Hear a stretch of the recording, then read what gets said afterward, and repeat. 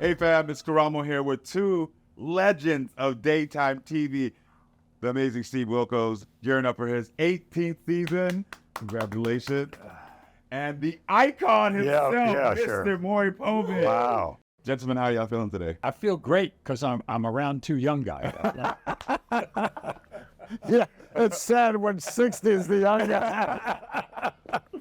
No, it's good to be with you. Yeah, glad to be here with you both as well, seriously. So listen, today we're having a watch party. We're going to sit back and watch some of the most memorable segments from all three of our shows. Have y'all ever done a watch party before? No, I'm into this. Yeah, me too. It's going to be a good time. Our shows share some common themes. Family conflicts, relationship drama, and DNA mysteries. Where do we even begin? Well, we're going to kick it off this stream with Secrets and Lies. Our first episode is titled, Is My Girlfriend Sleeping with Her Gay Best Friend? So now, whose show do you think that's from? No, I think it's Steve. Steve? It could be. Sounds like me. I do know that, like, people say to me, they love those shows. Yeah, of course. They're the best shows. All right, well, let's see whose it is. I knew it was mine.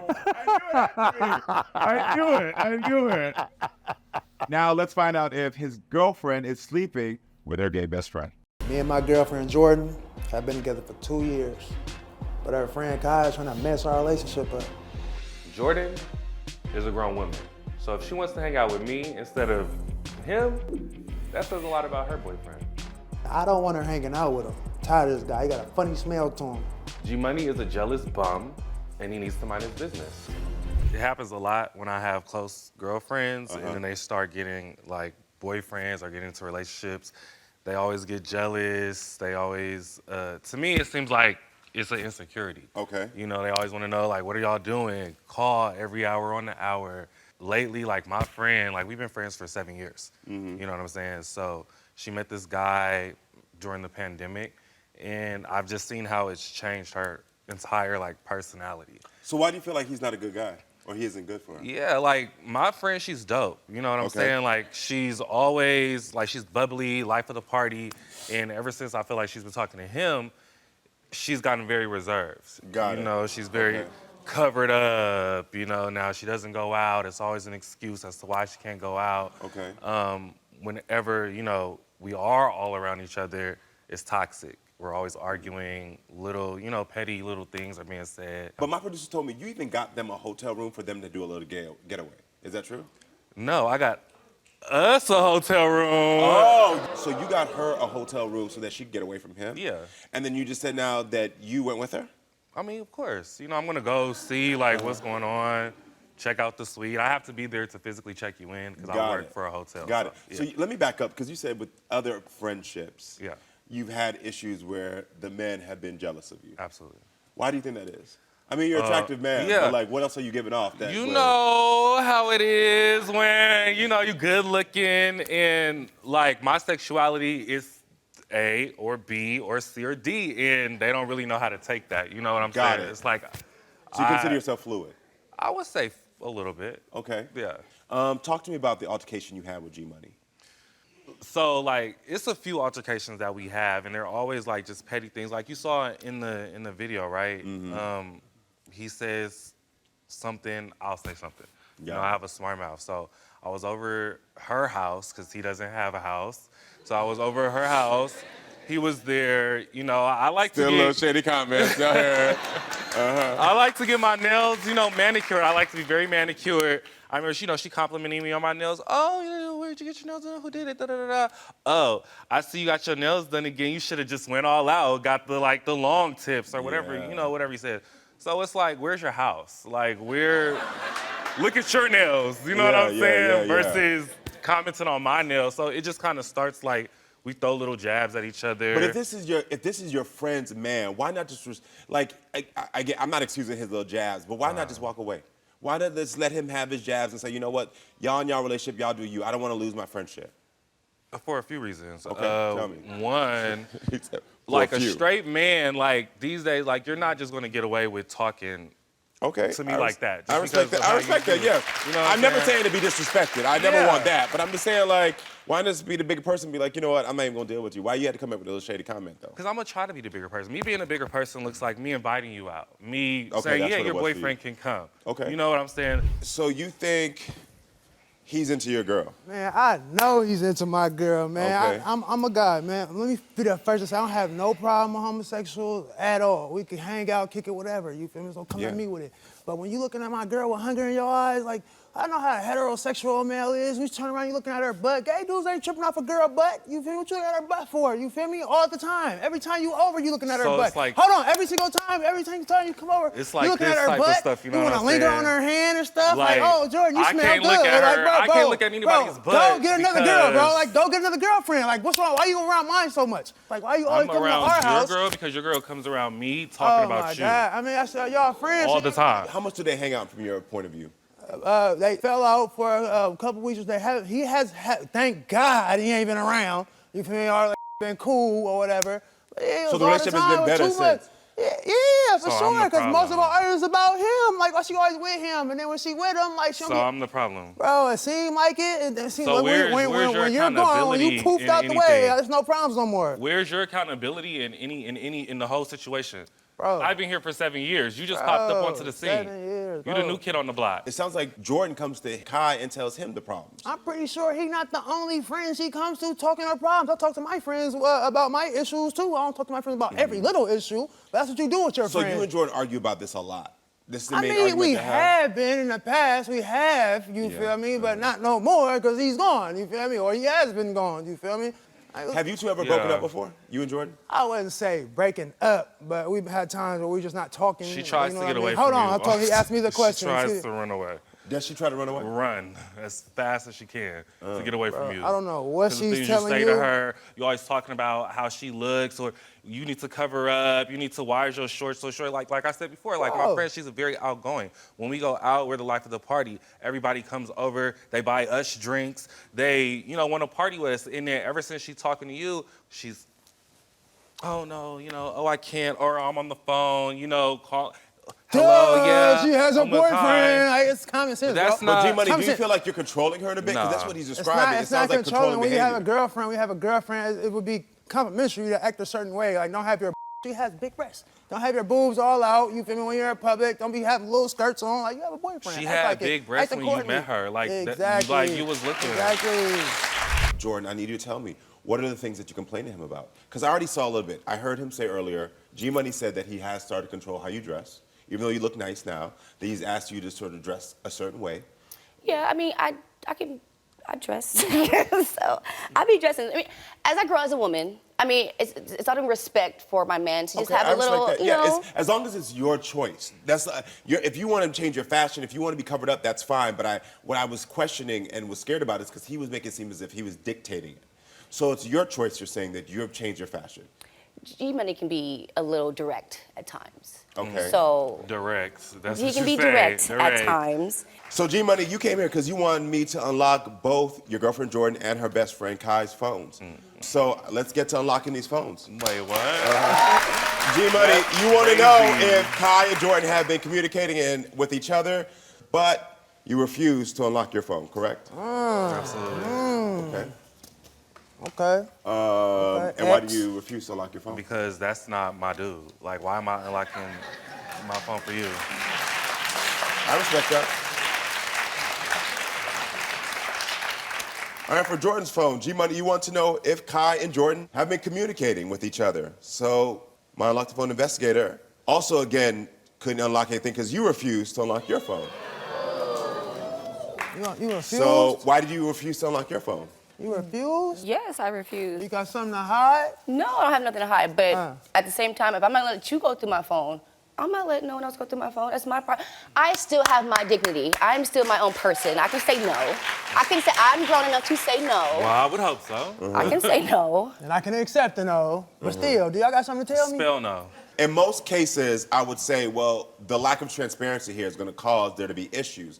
But in this case, because I'm tracking other things that could be unhealthy and I'm watching the body language and I'm watching things, I think that this is actually a pretty healthy boundary for you to say no to.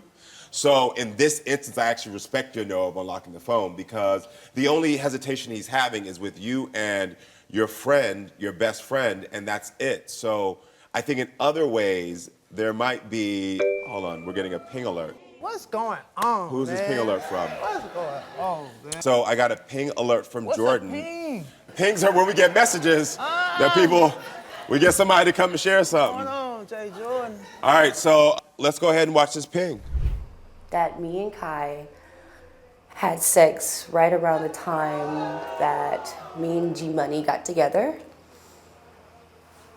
And that kind of happened around the wedding that I told you I went to by myself. We decided to take that to the grave. And there's another thing that even Kai does not know.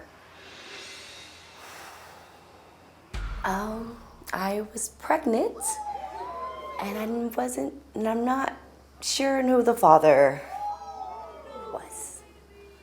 It could be G Money or it could be Kai. I'm not sure. I just got an abortion and just kept it pushing. And I'm so sorry. I'm not pregnant She right said she now. got an abortion. Wait, what? Wow. She said she got an abortion because she didn't know which one of y'all it was. Wow, wow. Yeah, that makes sense. Wow, that's when we get back to the bay. For sure. Bro, you're weird. Both y'all weird. What the hell? sorry. With this It's- weirdo? Like for you're real? hella, bro, like, bro, come for on, real, bro, bro, like you're she weird. just Bro, said. bro, You yeah, just but y'all weird said, as niggas about Y'all yourself weird right as now. fuck Yourself right both now. y'all, Yeah, man. walk Weird off. man, Walk straight up. off, walk Y'all weird. away. Bro, Go once to you get back work. to the Like, bay, what are you bro, talking you're about? done. What are you You're done. talking Straight about? up. I'm gone. What are you Straight up. talking about? Everybody, y'all What's done. up? What's up? It just happened. We were on a cruise ship and we got lost at sea. And it happened. And I'm sorry, I did not tell you. It was a lot. And I think that's what really made me distant. Because I didn't know what to say or how to say it or do. Just weird. I didn't know. So how do you feel about the fact that she could have been pregnant with your child and that she had an abortion? Tell me though, bro. Why you ain't going tell back, me, bro? bruh. Why you ain't tell me, bro? Why you send me here to tell me all this, bro? I'll It's talk to him weird, in the bro. back. Why you I send don't me want all the way that. down here to tell me this? Why you ain't tell me? I don't want it back. Why you ain't I'm tell me? sorry. We could have been done with all this, bro. Weird as I'll fuck, talk to him in bro. the back. Mama. I don't want And, that. bro, you weird too, bro. Professional, Bro, you professional. fake gay, dude. Are you in love with her? I'm not in love with my best friend. Would you want to be in a relationship with her? I don't actually like women like that. You know, it was just So you like them sexually but not emotionally? we was intimate, real Have y'all been intimate. more intimate than more than that time? It's coming out now. Mama. You might as well say yes. So I'm gonna take that as a yes. How many times have y'all been intimate? Oh, once, twice. 3 times, It was 4? really like twice. It was twice. Twice. It was twice. It was twice. Twice. Yeah. Okay. It was twice. I can't excuse G Money's behavior, and we're going to get to that because there's a lot of stuff that's going on. But at the end of the day, his concern was that you would be doing something. But he and didn't you know. weren't. He didn't know that. But that even makes it worse. He didn't know. So you were the trifling friend he was worried about. You would sleep with his You girl. didn't have to worry because it wasn't like that. But it happened. It happened twice. Why? But It wasn't happened like twice, but it wasn't like a continual thing. Like I'm not trying to pursue you. I understand, but his concern was, did you sleep with my girl? His concern should be, can I provide for my girl? Can I treat my girl better? Can I talk to my girl differently? No, listen, I That's said I'm what gonna his get concern to should be. that. But with you, the concern was, did you sleep with my girl? And you did. You slept with his girl twice. Okay. Like it was twice. No, but you gotta take accountability for that. You talking I about you want take him. full accountability. We slept together 2 times. Jordan, do you have feelings for Kai?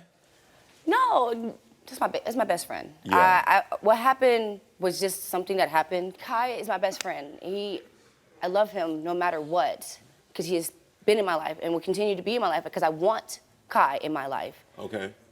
But I Got do it. want, I don't know about now. Well, the thing is that if I get, okay, because there's so many things going on here. First of all, I'm glad that you got off your chest because it needed to come off, but this entire thing needs to be exposed.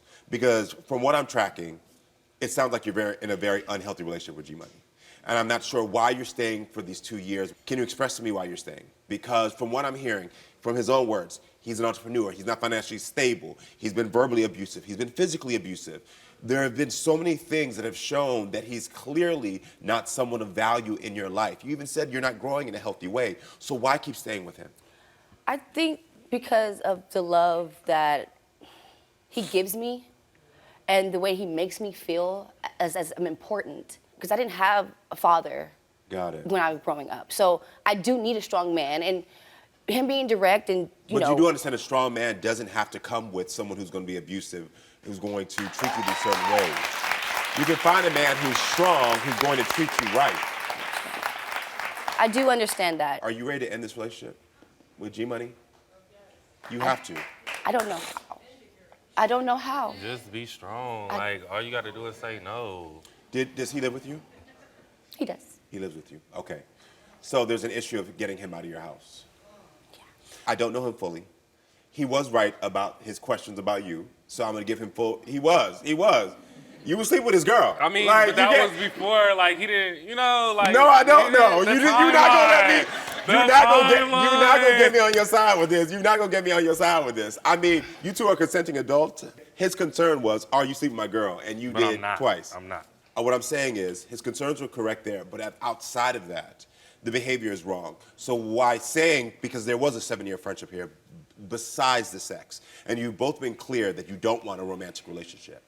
So we'll chalk it up to y'all in your 20s, y'all had a little moment, you did whatever, but you need a safe haven to be able to get out of this relationship.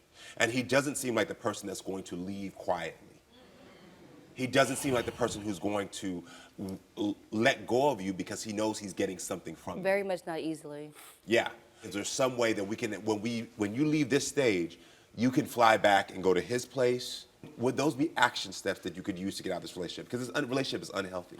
Hold on one second, though. Because, like, it's like before you invite somebody to your house, I don't want to be in a situation where it's like I'm listening to you do the same merry-go-round. You know, like, that's tiring. These moments are critical because you're saying that you want to leave and you're ready to be done with this relationship. And this is where now true friendship and support comes in.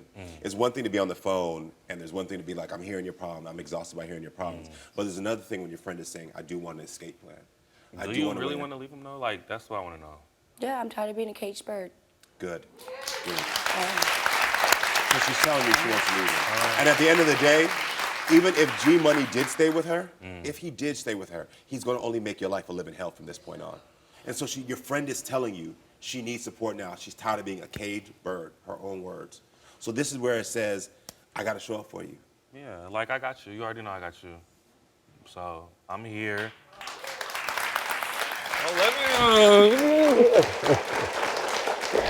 The thing that he asked and said that you're doing, you did. And so y'all, we can't give you a pass and laugh this off because you were right. You were disrespected 100% by them lying to you and saying they weren't sleeping together. So your intuition was right. You knew what was going on. And I'm sad that you had to find out that way.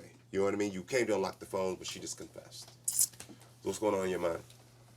Man, I don't know what to think right now, man. My head messed up, man. It's just a simple fact that, damn, with that guy, like, that's crazy. Like, could be anybody else, like, I ain't like that, but damn, with him though, like, I've been. I get it, I understand. Shit. It's not like you want her to cheat, but the fact that it was with him after you had said repeatedly, "Are y'all doing something? Is there something else going on?" They playing this little charade game, like, I don't understand that. Like, it's weird. It's not cool. So she said that she wants to end the relationship. Good. For sure, she already know what's up. That's over with. Like, for real, that's over with. You know, had sex with some fake gay dude. Like, is he gay? Like, what the like, that's weird. Like, you been playing this whole charade. Like, I'm cool. Cool, I ain't dipping in that pot. That's over with. You done with it? Yeah, it's over with. Like, please. She said that you two live together, so how will you? I'm gone. I'm about to pack my out of there. We can figure all the rest out later. You feel me? I go somewhere ASAP. As soon as we touch down, I'm gone, packing my stuff. Okay. She can grab hers or whatever. She can have the house, whatever. I don't care. I'm gone. Like, she can move in with him, or I don't care. He can have her as much as he want now. You feel me? I don't know what this is. You feel me? But I don't want to be a part of it no more. You feel me? I'm done. Like, here. Like, I don't want to do that. Well, at the end of the day, at least you got your answers and you were validated knowing what you were feeling was like that a wrong. weight off my shoulders now. You feel me? I can like go forward in life. You feel me?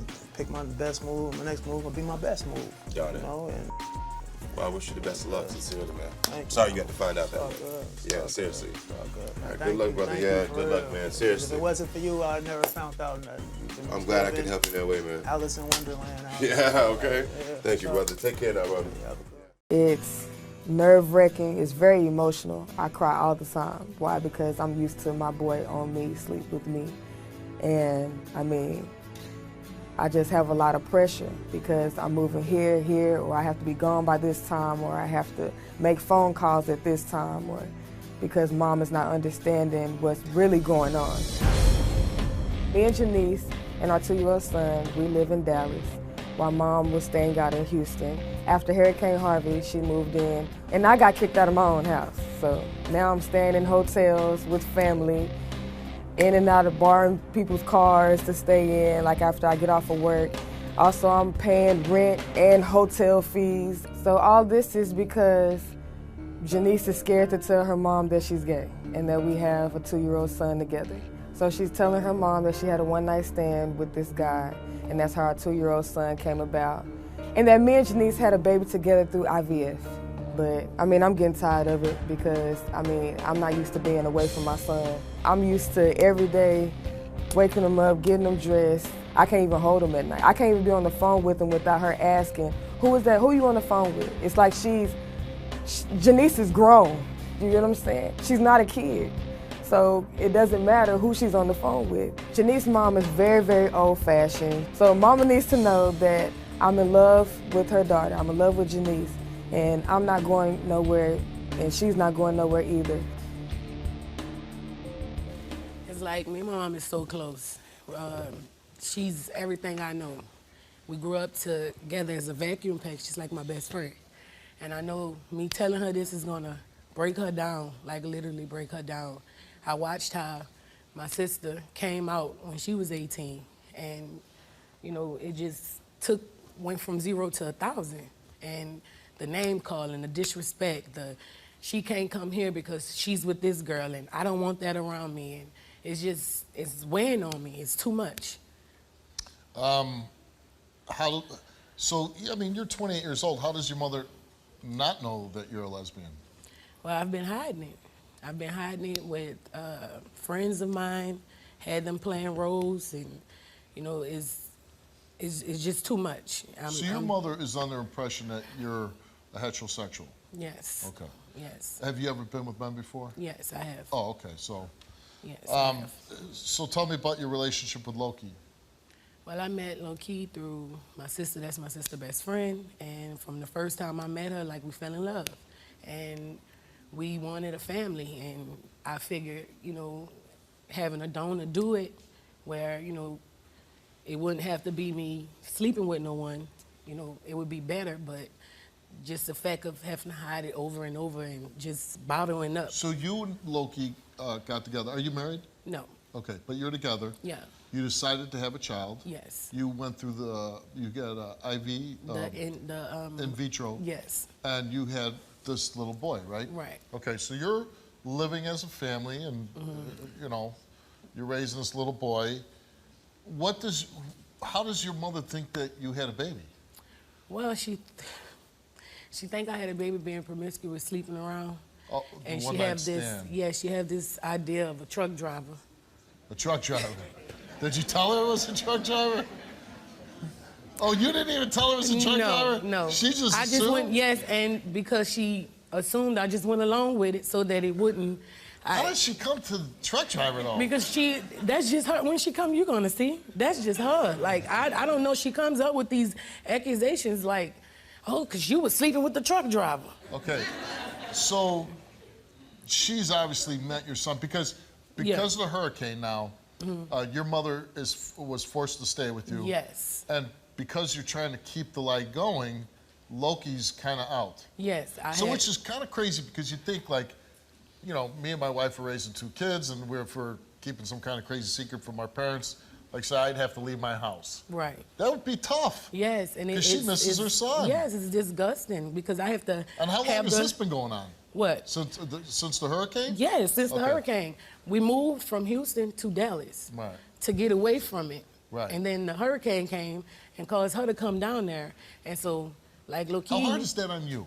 It's very hard. It's overbearing because I have to deal with, you know, Loki and her. And I don't want to do this. I don't want to do this. Is my apartment. Why do I have to keep leaving? And I have to keep it hid from my mother because of the type of person she is. And what about your son?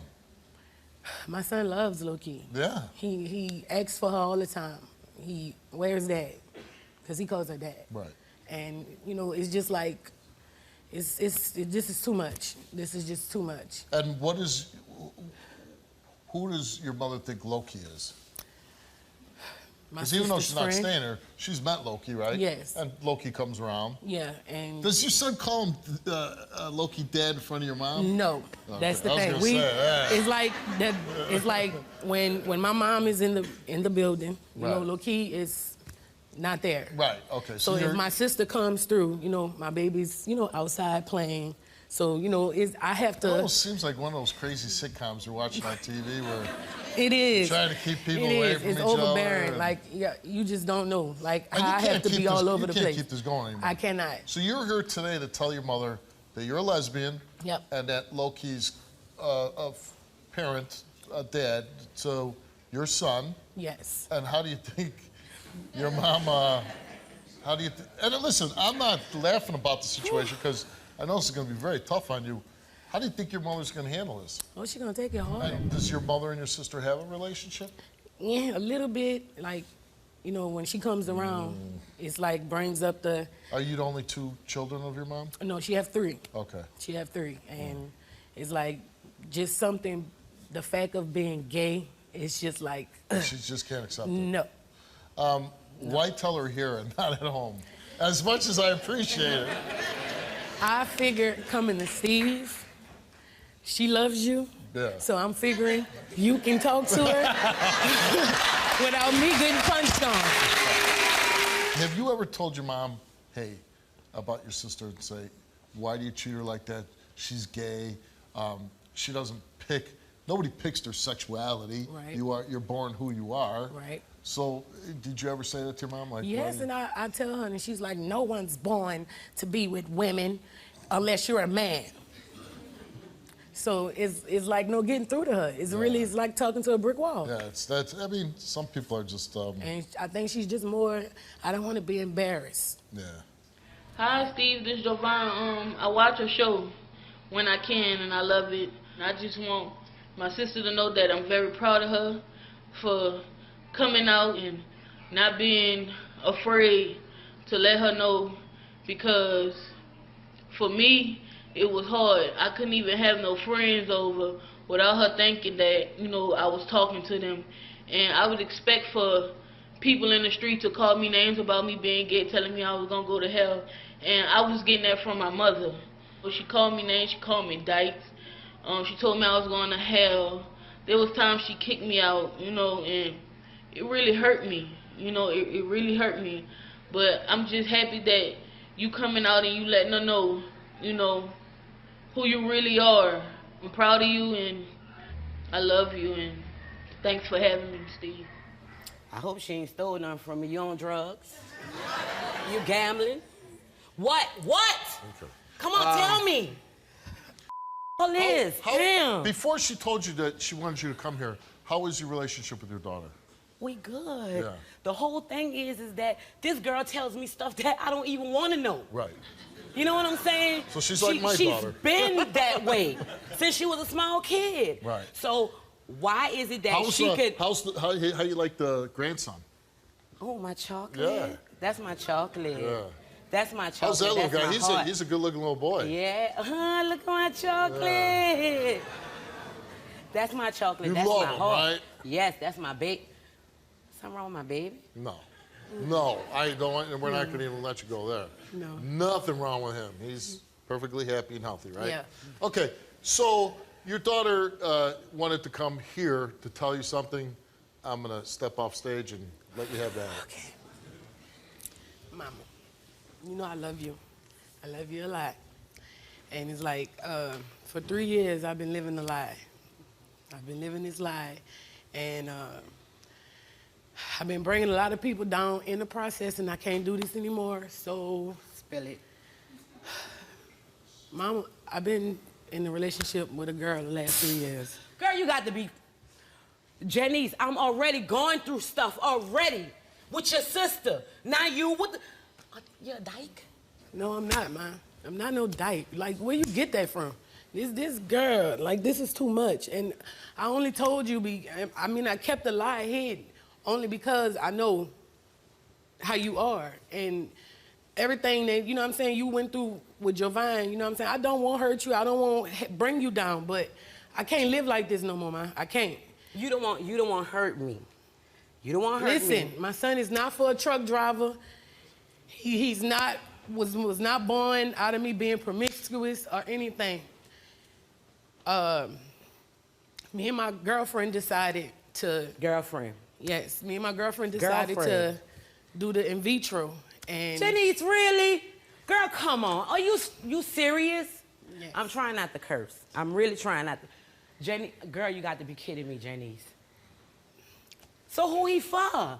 What's going on? He's for my girlfriend. Yeah. Really? So what would you rather have her?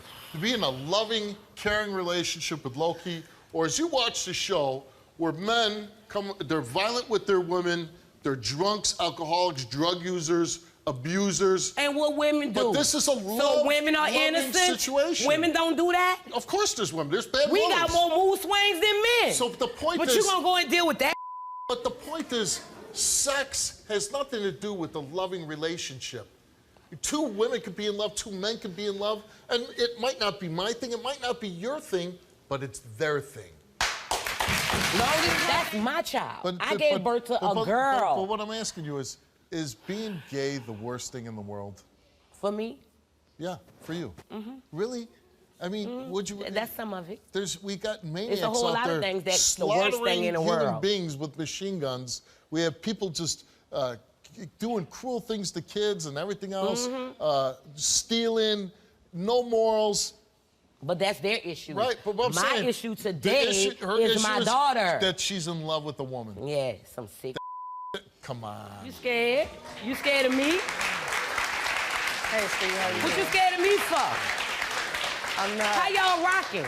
How y'all rocking? We've been rocking for 3 years. How y'all do this without telling me 3 years and a baby? You're right. And out of them 3 years, your daughter didn't have to want for nothing. She didn't have to need for nothing. Our 2-year-old son don't have to want for nothing, don't have to need for nothing. So, I mean, it really don't even matter. Now it's out, so now I can live my life. I've been staying in hotels. I've been staying in cars. I've been staying in all that. And the house that the apartment you just came to, that's fully furnished and fully, the refrigerator full of food, everything. That's all me. You get what I'm saying?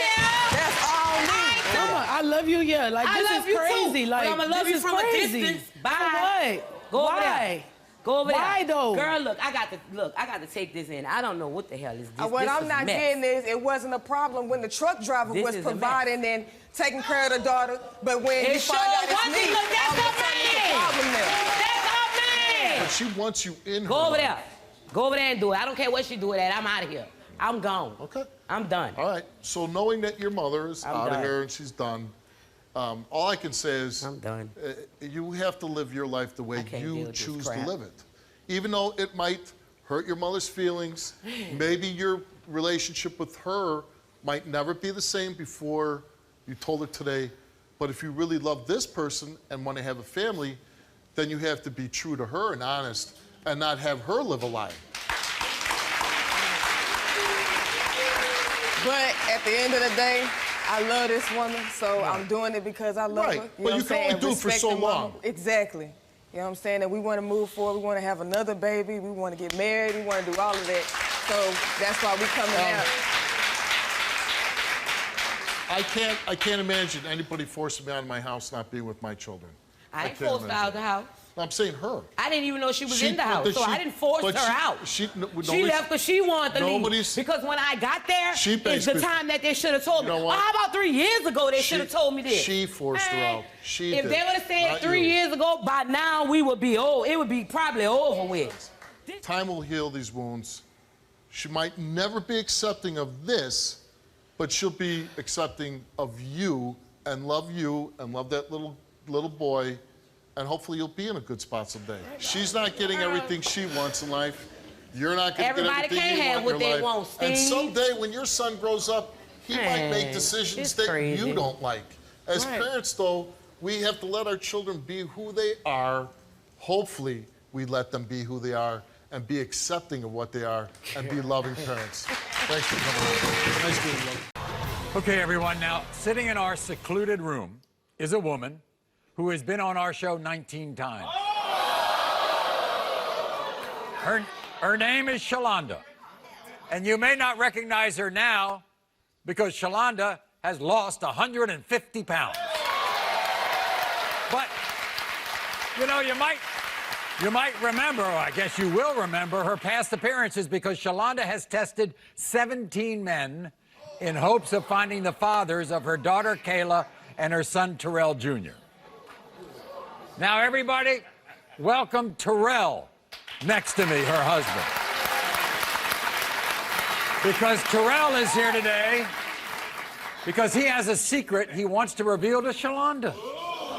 So before we hear the secret, take a look at Shalonda and Terrell's history on our show. For 4 years, we helped Shalonda try to find her daughter's father. 17 different men were proven not to be the dad. Every time Shalonda appeared, she had hope. You are not. I look back and see the faces of the men that I brought to the show. She heard 17 different results. At times, it was shocking. Not the father. We were always there to help Shalonda. Even though I have my husband's support, I also need Maury's support. 1 year later, Shalonda and Tyrell returned with a new child, Tyrell Jr., and once again, they needed a DNA test. Does he have any reason to doubt you? Yeah, he has a reason. I cheated on him again. In the case of 2-month-old Tyrell Jr., Tyrell, you are the father.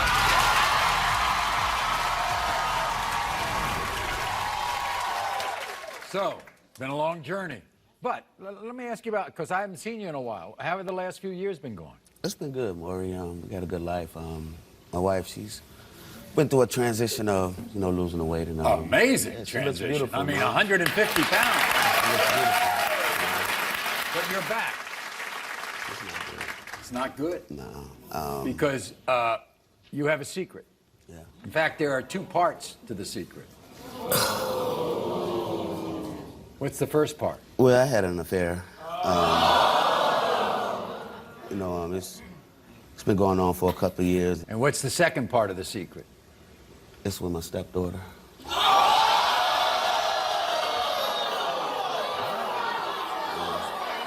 Deanna, her daughter? You've been having an affair with her daughter? Yes. I don't even know how it happened, Maury. It's something that should have never happened, and I feel horrible about it. That's bad. I mean, first of all, to have an affair, that's bad.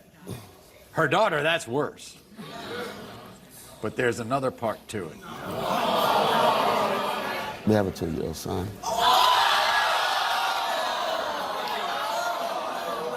So you think Deanna's son is yours? I know it's my son, because he looks just like Tyrell Jr. I know that's my son. That's Shalonda's grandson. Yeah. When was the last time you and Deanna were together? About a month ago.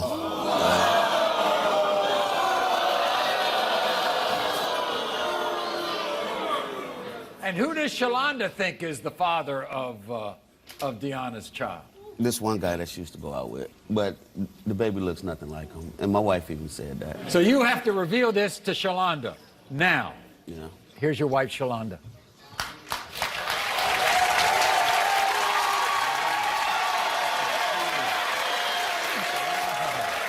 Look at you. Oh, you. Wow. Look at you.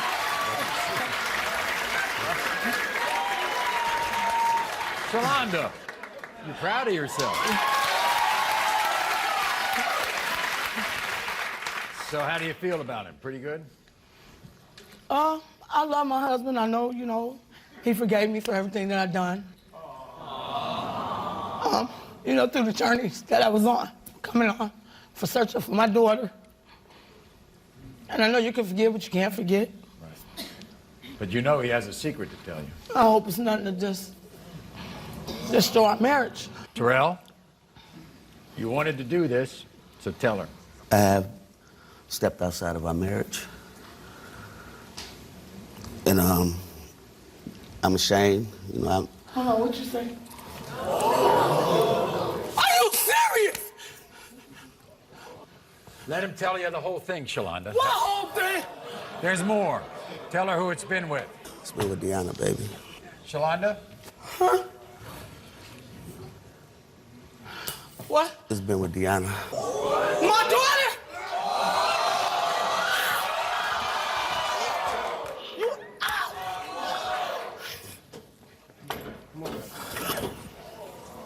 Shalonda. He wanted to tell you everything. Go ahead, Terrell. Finish off. Finish it off. Baby Sire's my son.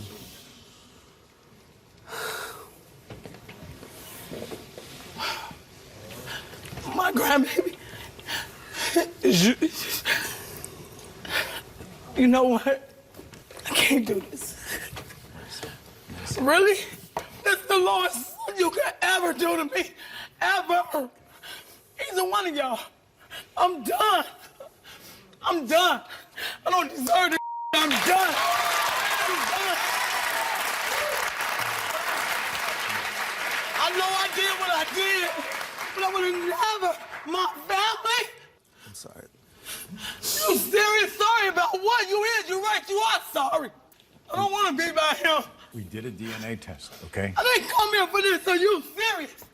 My grandbaby, somebody y'all hold and be with. Shalonda. That's why your ass been so tight with her now. Deanna's here, okay? And we might as well get it all out, all right? Okay? And then you can decide what you want to do. All right? I am so sorry, Shalonda. Stop talking to me. We've given them DNA tests. We're going to find out the results shortly. But first, Shalonda, here's your daughter, Deanna.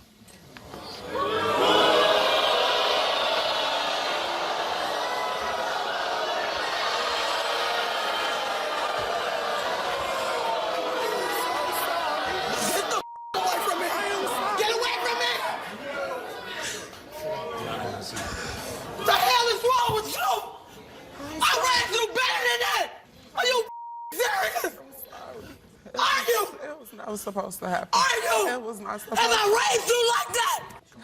Shalonda. How? Okay. My grandbaby? Really? I am sorry. I've been there with you through thick and thin. I'm sorry. Man. Oh. So you tell me how this happened. Well, he was confining in me for, I mean, of course, she's no angel. You know, the things that's what's going on in the past or whatever. And you know, one thing led to another. So we he were was sitting there. confiding in you. You were confiding in him? Is that it? Basically, yeah. I don't know if he knows this or not or whatever, but in the past, she slept with one of my boyfriends. So I mean, one thing. That's your stepdad. Did you just ask that one of your boyfriends? You know you did. We've buried that. We've buried that. We're not even gonna bring that up. It never happened. It happened. No. Okay. Because you were a runaway doing what you wanted to do, and I tried to protect and you slept from with the my streets. boyfriend still. Are you serious? All right. Do you? Y'all both is tramps. You think that Terrell is the father of Sire? I mean, yeah. Like, look at the same look that they have right now. Look at the forehead, the nose, the eyes. They have the same grin right now. He says y'all were together maybe a month or so ago. Yes. He called me last night to come to the room. I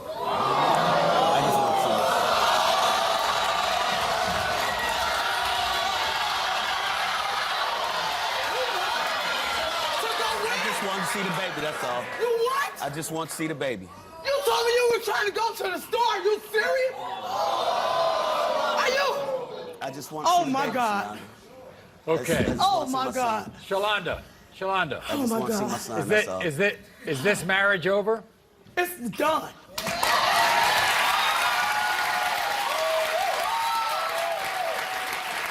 You don't want to be with him, do you? No, I don't want a relationship with him or anything like but that. there, my daughter.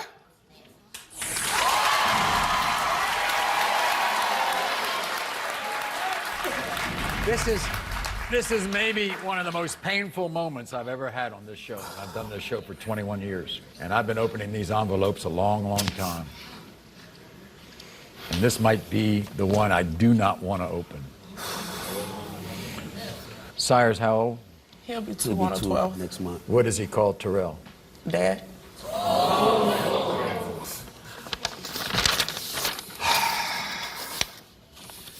In the case of 23-month-old Sire, Terrell, you are not.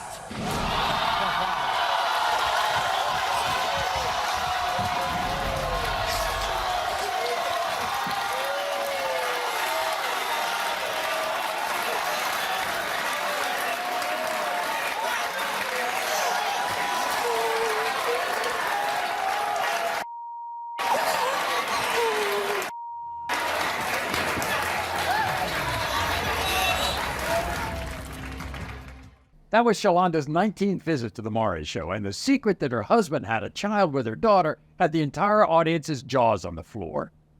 That was messy, man. That segment was perfect way to set up our next theme, family drama. Yeah, boy, have I seen my share of family drama on my stage. Have a look at this wild father and daughter short from last season. Do not point your finger at me. Disrespect. Do not point your finger at me. I'm grown as hell. Gotcha. I can disrespect whoever I want. And if it's you, I'm going to do it. No, you're not. Put your finger down. Put your First finger of all, down. no, you are not. Oh, my God. Period. You don't Period. even know me. You don't know me, apparently. You don't, but you know the other 4 daughters. But you don't know me, apparently. Put your finger down, bro. Okay, I'll Put let it you down. finish what you're Put saying. it down. Put it down. What are the lies that you said? Here's the thing. She's telling you her story. She's not telling you the other side of that story. What's the other side? So the email that she's talking about was me sharing that I had a granddaughter. Hers. You don't know her. And though. hers, okay. What's her name? She needs to stop. How old is she? I'm not going to What grade go back is she and in? forth. What's I'll let her you favorite finish. color? If that's your granddaughter, what is it that you know about her? What's her name? Where does she live? Are you done? Damn. I know. I love our shady digital team. Yeah, the finger. I want to close up on the finger. But I mean, for real, Don't point your. I know, right? All right. So let's watch some more family drama, okay? Everyone, let's welcome 18-year-old Alexis and 19-year-old Nate to the Maury show. So, 6 weeks ago, Alexis gave birth to her son, Atreus. Now, although these two are currently not a couple, they have dedicated themselves, even at that young, tender age, to co-parenting a baby named Atreus. But sadly, there's one person here today who's praying that a paternity test will prove that Nate is not this child's father. And that person is Alexis's mother, Melissa. Watch this. That's my son. Nate is nothing but a lying, manipulative piece of garbage. I know for a fact you're not Trace's father, Nate. Alexis, you know you cheated right and left. If you had kept your legs closed, we wouldn't be in this situation. I'm disgusted. Alexis, wake up and smell the coffee. Get your head out of your ass and Nate out of your life once and for all. That's your mother. That's crazy. Like, seriously? She talks to you Does she talk to you that way all the time? She All does. the time. All the time. She does not respect her at all. None. And then Like I she don't treats give- her like if she's an absolute piece of trash. If she don't give me And it's respect, I don't terrible. give her respect. Okay. Point blank. So let's go back to the beginning here, okay? You all were seeing each other. Yes. You get pregnant, right? Yes. You kind of stop seeing each other on the intimate basis, but you do co-parent with each other Yes, now. we do. Yeah, because that's my son. I'm gonna be in my son's life. So you tell your mother you're pregnant. You say that Nate's the father, and what does your mother say? She tells me he's not the dad of my child. How would he know that? How would He's she know not that? the father! That's my son. Okay. He's not the father! And That's my son. He's not the father! That's my son. You can't deny that. When you got pregnant, you still wanted to finish high school because you were only a junior in high school. Yes, I did. Okay. So you wanted to finish high school, and you say that your mother prevented that. Why? She would go straight back to sleep, and She then wouldn't take you to school? No, she would not. She would wake up, get dressed, everything like that. She would get dressed, she would get ready, and she would go to her mom and ask her mom to take her to school, and she would just Shut back off. She didn't really care. She didn't care. you have a particular feeling about Yes, her sir. mother, right? Yes, sir. What do you think her mother is? I think her mother's terrible. She needs to be a better parent. She treats Alexis like she does. She treats Alexis like she doesn't care about her. Do you think? Garbage! Do you think her mother treats you the way she does because you're biracial? I feel like she does. I feel like she's very racist. She has called me all sorts of names. She's called me a thug just because of where I live, what I look like, how I act, and it's no. Okay, but here's the deal, okay? You were okay with the pregnancy, right? Yes, Everything sir. was fine. Yes, sir. You go to the hospital when Atreus is born, Yes, I was and there. you're fine with it until Melissa shows up. Yes, her mother actually, when we were in the hospital room, she looked at Alexis and told Alexis, she was like, oh, he looks nothing like Nathan. You think they look alike? Look at this. That's not. Stop. That is Look my at this. son. Look at this. That is my son. No, You can't, that is my son. Look at this. That is my son. That is You his can't son. deny, that is my son. Well, Melissa doesn't think so. Melissa thinks it's a white man's baby. It's because the baby's white. She says she doesn't want me to be the father, but I want to be in my son's life. I want to be there for my son. Most people who come on here, no, I'm not the father. I don't want to be the father. All this, all that.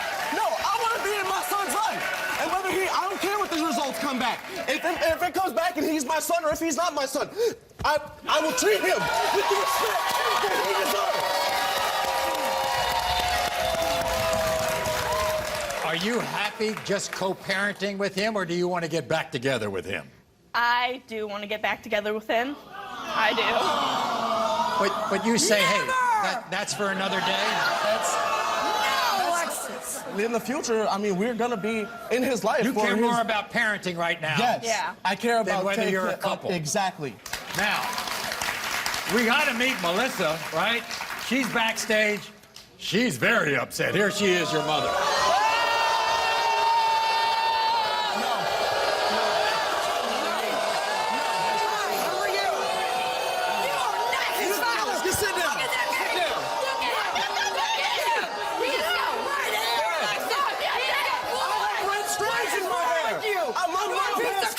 My mom has 4 red hair. You can't say, oh, just because you have red hair, that's my son. No. Lady, sit down. No. Why don't you close your legs? Melissa, have a seat.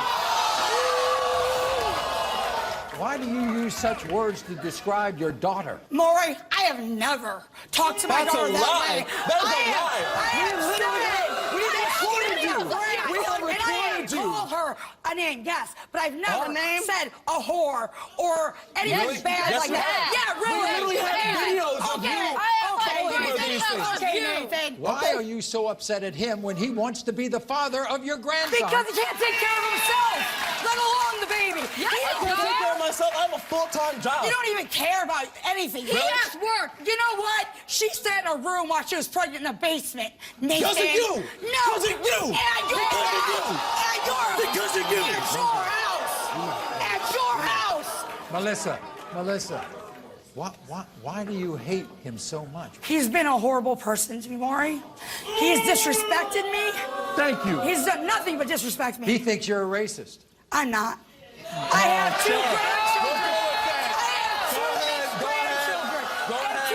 And you know who you're not in their life because you're racist? No, it's not because of that. It's because of her father. Anything you want to say to your mother, Alexis, before I read the result? She can go to hell. That's what I can say. That's where you belong, Nathan. I'm sorry. Gladly. After the show, you're not seeing the baby. Ever. Well, that's you'll not see. right. Well, that's not right. No. It's her grandson. Yes, She's it is not- my grandson. Unless she can change, she's not seeing him. Oh, well, that's different. There's nothing wrong. Unless she can quit. You know what? You're literally better person than I am. You're 18. You're immature. Grow up. You need to grow up. seat. She's in Thank you. ninth grade. All right, everybody have a seat. You piece of shit. Hey, everyone. First off, everyone. This is the answer. Okay? Yes, it is. Yes, it is. Yelling, screaming, calling each other names, that's not the answer. No, it's not. This is the answer. Yes, sir. You're right. Here we go. All right. In the case of 6-week-old Atreus, Nate, You are not. It's okay. It's okay. That's my dad. That's my son. I'm not a racist, baby.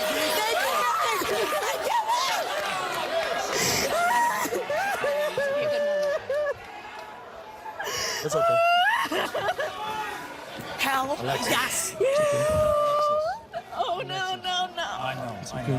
No. I know. Alexis, it's okay. Okay. I can't do it. No. I got you. Then who's the dad? Because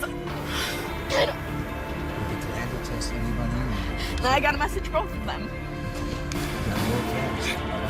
Get away. Hey, Melissa. Don't touch Wait a me. second. Don't, Just don't touch me. I don't want you to go after him. Please. Okay? This is your grandson. I know. And that's your daughter. I know it isn't. She's coming home with me now. No, no. I'm not. You need to treat her with more respect before she goes anywhere with you. You know what? You're not her boss. I don't and care. Your mom I'm not and her dad. boss. You're right. I'm not her boss. You She's her guys own have person. had. She makes her own choices. No, you're. Okay. Yeah. Please, all right? Alexis, I am so sorry. I love you. You know what? I love you more than life itself. Just know that I'm always here for you, and I always have, and you know it. Baby girl, give me, please. Don't. Alexis, She told you not to please. touch her. Don't touch her. Hey, Melissa, it's going to be a process, all right? I know. Okay? I know. All right? All right? I know. Okay? I just love You can't mend fences this quickly, all right? baby. You got to give her space, okay? You got some hard choices to make. You got to get in touch with some people, and we'll be glad to test anybody you want to bring. Okay? You need to find out. We need to find out. No, who his dad No, she is. does, not Well, you. that's my grandchild, and this is my daughter, Nathan. So you need to butt out. Okay. You are Yeah, no sure. longer involved in this situation. I'm not. No, you're not. I'm not. No. That's why No, I'm in you're her not. life and you're not. I want to prove to my sister Natalie that I never had sex with her low-life husband Cameron. My wife's sister, Mary, yeah, she's the one who wants me. I absolutely despise Cameron. You can pick up on signs when somebody's just trying to gain your attention. So I went to Natalie's house and thought she was already home. I had sat down on the couch and complained about my back hurting, 6 months pregnant. My wife was at work. She came in while I was sleeping. I worked third shift. And he offered me a back rub, and I told him no. She asked for me to rub her back. It was awkward, but I did it. Just trying to be a good brother-in-law, I guess. He offered for me to sleep in his bed. I also said no. And then she asked to use the shower as well. And then asked for me to button her bra too. That was awkward, but I did so. The idea of Cameron touching me is completely disgusting. So if that's not signs of somebody wanting somebody, like, I don't know what is. I told him no, and I left. And I didn't tell anybody about that. And the next thing I know, Mary's telling Natalie how I'm the one pursuing the back rub. I'm the one trying to come in the bathroom with her while she's showering. Like I wanted to have sex with her or something. I didn't say anything because I didn't want my sister to think that something more had went on. A couple months down the road, my sister wanted to leave him, and whenever he found out, he thought it was because I told my sister. And then he ended up saying that we had sex or something, and none of it's true. And now Mary's saying that I'm still trying to pursue her on social media with some fake accounts, and that is not true. He pretended he was messaging me on social media, so my sister thought me and him had something going on once again. Mary's not the only problem in my marriage. My marriage is crap. The only guilty person here is Natalie. She's the one who had sex with my husband, Tyler. And now Mary's saying that my wife, Natalie, hooked up with her husband, and I believe it. I've been together with Tyler on and off for 10 years, and we have 2 kids together. Well, one day I found messages between my ex-husband and Natalie, my sister, saying that he ended up staying the night. I ain't the first person she has slept with, man or woman. She's just jealous. She's jealous and she wants what I have. She's always wanted what I have because she don't have a thing out there. She has the low-life husband is exactly what she has. I've made mistakes, and I know that. I'm not perfect. But my wife has even had sex with my own sister. I know she had sex with my husband because she is the type of person that would do that. I've seen it multiple times. I even think that my wife's even cheated with my older brother. My son looks almost just like him. And now I'm even questioning my two youngest kids.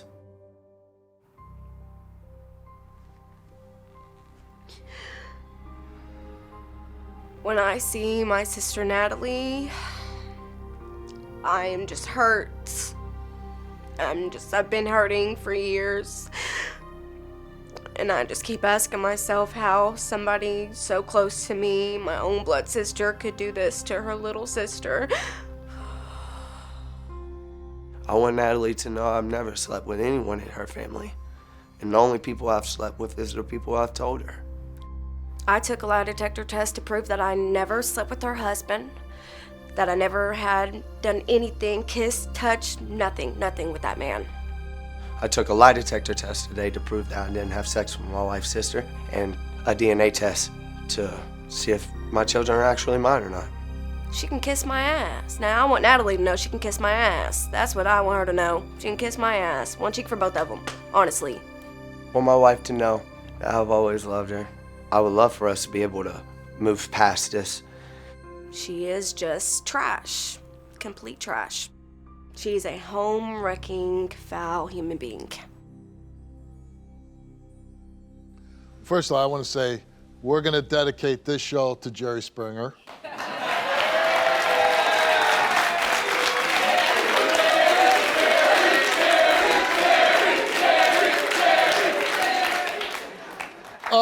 So Natalie, really confusing. I mean, everybody's accused of sleeping with everybody.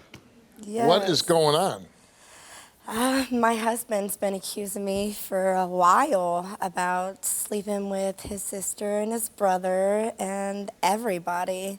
And your sister thinks you slept with her ex-husband? Yes, and I did not. For None of these people, you didn't have sex with any of them? None.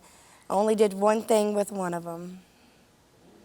Which one? His sister. I kissed his sister. That was it. A French kiss? Yeah. Wasn't that a little awkward, or? No, because of what he did with my sister. It was after I got told about them too. What did he do with your sister? Can I talk about her? Yeah. I'm just a little confused. My sister had came over to my house Oh, while and I was he at work. helped her unbutton the bra. Us girls, we know how to do that without anybody's help. And then starts rubbing her back. How is your relationship with your sister? We used to be best friends, not now. She's the disgusting one. She's the tramp. Now, she denies having sex with your husband. She can deny it all she wants to. I know what she does. She comes over to my house, wears little shorts, bends over in front of him. She comes over to my house. She drives 3 hours to get to my house and doesn't even talk to me. She talks to my husband the whole time. And then she thinks that you slept with her ex-husband. No, never. Never? Not even a kiss? It disgusts me. Like, I'm a mom before I'm anything, and I would never stoop that low to do that. Now, we have the text of him saying he wanted to kiss your lips. And I ignored that message, and I responded yes to the message about him coming over for his children and my children play together. Never would I ever touch him. Now, he's also accused you of doing what with his brother? He accuses me of sleeping with his brother and his sister. And he thinks I had a baby with one of his brothers. Because he says my son looks like his brother, but his brother and him look just like each other. How long you been married? 8.5 years. We've been together for 10. And how many children? We have 4 together and 2 that I had before me and him. So 6 kids. 6 kids. And 4 with him? Yes. Or 3 with him and 1 for his brother, possibly? So he says. Have you ever cheated on him? Yes. How many times? Once with a man and then 2 women. And that's when he went to rehab. And he cheated on me with 2 women. And I slept with 1 guy and then slept with 2 women. Because he did it to me and I wanted him to feel how I felt. What stops you from getting divorced? I have divorce papers. I've had him for 2 years now. Been hoping he would change. I've been holding on to the family that I have. My kids, like, I want my kids to have a mom and a dad. Okay, you're accused of sleeping with your sister's ex-husband, your husband's brother, and your husband's sister. Am I missing anybody here? And anybody I look at. All right, well, let's meet your sister Mary. I hate you, bitch. How the are you gonna call me the tramp, bitch? You How are you gonna call me the tramp? But you messaging, having my husband pay your bills, stay the night. Y'all He just never screwed up. stayed the You night just with screwed me, up. baby. When I He pass never this stayed the test, night. guess what? You can kiss Oh, my no. feet. 'Cause You're it's the one there. that did That's it. why You your man came to wants my it. house. That's why your man You wants came it. to my You body house. got it. You You came won to up on my me. house, huh? Did you have sex with Cameron? No, I did not. Okay. What's Put this? that on my dead great-grandma, on my kids. Did he give you a back rub? No. I don't know why he even says that. Okay. He Did offered he me help the you? back rub, and then I left. You didn't take and a then shower? I left. I took a shower. I did take a shower. Did he come in and That's help you not put the your same bra? day, though. Did he help you put your bra He on? did about my bra. I had my pajama pants on. I had a towel wrapped around myself. I was 6, 7 months pregnant, and I asked him to come clip my bra while he was still outside of the door, fully covered up, and then his ass went on. I was literally as big as a house. How small I am, and I was literally 6 Hey, months, what 7 do us months girls pregnant. do when we can't button our bra? We, Hey, and then we, hey, where'd your hat? Please. You know I gave you that back rub, but you left though. You admitted didn't to it, but even guess say what? They nothing didn't about the ask me about no shower back that rub. you I asked took. him. I was asked asleep. I him worked to third ask shift, me but if yet I you ever asked you for a come back in on rub, or my if you house ever though. gave me one. He would not give Come it on, to bro. me. If You're I had fake. known about mess and stuff, Cheaters. maybe Y'all we cheat wouldn't on have each made other. it this far. Whatever. Because there's so many holes in both of y'all. Like, Natalie, what do you want to say to your husband? I really hope you did not do this. There's a lot of I things rubbed you're her back accusing and me unbuttoned of, her bra. and That's been it. accusing me of for years now that I did not do at all. I didn't know I've that. never I didn't know touched. about him wanting to kiss you. I've never I touched. seen him at a family for 4th of July, bro. I actually forgot I wouldn't even have about been kids there. that What do you wanna mean? do It would have been there to anything fight to me. him, and that's you it. can do that. It wasn't yeah. even like that at all. She did come over. Your sister-in-law came over, and you gave her a little back rub. Yes, sir. Did you use oil? No, it was through her shirt. It was through her shirt. Okay. It wasn't no like intimate. She then said, "I need to take a shower." Yeah. And she went and took a shower. Yeah. And then she said, "Hey, help me put my bra on." Yeah. When every girl puts it on and then turns it around. But so what did you do? I buttoned her bra. That was it. Did you have sex with her? No, I didn't. Okay. Mary, you're up first. Yes. And we asked you, did you at any time engaged in sexual intercourse with Cameron? She answered no. Did you at any time engage in physical sexual contact with Cameron? You answered no. Your results came back the same. Please to each do. question, it came back that Mary told the truth. Dumb bitch. That knocks out the back rub. Dumbass. Cameron took a lie to talk the test. You haven't really slept with 17 guys this year, have you? Yeah, she has. I've been with the same man since I was 13 years old and only dated one other Along than with that. every other Tom, He Dick, was and Harry grown around. too. Say his Oh, age while you you were wish. 13. Did Oh, you yeah. ever have Says sexual one who- intercourse with your wife's sister, Mary? You answered no.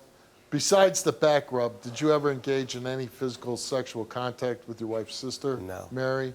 You answered no. During your marriage, besides the woman Natalie knows about, have you had sexual intercourse with any other woman? You answered no. During your marriage, besides the woman Natalie knows about, have you engaged in any physical sexual contact with any other woman? You answered no. The results came back all the same, and it came back that Cameron told the truth. You took a DNA test, and Cameron, the results of that DNA test is that you Are the father. are the father of Natalie's 18th-month-old daughter. Thank you.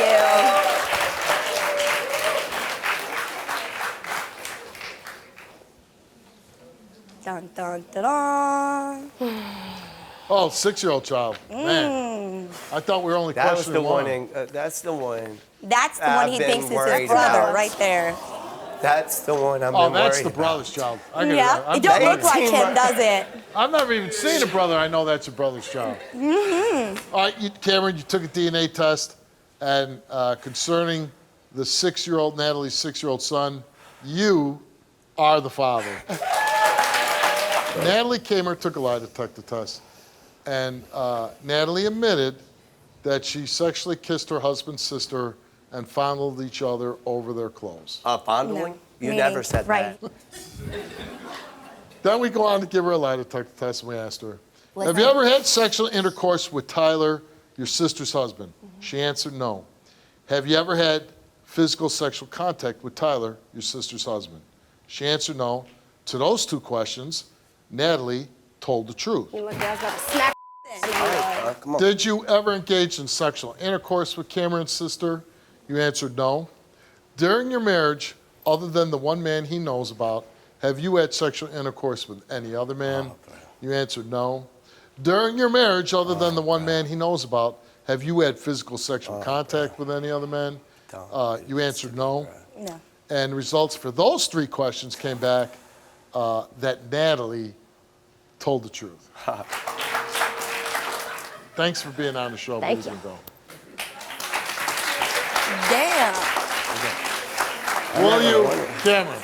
Backstage, my wife was giving me a rundown, like what's going to happen. And I'm reading, like, you might have slept with his brother, had a child with his brother, slept with his sister. You might have slept with her ex-husband. She might have slept with Cameron. I'm like, man, this is a juicy story. This is, like I said, this is like 1998 Jerry Springer at its height. I type love story, Jerry Springer. Right? Oh, we all love Jerry. Okay? And I'm thinking, oh man, this is like a throwback show, right? And you guys are boring hillbillies, man. You're boring. Do you want to stay in this marriage? Yeah, I do. But I just don't like being ripped apart, man. I can't Like, deal get with no more pulled 1,000 ways. accusations I and just all the wanna name be- calling. How often are you happy in this marriage? For like an 80-20. Yeah. Unhappy? Yeah. That's about real. It's 80-20? Yeah. Well, Maybe. then you should sign those papers. Nobody should go through life 80% unhappy in a marriage. And if that's true, you need to do something I would be else. better Good if luck he to would you. stop. All right, our guest Anita suffered a heartbreaking loss just 2 months ago when her husband James passed away.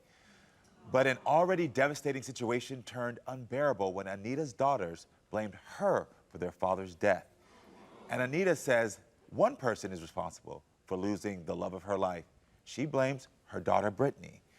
There is so much to unpack here. Everyone, please welcome Anita to the show.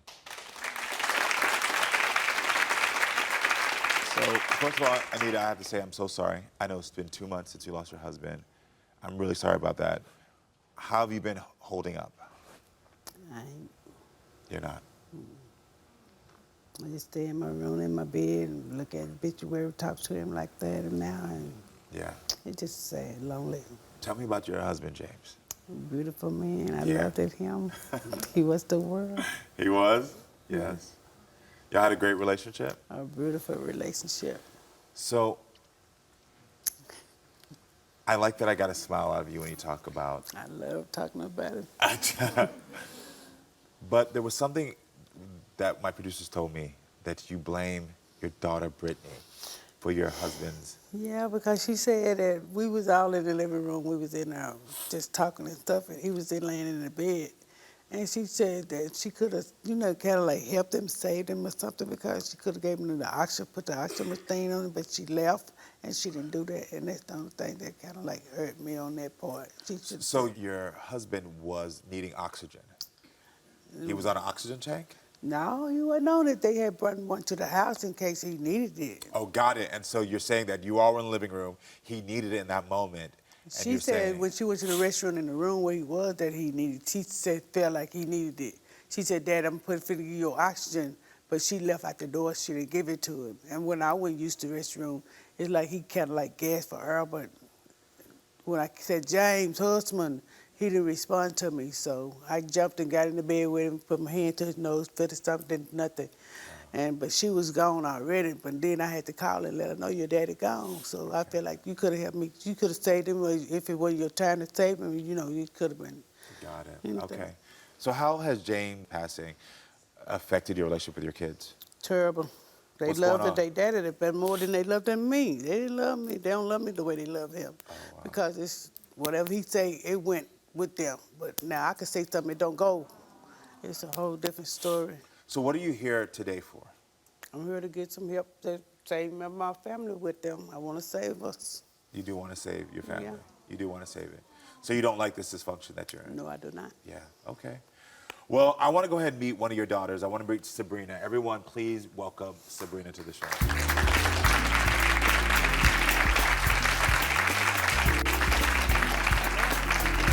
How you doing, Sabrina? I'm fine, how are you? I know it's been hard for you because you just lost your father 2 months ago. Mm-hmm. Sabrina, were you close with your father before he passed away? Yes, How close? very. We talked. I can ride by the house in the mornings. He's up on the porch. He's able to talk to without judging you. He'll give you good advice on what you need. My daddy been there. He's always been a father. Yeah. But do you think that your mother is great as well? You know, I think you told my producers that she's such a giving person. She does. She gives to Jamie and BB sometimes whenever they need When they it. borrow my money and they don't want to pay back, and I want my money back. Yeah. Yeah. But your daughter's saying they're giving. You know what I mean? I know I hear your point of view, but your daughter's saying you're giving. Your mother's a giving person? Yeah. Yeah. So even though you love your father, you also see the good in your mother. Yeah. Yeah. I always help. Before my daddy passed, like he always said, Sabrina, no matter what Sabrina needed or what they needed, no matter if I had to go to work or whatever, I was always come through them. He told everybody that in the family. So sometimes I don't feel like she see it though. Yeah. Okay. Do you want to heal your family? Is that why you're here? Yeah, because that's what my daddy said before he passed. He said he want everybody to be together because at the end of the day, all you have is your family. Well, I want to bring Jamie to the show right now because I'm trying to figure out why there's this issue. Jamie, come on out. She evil. She evil. You said Jamie's evil? She evil. She very evil. Jamie, welcome to the show. How you doing? I'm good. Your mother just said that she thinks you're evil. How does it make you feel to hear that? I'm not evil. She evil. Like, it don't feel, I don't want to cry. Lord. Tissue. Your tissue? How did it feel to hear that voicemail from your mother? Okay, since I hear this all the time, I just laughed at it. Like, You hear this type of language all the time? I hear it all the time. Every day. Why do you laugh when your daughters tell you this? Why do you think it's funny? God, they funny. Why? Girl. Jamie, do you I think don't your like mother's them. behavior got worse after your father I passed? don't like them. Yes, it got real Yeah. bad. In what ways? She used to sit on the couch and mind her business. And if we get on her nerves, she'll act out. Well, otherwise than that, as soon as we walk to the door, get out. Cause they evil. Mama, we not evil. Ooh. Is this a nervous smile? No, it's about to make me go off smile. All right, so your other daughter, Crystal's in the audience. Crystal, how does it feel to see your sisters fighting like this with your mom? Well, it makes me like, sit down. She don't care about nothing. She put on this act. Look, you see how she put on this act as if she want a relationship with us. She don't want a relationship with us. You see, you trying to make stuff better. Sit down. Mama, don't do that. Sit down. Why? Mama. Hold on. Why are you telling me to sit down? I asked her a question. That was me that asked her. Why are you mad at her for standing up? Cause she gonna talk about me. Cause she don't like to hear the truth. And when the truth comes to her, she don't want to hear it. Your daughter's crying. She always crying. How are your daughters evil? I just want you to tell me, because you keep saying they're evil. How are they evil? They Can is. you explain that to me? Cause they always got something against me. They say something bad against me. Mama, I'm honest. I can tell you. I said I want to bring her on the show to make her look bad. I really want to work this, like, make it work. I didn't want to come here and I bash. said that I didn't too. want the audience to be like, oh, she a bad person. No, you making yourself look bad. You telling. I am what I am. And be what I am. No, you're not, because you told somebody that you know that you're pushing us away. Yeah, like you. And I told you, like, if you know that you're pushing us away, why continue to do it? And you our only parent we got left. Like, why would you do that? Everyone, can we please welcome Brittany to the show? I think it's important to have all your daughters out. What's that? Yeah, one. She out here showing her. Hi, Brittany. Welcome to the show. Hi. So, how does it feel to hear your mom say that you're the reason for your father's death? It hurts. It hurts so bad. But That's who she is. She blame everybody but herself on I ain't stuff got for nothing that. to blame myself for. You left a bad message for BB too when you bet you was the one for his dad. BB was at her house crying. Like my mama, like you can't keep doing them like that. You can't blame that girl for her. That my daddy dad. And I you got called that her girl phone. I was like, Mama, crying. what you do to BB? She was like, don't be calling me taking up for nobody. This is my sister and you my mom. I'm asking y'all what's going on. You let somebody else call your phone and tell your phone or tell you a lie. Like, did nobody say that you was dead? We don't want you. We don't want you dead. We Well, want that's you what I hurt. heard. Every time I get paid, I take you out, don't I? Yep. No. Every time I get paid, I take you out to eat, don't I? No. I always, what you do, you don't show nothing. You don't care. You don't care, Mama, you don't. You want to be lonely, do you? Yeah. Do you want to be lonely? Yeah. You don't want us around, do you? No. Hey, Brittany, you received a message from your mother that said she felt like you were the reason your father died. No, I was in her face. She was in her We face. She was in her face. We was What- in her house. What was that like for you? It broke me down. My sister had to come and sit in front of me just because. And she was steady saying, like, it's your fault. And she was shaking her head like she doing now, laughing and shaking her head and saying, it's your fault. I'm crying. I'm telling her, Mom, it's not. Like, I already blamed myself because I walked in that room. I heard my daddy breathing like that. She said, I heard him breathing like that all day. He been like that all day. I said, okay, well, Mama, I went back in the room. I said, Dad, I'll be right back. I love you. And I'll be right back. He gave me his hand like this. And I was like, okay, I'll be right back. I didn't come back straight back like I wanted to. I stayed with my kids, and she called me like about 10 minutes later and say, he gone. So you weren't even able to talk about your feelings in the moment because your mother immediately started to accuse you? No, she waited.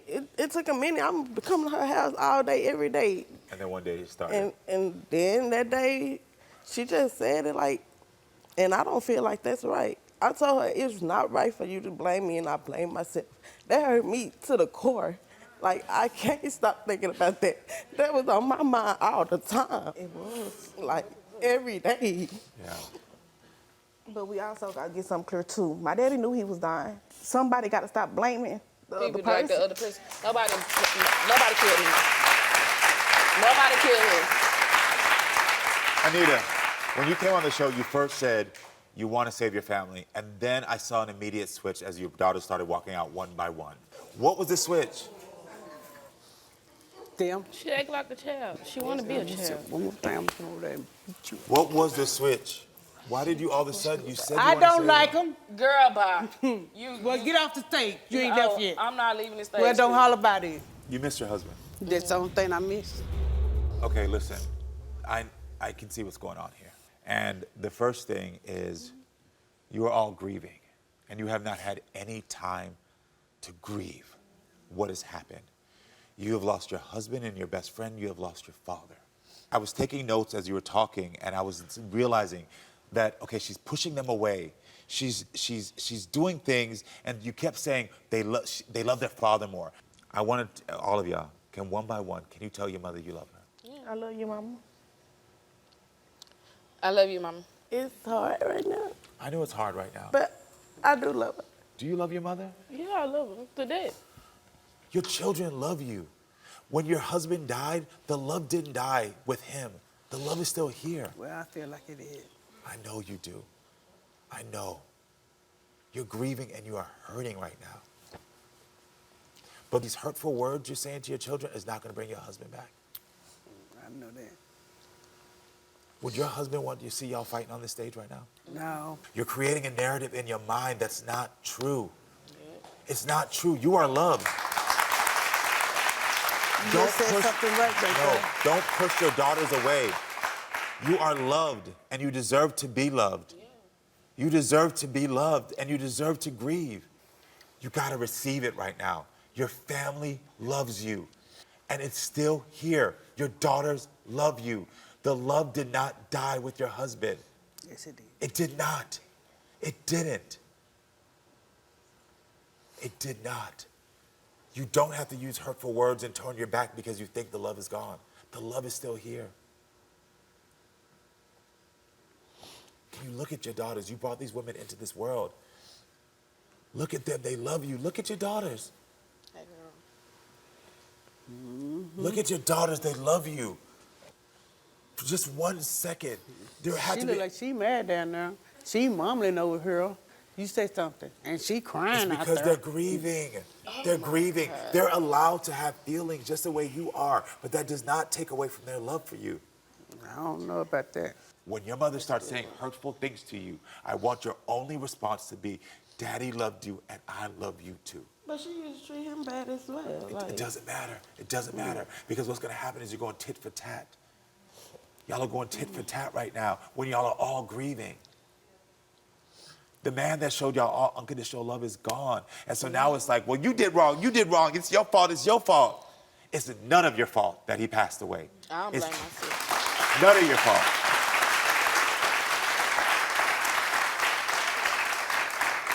I know you don't fully believe it. Your mother loves you. I know she do. Come sit with your sisters. You don't need to be in the audience. Come sit with your sisters. You might better stay out there.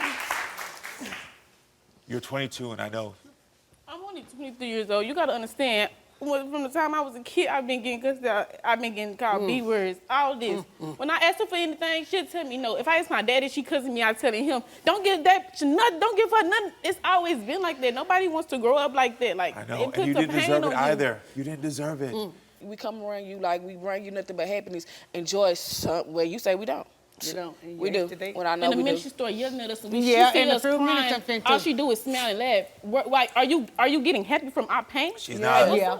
She's not. Cry now. You gotta stop with the hurtful words. Listen, your mother just said something hurtful.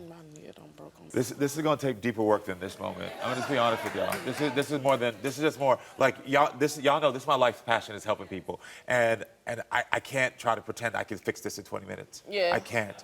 This is deeper. Especially you. I won't be involved with none of them.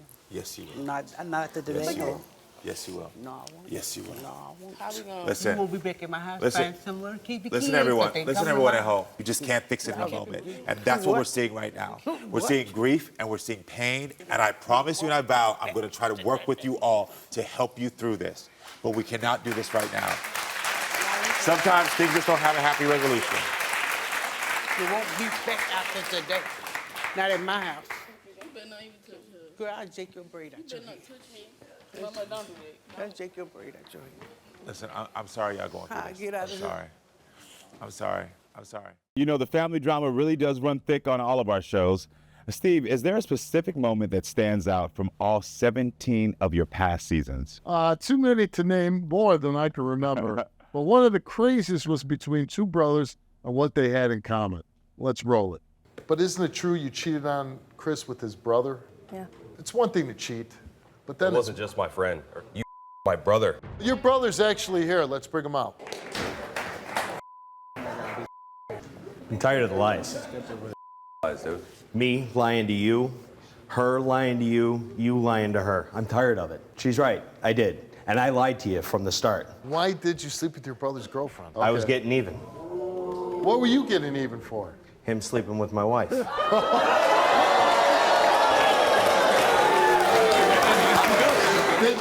Did you sleep with his wife? Yeah. See?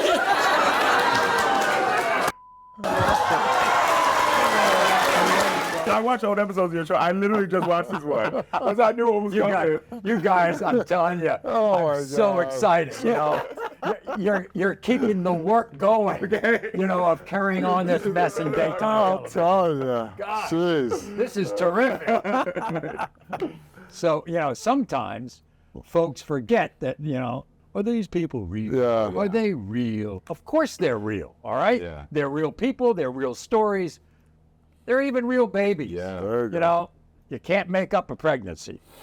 So our next theme, everybody can relate to this, DNA stories, where they're getting to the bottom of years-old DNA mysteries or confirming you are not the father.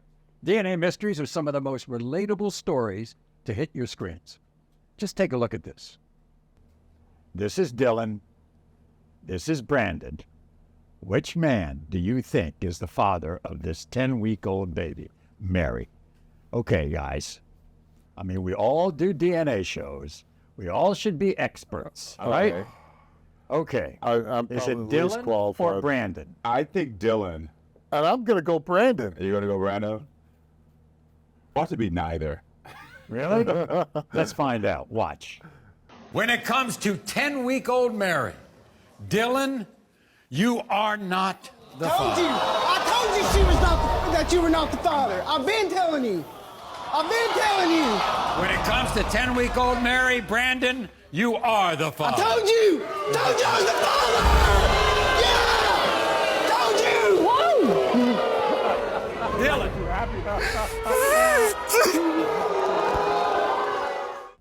I told you. I told you. I told you. Very good, Steve. Yeah, good job. Very good. I like it. Listen, everyone, there's a lot more where that came from. Let's watch more DNA stories. A lot of people reach out to me with the hope that I will uncover a truth that could lead to relief or closure. But sometimes it leads to heartache. One way or another, when things come to light, it's a moment of growth. Because when we are armed with the truth, remember, friends, we can never be lost in the dark. Kiara's mother was only 15 years old when she found out that she was pregnant with her. She was terrified of having a baby so young, but she did her best to raise Kiara on her own. Kiara appreciates her mother's dedication to her, but has always struggled with the man she believes is her father. He has been denying her off and on for her entire life. Recently, he broke her heart for the final time when he told her, "Go find your real father." She came to me to ask for help to get a DNA test to reveal whether or not Rashad is in fact her biological father. How's it been for you knowing that Rashad has been denying you? It's really been hard. I don't express my feelings a lot. Yeah. I try to keep it down, but everything that's been happening lately, he's been kept going on and on about the situation. I didn't care at first, but then like the last thing that he said, it really broke me a lot. When do you remember Rashad first denying you? I was around 11, 12, Yeah. but my mom said it was even younger than that, but I don't have no memory of all of that happening. So I know that my producer said he sent you a nasty text recently. What was that text? It was basically him saying that he's not my father and it's other two other people. You're in love. I mean, I know this is hurting you. Is it the text? You're not a daughter, never been, actually needed a blood test. Don't think you're mine anyway. Go find your real dad. Yeah. I want to know from you, do you want a relationship with him? Do you want him to be your father? I do. I really do. Yeah. And why? Because I see how a lot of people get treated by him. He's a good man. He is. But like, it's just, I think it's just with me, to be honest. He shows emotion with different people more than he shows emotion with me. Yeah. You took a DNA test. Yes. Do you think he's your father? I do. And now it's time to hear from her mother, Kiana, to get her side of the story. Do you have any doubt that Rashad is her father? I do not have no doubts. I was 15 years old. Like, okay, I was pregnant at 15, but I don't have no doubts whatsoever. So when did he start denying her? She started denying her, I could say around like 7 years old, but she like basically, they did another DNA around like 11 years old. So that's when everything just started going left. So I'm confused. So at 11 years old, he did a DNA test. Yes. Then why are we still here questioning this? Because he did not go through with it. Okay. That's so, my issue. He did not go through with it because I feel like he know she his. Got it. Every other 2 years, he like, oh, it's not my baby. Then another 2 years, it's my baby. Then another 2 years, it is my baby. It's getting confusing. It's getting frustrating. Yeah. Okay, so have you ever said to him there could be another man that's possibly the father? When we was very, very young, I'm not gonna lie, I did say that. Because I was in over some mad situation because he had a girlfriend and but I know for sure that that's not true and he's their father. So you were young, you made a comment, and then he latched onto it. Yeah. Did you make that comment around the time when she was 6, 7? No, when this I only happened? said it one time. Okay. I only said it one time when I was young. I was like 17 years old when I said it. And since then, I've been just like saying you her father. I know for a fact you her father. My producers told me that one of his complaints is that you were with other men. Were you with other men Not when you were when with I him? was pregnant. No, I wasn't. But if I'm not with you and you're not my boyfriend or anything like that, I'm gonna be with other men. I'm not gonna stay single because you want me to have just be with you. Yeah. No, I'm 15. It happened. I had her, and it is what it is. I'm not gonna stay single because you want me to. How far along were you when you found out? I was 4 months pregnant. I didn't even know I was pregnant. Yeah. I was 4 months, baby having a baby, so I did not know. And how long were y'all together at that point? We wasn't even together. And right now, I want to bring out the alleged father, Rashad, to hear his side of the story. Rashad, come on out.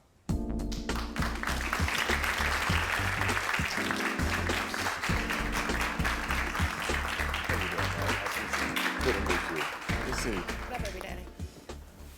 You sent a text to your daughter. Yep. Yes. Do you think that text? Do you think that text is a loving text? It wasn't appropriate at all. But this is why. Then why did you send it? Because my daughter was texting me back and forth, talking about how I'm a deadbeat, I'm no good, I'm not there, which is totally not true. She be with a bunch of cousins and friends who dads are in jail, who dads are dead, and she's feeling them. And it rubbed off on her because at the same time, like I'm always was there. But do you think it reinforces her feelings when you say things like this? No. Because if you're feeling pain by your daughter saying something to you, I'm a parent. Children say things out of their mouth all the time, but it's our job as parents to step above It wasn't and rise appropriate. above that. Listen, right? And it wasn't appropriate. No. And I get that. I wanted to hurt my daughter's feelings. You know why? Because she hurt my feelings. She told me. I get it. Hold on. How you got your daughter telling you this? But I want to take a second. So she hurt my feelings, and I end up texting her back that stuff like, you know what, go find your real dad. I did say that because you know what, at the end of the day, I'm not gonna sit here and tolerate that. I'm gonna love you from a distance, and I bet she ain't showed them text messages. I'm gonna love you from a distance. You wanna be disrespectful and disobedient? I love you from a distance. Before that, I hurt her feelings because she told me to. Okay, before So I told her to go find a real dad. Stop it. Anyways, before Excuse my language. he sent that text message, me and him was on the phone for like a whole hour. Say we wasn't. We were. Okay. And I told my girl that. And I told my girl that. I asked you. Yeah. I asked you not to say nothing to Kiara. Didn't I tell you that? And I told you I was gonna talk to her. You don't tell me what to do. Okay, but you be disrespectful to my Rashad, daughter. I want to know this. What will you do if she's not your daughter? I'm gonna still be there for her. No, you're not. Move around. This is, even if I want to be there, move around now. You get me? This is what I've been going through since she was a kid. Of this. You're not the father. I get that. Tired. You're not the father. All right, listen, everyone. And you was having sex with the baby. Stop All right, it. everyone. Listen, when we come back, we'll find out whether or not Rashad... And you was having sex with me You too, a slut. Hold on. No. You was having sex with me too, and I told your girlfriend. Listen. Stop playing with She knows it's a lie. Listen. We have to stop this. I'm old dudes you be messing with. But Go he's get still checked, rocking. man. He's still. But hold on, but you're participating as well. That's what we're gonna do. Go get checked. Yep, you go get checked. Y'all know y'all daughter's backstage watching this, right? Yes.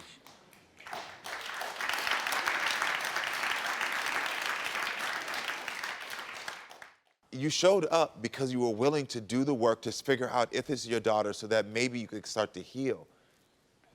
And you're letting this relationship you have with somebody you met when you were 15 affect another generation. I can already hear from your story that you had trauma and pain. You were 15, went into jail or in jail when you were 16 or 17, whatever the timeline is. And then you stayed in jail, which means that there was some issues. I didn't stay in jail. I got better. I became I'm not dogging you right now. What I'm saying right now is that you had a history of not having people there for you, not having support. That's the only reason a young man ends up in those situations. Well, I ended up in those situations support. because I grew up without a father. You just repeated what I said. I said you were 16 years old with no support. I heard it. How'd you know that? Because I can see the way you're acting. I'm trained in this. But this is what gets me, is that this is why this is not entertaining to me. It's because at the end of the day, the same hurt you received, the same hurt she received, all of y'all doing is putting this on a little girl who doesn't deserve this. All I was trying to do. I want to know to you, is when you were 17. All I wanted, listen. All I wanted to do is be there for all my kids, and I'm there for every single last one of my kids and take care of every single last one of my kids. Me and my daughter being inconsistent, it's only because of the family member that they grew up in the household with in Kiana. Them arguments has caused me to pause because she kept my daughter away from me plenty of times, Karamo. Here, listen, because I understand what you're saying, but at the end of the day, it doesn't matter what relationship you have with her. You're making the choice to engage. You're making the choice to be disrespectful. You're making the choice when you're hurt to disrespect your potential daughter. You're making those choices. And every time you get upset, every time you get heated, every time you feel like you're being challenged, that comes from that pain that you had as a little boy, you then lash out. And I think one of the things that I want to talk to you about later after we get to this is helping you to understand that you're better than lashing out.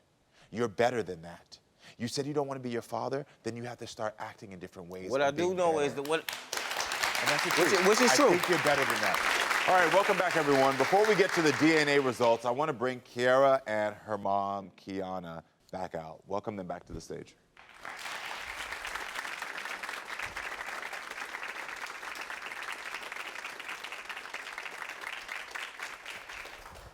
I'm sorry for walking off. I had to. I got it. Why did you feel like you need to walk off? Because I know myself with him. He's very, very rude, very ignorant, disrespectful, and I don't got time for that. Both of y'all were kids that had to grow up fast. Exactly. And unfortunately, y'all didn't get all the life skills and tools you needed. And y'all have been in defense mode. Y'all have been in modes where y'all are trying to do your best, but making bad decisions. At the end of the day, your daughter wants to know if you're the father. You said go find your real father. It's my daughter regardless. Here goes the results. You scared, huh? No, take a not seat, at all. take a seat, take a not seat. At all. No. I'm not. And when hey! Woo! Can I have that? She mine? Yeah, she mine? Yeah. Can I have apology, please? Not to you. Why? But I will apologize to you. I'm so sorry if I brung you any type of pain before today about even mentioning stuff like this in the text messages and stuff like this. I swear to God, like, I'm so sorry, daughter. Like, I always knew you was mine anyway. I'm sorry. Yes. That's what I want. This is exactly what I want right here. I'm sorry. Can I have this, please? That's all I wanted. I'm sorry.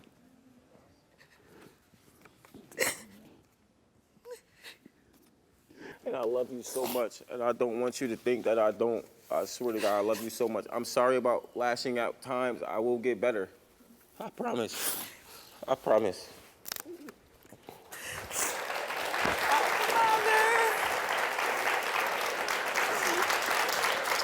So, you all need this healing. I love you. I love you too. This is what I'm going to offer to you as a family. If you both truly want to stop the chaotic co-parenting, I'm going to offer both of you anger management so that you can learn the skills to be able to communicate better when you're with each other, so that way you stop shooting bullets at your daughter that's going to hurt her for the rest of her life. I apologize to you, too. So I'm going to ask y'all. Not no hug, but can I get a handshake? I'm gonna ask y'all right now. Hold on, right now. One second. I'm gonna ask y'all right now, because I need this commitment. Can y'all two commit in front of your daughter to stop this chaotic co-parenting for her? I will commit. Yes. Can you say to your daughter? I will commit and do the best I can and to make you happy and to not lash out with anger and to also respect your mom, because I know that by not respecting her too, and you feel her emotionally. So if I'm saying all this hurtful stuff, you're gonna vibe with mommy, because that's exactly where you're staying at. And I apologize for that too, because I shouldn't have to be saying names and calling mom this and that, and that's wrong. I'm sorry. And I will get way better with how I talk to you, and if something's a weird situation, I will rather just hold your hand and let's sit down and talk about it rather than accusing you of anything. Great. Because I never sat you down. Thank you. I never sat her down from that situation she brung up. I just lashed out. Yeah. And that was wrong of me. So now, can you two commit to going to that anger management? I'll go. I'll go. You go? I'll go. Y'all gonna be all right. You're gonna be all right. You're especially gonna be all right because what I'm gonna teach your parents is to put you first. Right. Because right now they've been putting their emotions first, and you need to come first. Right. And as you grow up, never allow anybody to put you second. You come first. And don't lash out, okay? When they learn anger management and they start learning these skills, ask them, say, can y'all teach me these skills too? Right. All right? Seriously. Because I already know you picked up these skills and you're about to be 18, and I don't want you to start doing this in your own life as well. Break the pattern now, okay? You have a lot of strength and vulnerability in you. You can break it, all right? But I'm glad you committed to getting help because I believe this can be a family that can start to heal. Listen, everyone, we've seen this family get some answers that they needed so they can start to heal. Stay with us. Sean and I have been friends for close to 10 years now. We met in high school.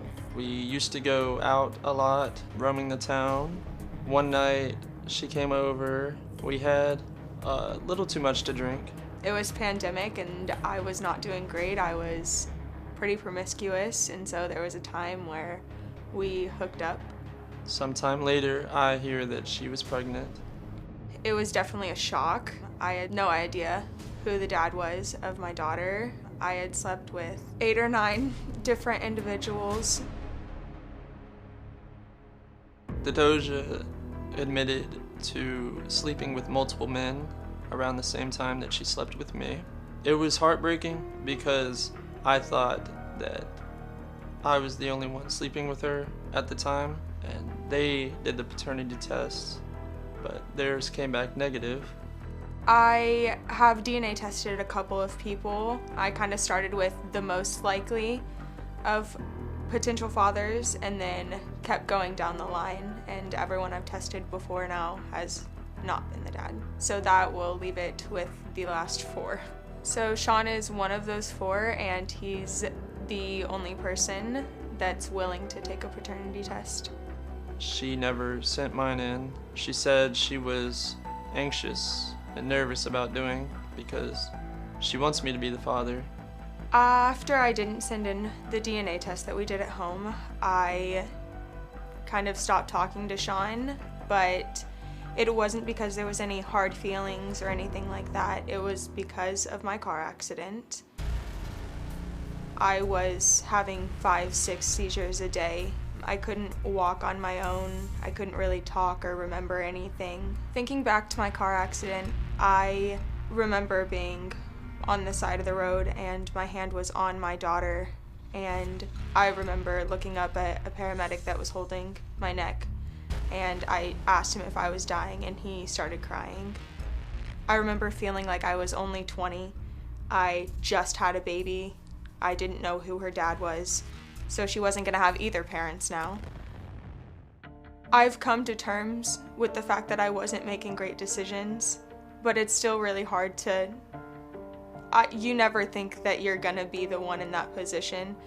We both decided now that it's a good time to find out, and we decided to go through with the DNA test. If I am the father to the little girl, I would be upset that I've missed about a year of her life, but I would make up for it.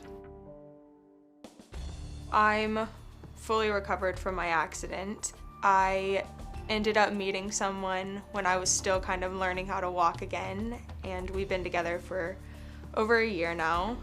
Eli and my daughter are best friends.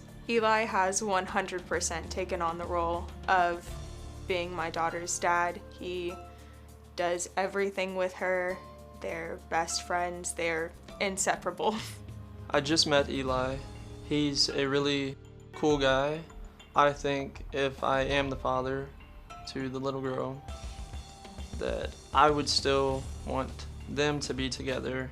Eli is supportive of me wanting to find out the paternity of my daughter. I think a lot of that is due to her having medical issues of her own. I don't want to come between Theodosia and Eli and their relationship and what they've had for the past year. I am absolutely terrified to find out the results. I think the biggest thing that I'm scared about is Sean not being my daughter's dad.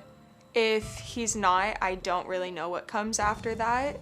If I'm not the father, I will be crushed a little bit. I do think that I see a little bit of Sean in her.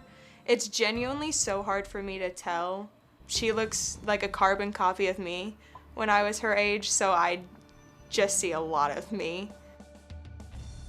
Now, when you're watching this tape, you did something unusual that I don't see a lot of my guests do. Halfway through the tape, you smiling about something, which most people, when they're watching these tapes, are like, "Argh." Something made you happy and smile. What was it? My daughter has completely changed my life for the better. I'm way better of a person than I ever thought I could be. So just remembering that I'm doing everything that I'm doing for her, it just brings me comfort. Yeah. But there was a period when you became pregnant that you were sleeping with, more than a couple men, right? Yeah. How many would you say there were? So I know exactly how many there were. There was 9. 9 men. And this is over a period of what time? About a month. A month. And, it just, when you're hearing it, it sounds like a high number. Yeah. For a short period of time. Was there a reason that you were sleeping with so many different partners? So I think 2020 was hard for everyone. And when we got out of lockdown and quarantine, I think I really just ran with it. You went hog wild. Yeah. I had just graduated high school. I was free, and so I just kind of ran with it. Yeah. Before I got pregnant, I obviously was not doing great things. I've luckily been sober now since finding out I was pregnant. Yeah, good for you. But I knew that I needed to make some sort of change in my life, and I remember like a week before finding out that I was pregnant with my daughter, I was really depressed. And I just remember like talking to God, and I was like, if there's a reason for me to continue living, like, tell me. And that's a pretty big this as a sign from a higher calling that, yeah. Here's a reason to keep living. Yeah, I took a paternity test with 3 different individuals. They were kind of spread apart. The first 2 were when they were before my car accident happened. They both came back to not be the father, and then the 3rd individual that I tested, it was over this last winter, and it came back that he wasn't the dad. So you narrowed it down to 6. Mm-hmm. Okay, and then tell me about Sean. Your relationship was described to me as just you guys being close friends. Yeah, it definitely was. What led to close friends having sex? A lot of alcohol. A lot of alcohol. Yeah. And another reason to be sober, right? Yeah. Hi. I'm pretty anxious, Theo. So am I. I hope that you're the dad, and I appreciate you taking the paternity test, but you were well aware that you were not the only person that I was sleeping with. That's true. Did you know she was sleeping with other men? I did, but I didn't know how many at the time. I want to know who the father is, and if I am, I want to be in her life. We can do co-parenting.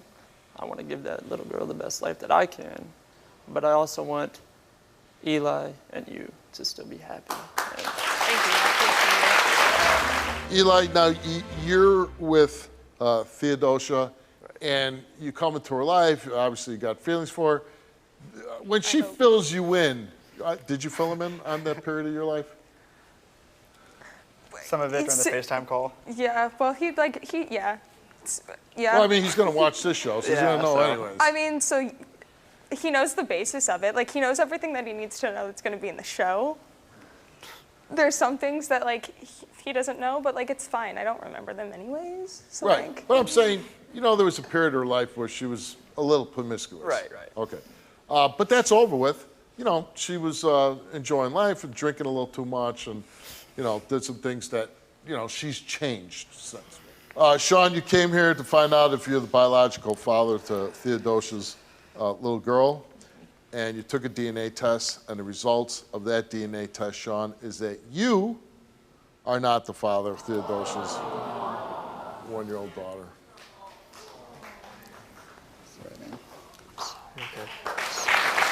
So I made a promise to you last night, and I know you haven't really had a father figure, but I will always be there for your daughter.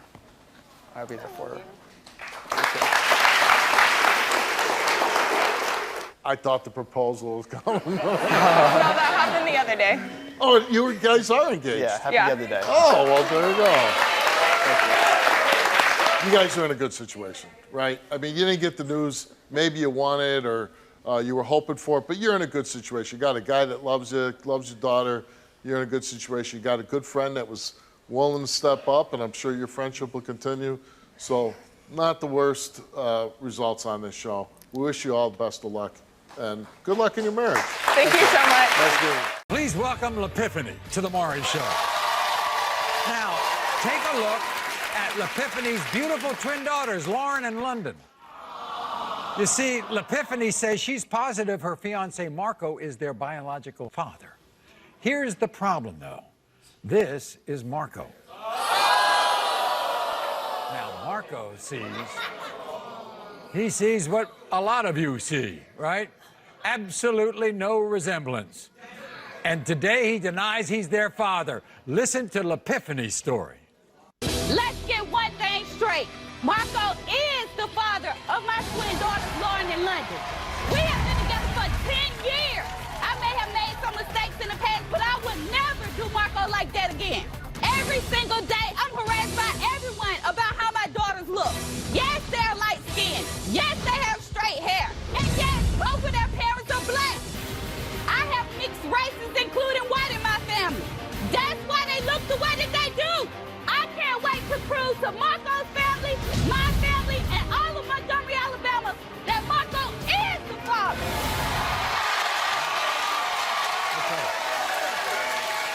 So, back in your hometown, when you all go out with the twins, what happens? Everywhere I go, Walmart, the store, anywhere we go, it's like everybody has something to say. Oh, they're so white. Oh, what race are they? I'm like, what do you mean? You think that these twins look like they're Hispanic or Asian? No, they don't. I think they look just like their father. They Really? just has light skin. Look at him. Look at those eyebrows. Look at those lips. Look at the nose. That's him. That's him. Look at that. That's him. I don't even none of that. Look at those. Y'all see that? Do y'all see that? No. Do you see that? Look at these guys. Look at that. Look at that. What do y'all see? It ain't no white in that. So you say that there are different races in your family tree. My Meanwhile, great-grandmother. did you ever sleep with anybody else around the time you got I never slept pregnant? with anyone else, and he know that. We've been together 10 years. He has no reason to say that about my kids. Meanwhile, Marco's family doesn't think the way you do. In fact, Marco's sister, Kid, is here. She goofy. She don't know nothing. I didn't lay down with her. At the end of the day, I didn't lay down with her. She don't know. She don't know nothing. She don't know nothing about me. Kid. First off, you got to be crazy to even want to What come am I with with us, that? even You think know that those nothing are my about me. brother's Do you kids. know me? Those Do are you not know my me? brother's She kids, goofy. period. Don't You miss know me. it. Are those your nieces? No. No? They look like Asian or Mexican or something. Those are not my, you know, brother, those are not my brother's kids, and you know that. At the end of the day, it is. No testicles to be had. We will find out. We will find out today. You are a crazy bitch to even think.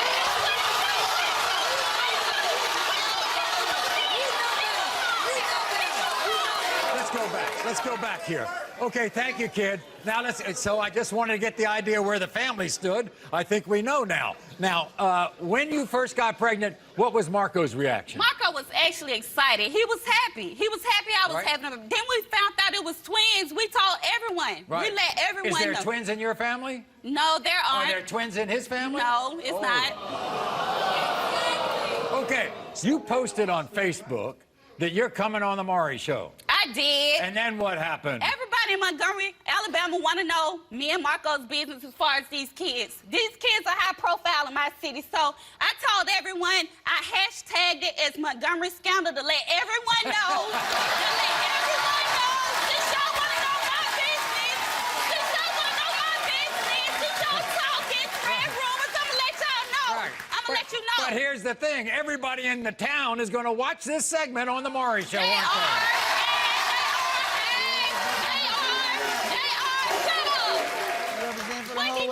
they? Here's the thing. I've been to Montgomery, Alabama. Really? Yes. It's a nice town. Well, you know, I put a meme of you on Facebook, Maury, of you reading the DNA test results and you saying, I'm the father. Yeah. I had to get you, Maury. I had to get him.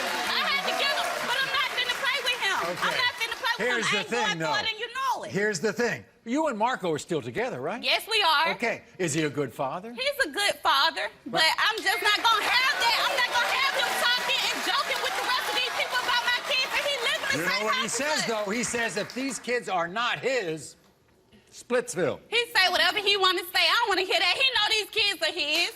And if you want to split anyway, just go. Everybody, here's Marco. Marco, come on out. Here he is.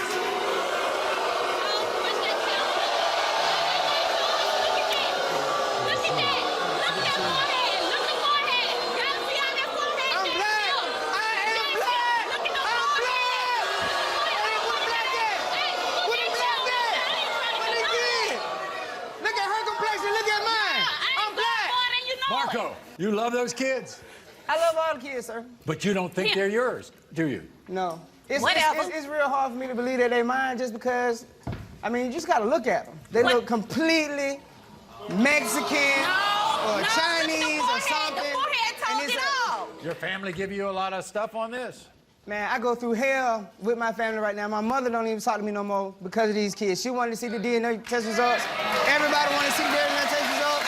And we here to find out today exactly what's going on. Did you question these kids before they were born? We had a relationship. We've had our ups and downs. We've been together 10 years. We had sex. We were just together one weekend. I and ain't the trying result to get none of that. Them his kids was at the end of the day. She just talking. That's what she gonna do. She said she didn't cheat on you around the time you got pregnant. I believe she was. I just don't believe that she has integrity. Has she cheated? That she'll do the right thing when nobody ain't looking. Has she cheated on you in the past? She has cheated in the past. Like I said, we've had our ups and downs in our relationship, but she brought another child into the relationship from her cheating. I don't even have a problem with it. I didn't even have a problem with it. I accept all the kids and I love them the same. That ain't got nothing to do with we need to see what's going on right now. That was 2-3 years ago. That don't have nothing to do with these two. I don't want to hear that. I ain't trying to hear. Because you have other kids, right? Yes, sir. You have other kids. Yes, sir. And you're taking care of a child that's not yours. Yes, sir. Okay. And I don't have no problem with it. I love all the kids. I ain't trying to hear that. Ain't got nothing to do with them By the way, twins, though. Marco, when you take the twins out, what is it like in your town? When I take these twins out, it's one of the most embarrassing things that you can ever go through, Maury. He drove right along with them babies. Every single time we step out of the house, every single time, no matter where we go. At first, the kids, they'll draw a lot of attention because they're cute babies. But before the conversation ends, their race comes into question. These kids must be Mexican. These kids must be white. Where y'all see these kids from? It's always going on. I don't want to hear none of that. You done been to my family reunion. You done seen my people, so you shouldn't even be questioning nothing when we've been together 10 years. You don't have what nobody else say. I ain't trying to hear none of that. She said what she wanted to say. Look, Maury, one day we go to Corral, get us something good to eat, and enjoy our Sunday, right? It didn't work out like that. We were standing in line. The next thing you know, this black guy, he just runs up to me. Where did y'all steal these white kids? And I'm like, he jumped right along with them. The entire restaurant just looked at us and laughed. You know what I'm saying? Every time I look at these kids, I make a lot of jokes about them, but it really hurt me for real. Now, Marco insists that these are not his children because he says, I quote, they are simply not black. Y'all see any black? Do y'all see any black? Do y'all see any black? What do I get? Do y'all see any black? No. Are you ready to tell him that he is all wrong and he better take care of these kids? He's wrong. I'm going to prove to him. And when he find out, he needs to start standing up for us in public when people have those money.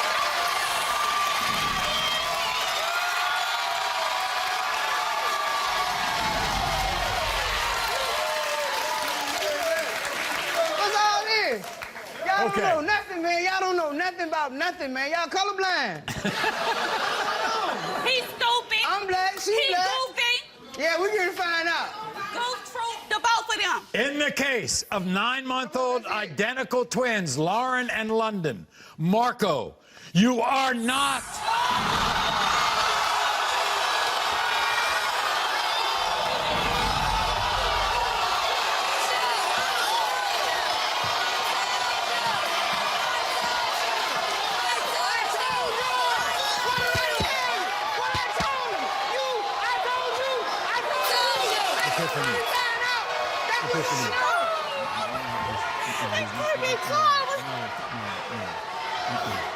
Unfortunately, okay.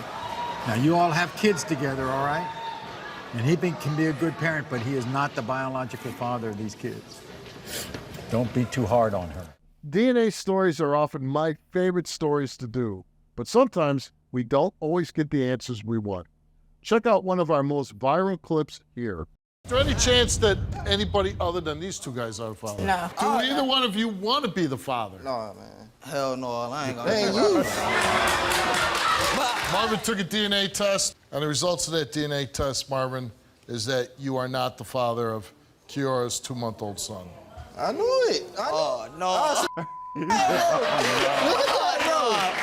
Michael, you came here and took a DNA test, and the results for your DNA test is that you are not the father Get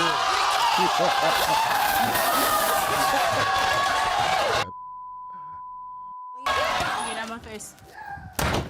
That's all I wanted to find out. I'm good. I knew it, bro. I said it. Happens a lot. We all get to learn from the master. Oh, yeah, we do. No, but it happens a lot. You bring two guys on and neither one of them. Yeah, those are the best. These DNA stories are wild. This is your truth to open, not mine. Shut up, I'm talking. Cut the show. I'm done. You just wasted America's time. Are you ready for this? And you know where most DNA stories start? With a breakdown in communication and relationships. Hurt feelings or feuding families get in the way, and then there are children involved. And I love when folks come on my show with relationship issues because I like to identify their dilemma and help address it, even when there's a cheater. So I want to know, have y'all ever cheated or been cheated on? No. How far do we have to go? I'm just going to go the last 20 No. Chet, what about you? Have you ever been cheated on or you've cheated on someone? While you let us know, let's watch some more cheating stories now. All right, my next guest, Shamika, went viral on TikTok last Sunday after she caught her husband, Ifani, at a hotel with another woman on their anniversary. Shamika and Ifani are here to get my advice on how to save their marriage. But first, let's take a look at what Shamika posted on TikTok. This is your brother with another bitch in his car, another bitch in his car. Listen to me. Don't come back to my house. Don't come back to Part 2 of my cheating ex-husband. You at a hotel with another bitch. He on a visa, bitch. Guess what? You want back to Nigeria. Back to Nigeria. Whew. Many of us have seen that on TikTok. Everyone, please welcome Shamika.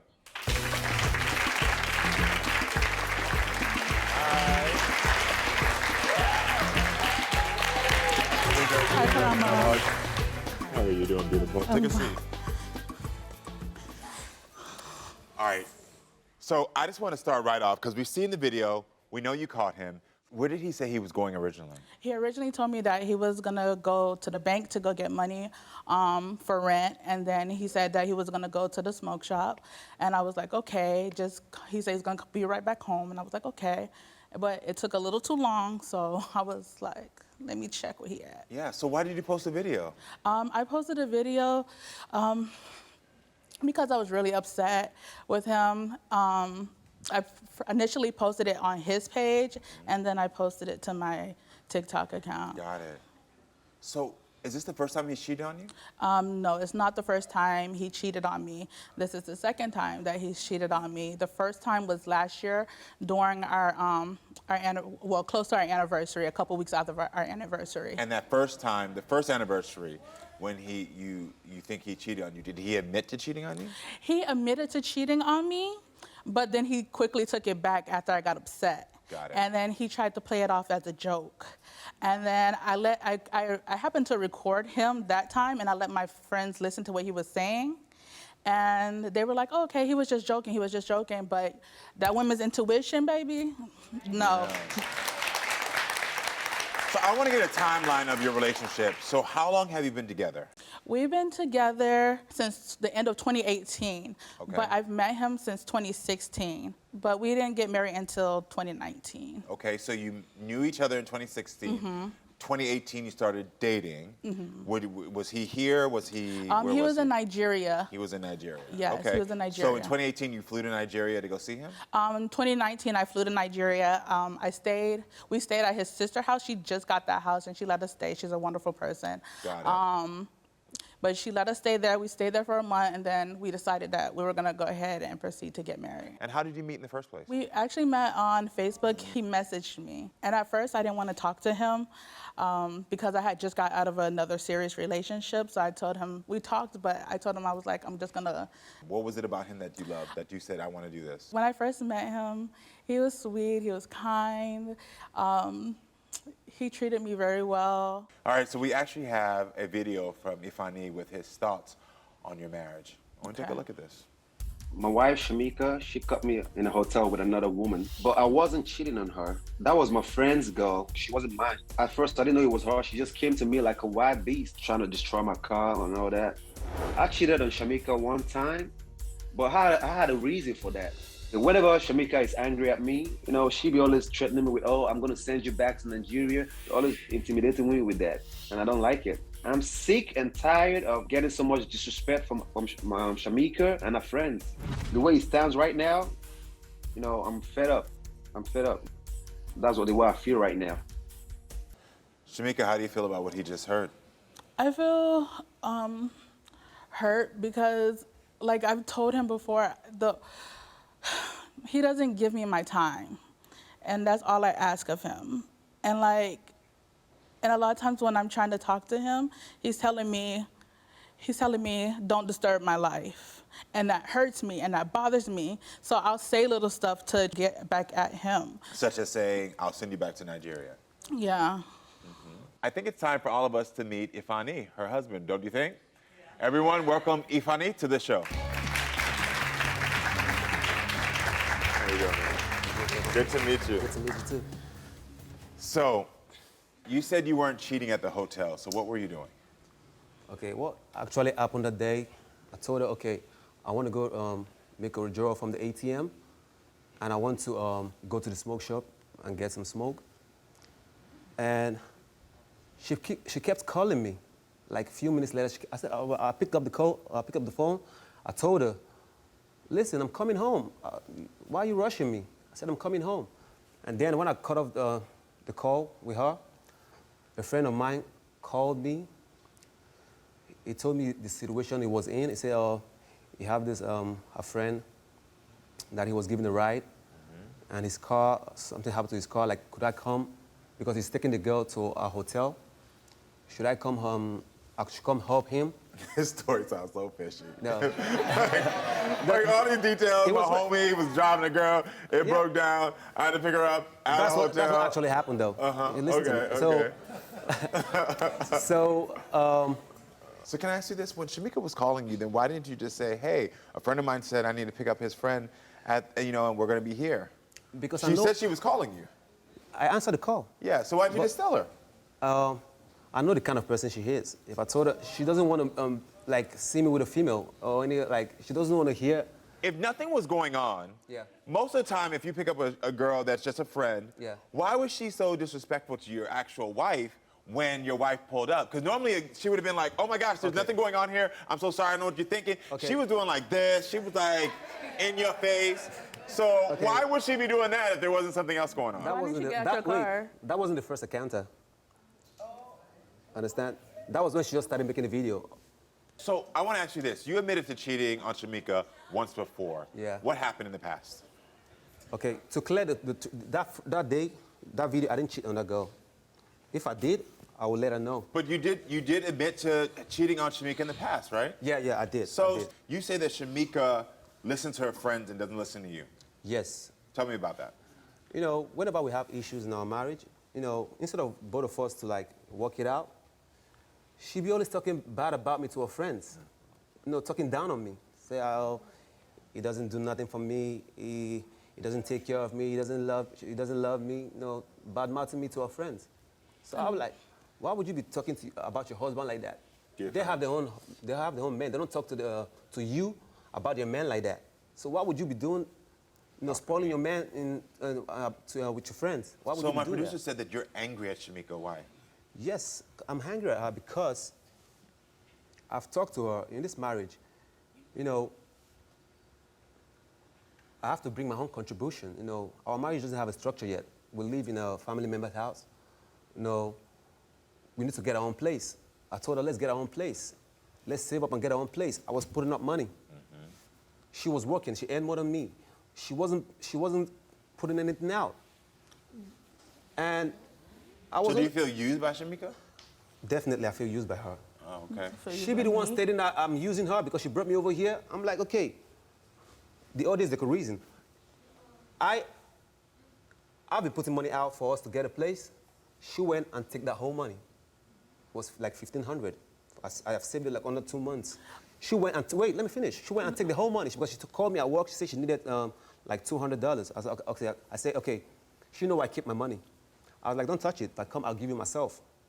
Then when I got home, I saw that my bag has been ransacked. She took the money, the whole money. And I called her, and she was she was laughing. They said, oh, I'm in a hotel. Oh, so you have that kind of money? If I ask you for money, you like, I was like, you asked me for 200. And I said, when I get home, I'll give it to you. So why would you go take all the money? Then I cut the call because I was mad. Were you ever happy in your marriage? I was at first, but right now, the way things is going, she's like a dictator in the marriage. She always wants me to agree on the terms. If I say, oh, I don't like it like that, she's like, oh, I'm gonna send you back to Nigeria. Like saying it, this is not like the first time. What you mean, no, you don't? That's what you always tell me that. You always say, I'll send you back to your country. Like, no, it's when I'm sitting here telling you that I want to spend time with you, and then you're telling me to like get out of your face and don't talk to you, and tell me I'm disturbing your life. No. If I was disturbing your life, then why didn't you just stay in Nigeria and leave me alone? Like, you don't know how that hurts me. You don't know how that makes me feel. No. Yeah, that hurts me. This is what he likes to say to me. He says that I can either have money or I can have romance. I can't have both. He can't give me both. Because she always asks for money, and you ask for both. I was like, okay, I'll give you everything. I want to know from you, do you want to save your marriage? No, after what she has done to me, she has humiliated me so much. So why would I want to save a marriage? Like, anytime she get angry, she can't get control of her emotions. So you don't want to save the marriage, then what do you want? Tell your wife. I've told her. 2 months ago, she acted the same way. She was like, I told her, we went to the court, we got the papers, we filled up the papers for the divorce. Okay, let's go to the court and finalize it. I don't know what she did with the paper. She threw it away. So I'm going to ask you directly. Yeah. Do you want a divorce? I do want a divorce. So you want to be done? Yeah. I don't care if she sends me back to my country. I just want a peace of mind. I just want a peace of mind. She's not giving me the peace of mind. I'm doing everything for her. You know, I'm not getting that appreciation. You know, when somebody do something for you, you give appreciation. That person will want to do more. So you're hearing this directly. He's saying he wants a divorce. Are you processing it? Are you receiving that? I'm processing. Yeah. So that is it. I told her what I want. I want a divorce in the marriage because I can't live my life like this. Yeah, that is it. That is it. All right. Well, listen, you said your piece. Yeah. You want a divorce. I hear you. Thank you for telling me your story. I really appreciate you. Yeah, thank you. You stay here for a second. He's telling you directly he wants a divorce. Why is it hard for you to accept that? Because I care about him. Yeah. I get it. Come here. Come here. Come here. Come here. Come here. Hold my hand. Hold my hand. Come here. Come here, Mama. Come here. Come here. Come here. Come here. Come here. Come here. Come here. Come here. I know. It's hard.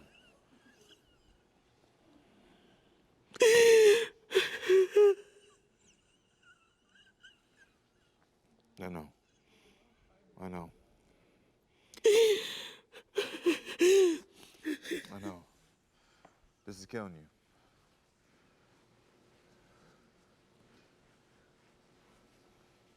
I don't think that you've been in a relationship yet where someone's who's given you the love that you deserve. I don't think you've been valued yet. And I think part of the reason that this is hitting you so hard is because you're trying with men who aren't worth trying with. Do you think you've ever gotten a relationship that you deserve? No. He admitted that he cheated on you. You caught him cheating on you, put it on TikTok. He's telling you to your face his divorce. None of that stuff is about you. You flew across the country to find love. You just flew to a man who wasn't the right man for you. So you can cry, mourn this loss. But after this, the real work has to start. The real work has to start of understanding and rebuilding your self-esteem. You hear me? Do you know how to rebuild your self-esteem? You don't. You want to start? You want to start building your self-esteem? That I can help you with. Thank you. Seriously. I want to make sure after this we're going to connect, and I want to give you some resources to start building your self-esteem. Because the more you build your self-esteem, and the more you recognize what you don't deserve, the things that should not be happening to you, the things that you should be getting, that's the more you're going to feel lighter, the more you're going to change your attitude, the more you're going to know, like, this ain't right. So you willing to let me help you build your self-esteem? Yes. All right. All right, good. I'm going to be here for you. All right? Thank you. Yeah. Last year, we met a married couple named Lexi and Dwayne. And after being married for 9 years, this couple would have a revelation that would land them on one of the most compelling Maury episodes ever. See, Lexi and Dwayne discovered that there was a possibility that the same man, Tracy, could be their biological father, which would make them brother and sister, all right? Take a look at the shocking paternity episode. When you were kids, you didn't know about Tracy, right? No, we didn't know about Tracy. Tracy was a neighborhood whore. This has disrupted your lives. Yes, sir. Would it disrupt yours if you were married to your sister? Y'all disrupted my life. Y'all disrupted my life. You should have kept that thing wrapped up. Leave me alone. That was your Leave me alone. Maury, you have no idea what it's like to go outside in a neighborhood that knows you, and everyone is telling you, oh, you're incest. Are you the father of this husband? Hell no. I wasn't the only one sleeping with their mama. That's just run around here and have unprotected sex with 22 women. In the case of Dwayne and Lexi, you are not brother and sister.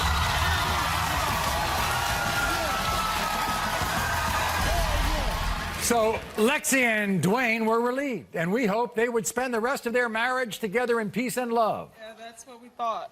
Welcome back, Lexi, everybody. Lexi is far from peaceful and questions whether or not Dwayne loves her. You see, Lexi believes that Dwayne has been cheating. And there are 2 women here on the show who Lexi suspects Dwayne's been with. Her stepsister, Akia, and a family friend named Deshay.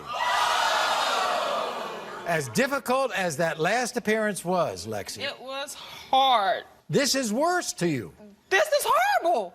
This is horrible. My husband, my stepsister, and a woman that I don't get close to women. I don't get close to women, and I let her in my life. I let her in my house. Me and this girl were like this, 2 peas in a pot. And then my stepsister, really, that is my heart. Right. My stepsister, you want to sleep with my husband? Well, let's first start with your stepsister, okay?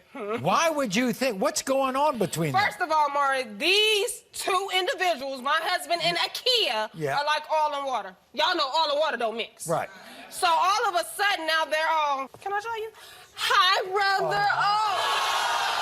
And I'm like, what the hell? hell, if that's So your they're eye- that close. They're close. And they text each other? Oh, they always texting each other. We were at dinner, I think it was like maybe 2 months ago. We were at dinner. So we're sitting there eating. He gets a text on his phone, and I'm like, kind of, looked over. And I'm like, who is that, Dwayne? Oh, that's your sister. I just wanted to see if she wants to have a drink and go shoot pool. That was the text you saw? And I'm like, you don't even take me to go shoot pool. So what the hell are you taking her for? Well, oh yeah. So if he does not pass this lie detector test, these rings here, he can have back, because I don't want them. I don't want them. And it's a nice set. He can have them. You see that picture right there? Oh. He won't take a picture like that with me. He don't take pictures like that with me. I got to beg for a picture. He blocked me off of Facebook. Let's talk about this friend that you brought into your world. Yes, Miss Deshay. Yeah, Miss Deshay. Y'all see her? Yeah.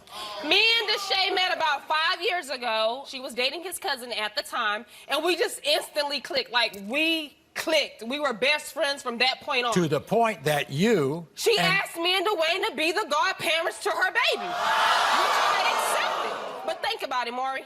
Deshay, Dwayne. The baby name is Deshaun. So you think, A, he might be messing with her, and B, might be the father of this child? Sure do. Deshay, Dwayne, Deshaun. Do you ever talk to her about that? I haven't really asked her, like, who's your baby's daddy, because I think that's a little rude. You think they look alike? They got the same eyes. They ain't got the same color. He got his mama color, but they got the same eyes. Look at this. They got the same eyes. He got his mama color. They got the same eyes. So, in other words, not only were you here for a lie detector For test... DNA. Your and DNA. we got 3 kids together. We have 3 children. Right. We were talking about making more kids, and then you go and do this. What did you see, a picture on Facebook? Oh, yeah, the stripper pole. There's a stripper pole, as you can see. I was nowhere around. I commented on the picture, like, what the hell were you doing on a stripper pole with her? Oh, we were just having fun. And you think that he goes a little too far about being a godfather to this little He child? sure does. He sure does. He a doesn't stand- godparent's position is to step in when the parent can't, not 24/7. Not 24/7. He should not be getting calls about, oh, I need money. I came home last week from work. No one knew I was coming home on my lunch break. I pull up, my garage is open. Guess who's sitting there? Deshay's sitting there. Dwayne's sitting there. So, I mean, what does that look like? So wait a second. You think it's your stepsister and your girlfriend? Yes, I do. And other women? Plenty of women. Plenty of women. My husband is the friendly type. The real friendly type. You say he has a second home. The strip club. The strip club. You like to throw out money at them hoes. You like that. You like that. And he also kind of disappears sometimes. Oh, yes, he says he's going to play basketball. How do you go play basketball at 10 o'clock at night and come home at 6 in the morning? Change. I want to know what kind of basketball game goes on this long. And you say also that people look at you strangely? Yes, they look at me like I'm the freaking laughingstock of San Antonio because everybody knows what's going on but me. So what's going to happen if he fails his test? If he fails this test, you see these rings right here once again? I got He can you. take them and shove them where the sun don't shine. Here's your husband, Dwayne. Dwayne, come on out.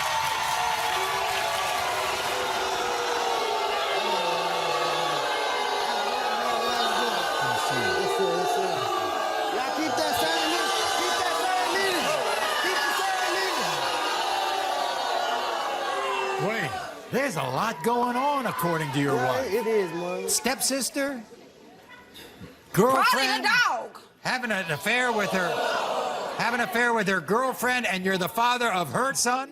What's going on? You know, from what I'm hearing, you know, a whole bunch of nonsense. what you hear, right from now. what you know. Look, I did not come to this show to argue with her. I kind of want to move my chair away from her and Okay, everything. that's okay. I did not come to argue with her, but I come to this is clear my my name, husband. though. I This come is to my clear my husband. name. This how he treat his wife. This how he treat his Wait a wife. minute. He wants to clear his name, Lexi. He wants to clear his name. I want him to clear too. I'm hoping like hell I'm wrong. You is wrong. Okay, You know you well, wrong. we gonna see when the results come back how you know wrong you I wrong. am. You know you wrong. We gonna see how wrong I am. You wrong. Why would you have a lot of text messages with the sister-in-law? You know, as far as, it's text messages that she know of. You know, I can't even get in your phone. You got excuse me, I'm trying to talk to Maury, you know what I mean? So, at the same time, I done sent plenty texts, like, as far as how you doing? Hey, what's up, sis? You want to come with us to the movies or something like that? Baby, I'm sorry, but us, is that how you hug your sister? As far as this picture right here, this is a normal picture right here. Look at this. Me and my brother like this. See, that's a normal picture. It don't look wrong to me. It don't You're an look amazing crazy. man. What about your godson's mother? Are you messing with her? No, sir, not at all. I'm not. And she feels that I do too much for my godchild. I'm like, how could you do too much for a child? How can you know what not? I mean? We're not the parents. We are the godparents. After this clear my name, after we had this DNA test, and they clear my name. She thinks, A, you slept with her, and B, that you're the father of your godson. She think. That's my child. That's my godchild. That's my That's child. my godchild. Not my godchild. That's my child. That's my child. Not That's my my godchild. godchild. That's my child. So it is my child. It's my child. You say it's scientifically impossible for you to be the father of that child. I'm not the father. I'm the Well, god. if he is, he can get rid of me because I don't want no parts of him or the baby. That's understandable. That's understandable. That's the way you supposed to feel. Dwayne, do you give Deshae money? Yes, sir, I give her money. Yes, sir, I do. So why was she at our house last week? To come get some money. For To what? get some money. For what? You didn't tell me about it. Any other time you text me, oh, she's on the way. You didn't tell me about this time. Then, of course, That's Lexi nonsense. thinks, forget the stepsister and forget the mother of your godson. She thinks you're messing around with other women. You're at the strip club all the time. She think I'm messing around with everybody. She says the strip Not club. everybody wants So me. what do you go to the strip club for? What do you mean? You know I can do all that. I business. can do all that. But at the same time, You need to see us. I got plenty of that. I'm an entertainer, so I have business in the strip club. And then, why'd you block her from Facebook? I block her from Facebook because she does a lot of nonsense. You know what I mean? Nonsense She'll come by on my page. commenting She'll come on my on page. She'll come on my Maury, page he and will like put tell me. up a She'll come on my page with some nonsense. Nice to see you. Have a seat. First of all, you bring me on Maury. First of all, why do you hug my husband the way that you do? This is my name. Why do you hug my husband the way that you do? That's You your lost husband. us. He the one I don't who hug your raised husband me. like Let me tell you that. something. I don't hug yours raised like you. that. I am your older sister, and you ain't gonna disrespect me. You need to get rid of your cheating ass husband. Okay. He goes to sit by her. He don't even want to Wait sit a by his minute. Wait a wife. minute. How do you know he's cheating? Because he a cheater. Once a cheater, always a cheater in my eyes. I'm 46 years old, Mark. Let me tell you something. I ain't got time for no little boys, okay? What's the story with? Are you all friendly? What's the deal? We are okay. And then those pictures that she posted up and stuff, we was drinking at her house. I can't help that he gets a little too friendly. I tell her about it. I don't even like them hoes. I'm not like that, Maury. I'm not like that. Let me speak my piece, Does he undress you? Let me speak my piece. Look at that. Look how she's looking at him. Look how you looking at him. No, it ain't crazy. It's crazy because I know the damn Let me tell you something, Mark. What the eyes see, the ears hear. Does he undress you with his eyes? All the time. How do you undress somebody with their eyes? How do you undress them with their eyes? How do you do that? How do you do that?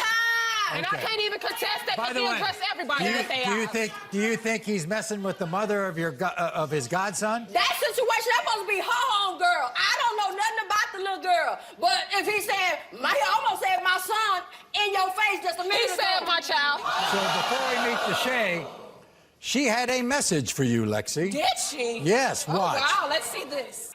Lexi, you need to know the truth. I'm tired of keeping Dwayne's secrets.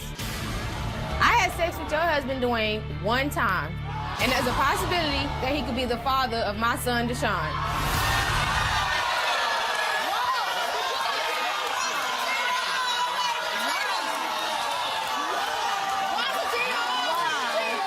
Dwayne, she's lying? Yes, sir. In other words, you never slept with her? I never slept with her. I never slept with her. I never slept with her. Never slept with her. Here's Deshae. Deshae, come on out.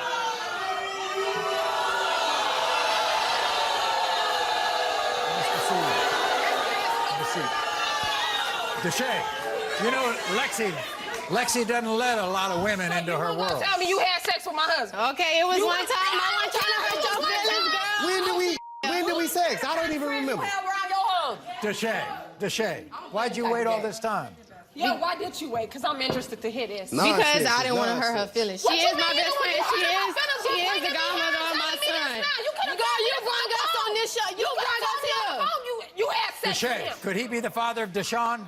I mean, it's a possibility, but my baby's so handsome. He don't look nothing like him. Wow, Well, wait a there's second. possibility that he could be. out. Your No. baby's dead. We got 3 kids. We've been talking about having more. He don't look nothing like him. He got you. He got his eyes in your He don't look nothing like him.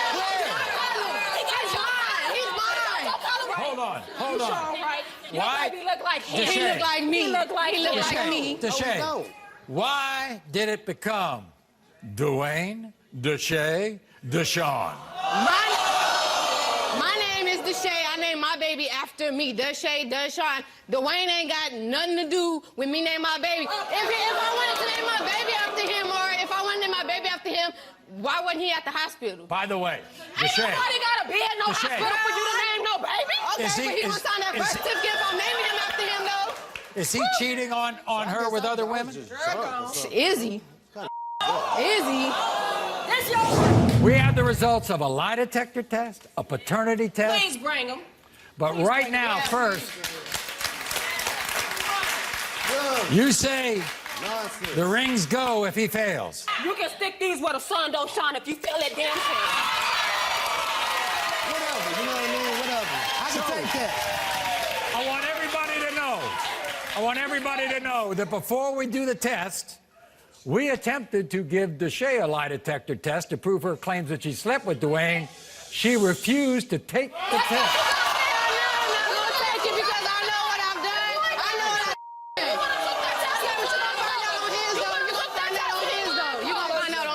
So you didn't want to take. Why didn't you want to take the test? I told her the truth, right? Right now? What I need a lie detector test for? Well, we're doing the DNA test first.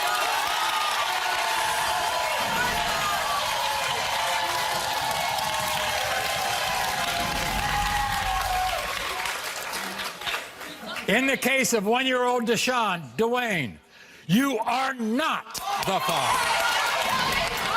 I'll get that to y'all, but you still had sex. During your relationship with Lexi, have you had any sexual contact of any kind with her friend Deshae? You said no. The lie detector test determined you're telling the truth.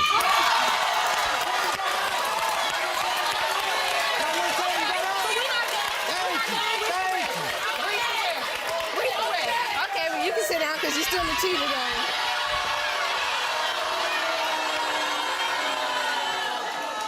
Have you had any sexual contact of any kind with Lexi's stepsister, Akia? Dwayne, you said no. The lie detector test determined you're telling the truth.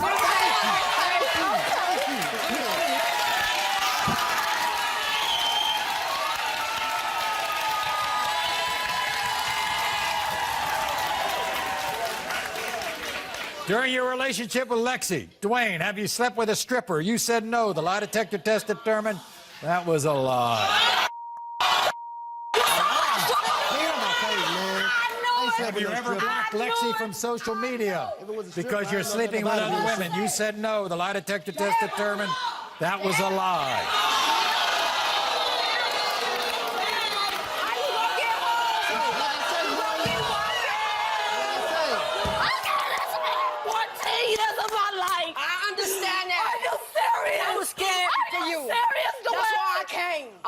I'm sorry, but I knew it. I swear to God.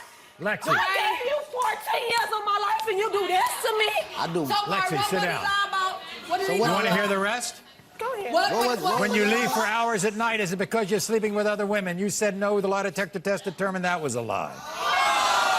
Do you intentionally put a lock on your phone because you're sleeping with other women? You said no. The lie detector test determined that was a lie. That's nonsense. No, it's the truth. Oh my God. I'm sorry. You wrong, my. Don't put your hands on me. Do not open this. Nonsense. We are done. We are over. We are done. It's over with. It's over. We done. What do you want me to do? It's over. You can't even be man enough to tell me that you sleeping around on me. You had a Whole phase? I mean, yeah, like, you know, I was young, dumb, looking for love in all the wrong places, and, you know, that ended up opening my legs, thinking that was the one, you know. You were promiscuous when you were younger? Yes, very promiscuous. You know, I had a heavy drinking problem as well, too, so that played a part to making it so easy, you know. But yeah, so when I met him back in, you know, in 2018 on Facebook, we started talking, everything started going good, you know, we started talking, getting to know each other, you know, I'm very open, so I was telling him a lot about it, about my past and stuff. Instead of him hearing it from other people, I'd rather him hear it from me. Okay. So that's how I started building that trust up with him until I hung out with mutual friends of his, and one thing led to another. I wound up having a threesome with that friend and her man. Well, I didn't hear over the whoa. You had a threesome with his friend, and who was the other person? Her man. So it was a woman. You ended up having sex with her and her man. Yeah. You had a threesome. Yes. Even though your whole days were over. I mean, at that time, I was still up and down with things. Were you dating Steven at the time? We wasn't officially a couple at that time, but I was still trying to prove to him that I wanted to be with him. I was his, you know, I was his girl. I wanted him, like that was just my man. Like, I don't care. Okay, so you have this threesome. But while I was doing that, he was out with another girl anyways. Yeah. Did you tell him about the threesome? No. And that's when the trust issue came in, that he started not trusting me. And I didn't tell him up until his friend that I did it with got mad. I guess she was mad about the fact that me and him was getting closer. And I guess she wanted him low-key. I don't know. But she was like, oh, should I tell him? And that's when he was like, tell me what, Diana? And I was just like, damn. Like, you know, like they say, everything comes to the light eventually. Yeah. So I do regret lying to him about it. I was just scared because I really did want him and I wanted to work it out with him. Yeah, but if you weren't really together and he was seeing somebody else, what do you have to apologize for? It's not the fact that he didn't get mad about what I did, but he got mad that I lied about it. And now everything I said, he thinks I'm lying about. And then that year, I found out I was pregnant with our daughter, our first one. And, you know, of course, it came up to denying that was his baby. But you know it was his? Yeah, I knew it was his, because I know, like, if I'm gonna, okay, I lied, but if I know that I had sex with somebody after lying and telling him the truth about all of that, why would I still lie? At some point, he must have believed it's his, right? Yes, because I had to get a home DNA test to prove it when she was born. Okay. And was he happy? After a while, he found out that it was his. He was happy because he has, you know, this was his first daughter. Yeah. So he was happy about it. Do you have any more babies with him? Yeah, I have another one, a daughter. You have 2 daughters with him. Okay. And, but you're not together now? Not in a relationship. Well, that's what I'm saying. You have 2 children, but you're not in a relationship. We're not in a relationship, but we are a family. We do chill, we do bond, you know. He comes over and he hangs out. Mm-hmm. When he comes over, do you have sex? Yeah. Does he spend the night? Yes. So how's that any different than not being in a relationship? It's the titles, pretty much. Yeah. And he's in a relationship, so that makes it a little... So does that other woman know that you're sleeping with him? No. She doesn't know. When was the last time you slept with him?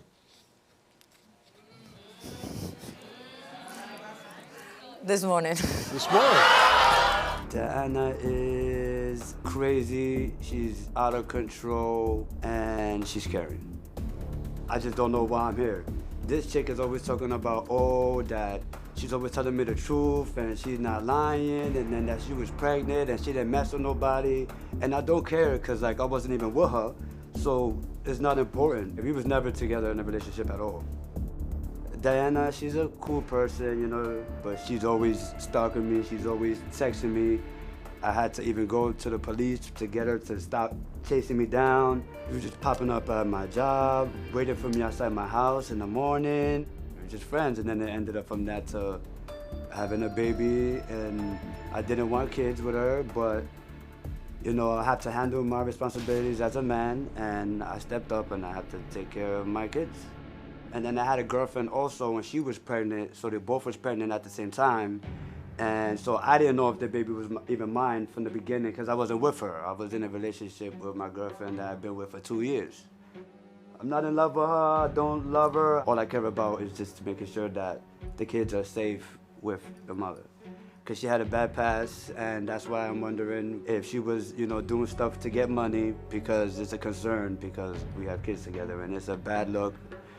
And it's kind of is embarrassing, you know what I'm saying? Like, but I didn't even want to come here for this, yo. This is crazy. She wants to do the lie detector test because she wants to prove to me that she wasn't having sex for money. And she wants to prove to me that she loves me and that she would do anything to prove to me for us to be together. I'm not with it. I don't want to be with her, but I do care about her. But even if it comes out that she did it and it's true, I would be proud of her for not making the same mistakes. But I probably wouldn't be with her, no. Diana just needs to realize that I do not want to be with her. As well, I hope that everything ends up all right, though, because, yo, it's going to be mad drama after that. Yeah, and my response, and I don't know him, but I'm playing devil's advocate here. He's using you. He's using you for sex because you allow him. He's with somebody else, but he could come over, have a great time, have sex with you, and then just leave. And when I say no and stuff, he gets mad at me. And he's like, oh, why you acting like a sin? But so what? Like, he wants to play, and 90% of that is because he's on TV. Do you stalk him? And he's mad his little girlfriend's gonna see it, that's why. And he wants to make her seem like I'm the delusional one, I'm the crazy one, and do you stalk him? I don't stalk him. I stalked him in the beginning, yes. But no, I'm gonna tell you how I stalked him, though. I went, because he used to get mad at me. I knew where he worked at and where he lived at. So I used to be sitting right there, and I used to be like, so since you don't want to talk on the phone, we talk in person. I'll admit, yes. You know, I was a little crazy in love with him. Sounds like you still are. I am. I'm not going to sit here and say I'm not. But I've learned to, like, be okay with letting him go if I have to. All right, when's the last time you slept with her? Like, last year? It was like last year or something like that, yeah. Because I live with my girl, so I'm with my girl, I'm working, you know. He lives everywhere. He lives in Bronx, Brooklyn, Queens, Staten Island, everywhere. Where anybody gives him a place to stay, he's living. Is she totally lying? She a liar. Okay. She just She lied. said she slept with you this morning. She didn't. She slept with you last night. She didn't. Okay. Let's see who's the liar in this show. You're going to be the liar in this show. But you do, she is the mother of two of your daughters, Yeah, and you see the respect I get talking. You can't even respect me as the mother of your daughters. So I come around. The best thing you gave me was those two little girls. I just started coming around because when the babies were born, I had to take responsibility as a man because I did have sex with her, so we had a baby. So I had to take care. I had my responsibility as a man. So I started taking care of my daughter 24/7. She only saw the baby 1 hour a week for like 8 months. Nobody was seeing the baby. Something like that. Nobody was seeing the baby for no 1 hour a week. You was letting me sleep over and everything. She started getting her visits back and stuff like that. Stop the lies on TV right now. Because I'm good-hearted, even though she made mistakes. Look at that. That was just the other day, celebrating our daughter's birthday. Even though she made mistakes, she's still... You slept over that day, too. She's still my daughter's mother, so I have to accept the fact that, you know, I have to deal with her. Your bitch was mad about that whole because we family and Hold on, one at a time. You say you have moved on, right? Yeah, long time You're with ago. another woman. Yes. And you've been with this other woman for how long? 2 years. He's with everybody. He's with everybody. And, He got 4 other girls he cheated on her with. Okay. Please, he's how up many on children everybody's do you have with Facebook. that woman? None. None? Yeah, she was pregnant, and then we ended up losing the baby and Okay, stuff I'm like sorry that. about that. And then she was pregnant. For 2 and years, then she's been pregnant. For some reason, I don't know, which is weird. They were both For a whole pregnant. year, she was pregnant. And then, you know, my wife, the But girl you I didn't was even with, see she lost the the baby, sonogram and then she ended either. up keeping the baby. No. So it's funny because when she said she was pregnant the second time, I was like, oh, congratulations. You know, I felt bad for the dude you with, because you're probably going to beat on him like she beat on me. I did She not beat beat on on him. me, I got to run to the But the police. dude was you. Huh? Exactly. Stephen, after you told your girlfriend that you were coming here with Diana, she reached out to us and she wanted to come. So she's here backstage. Let's bring out Julie.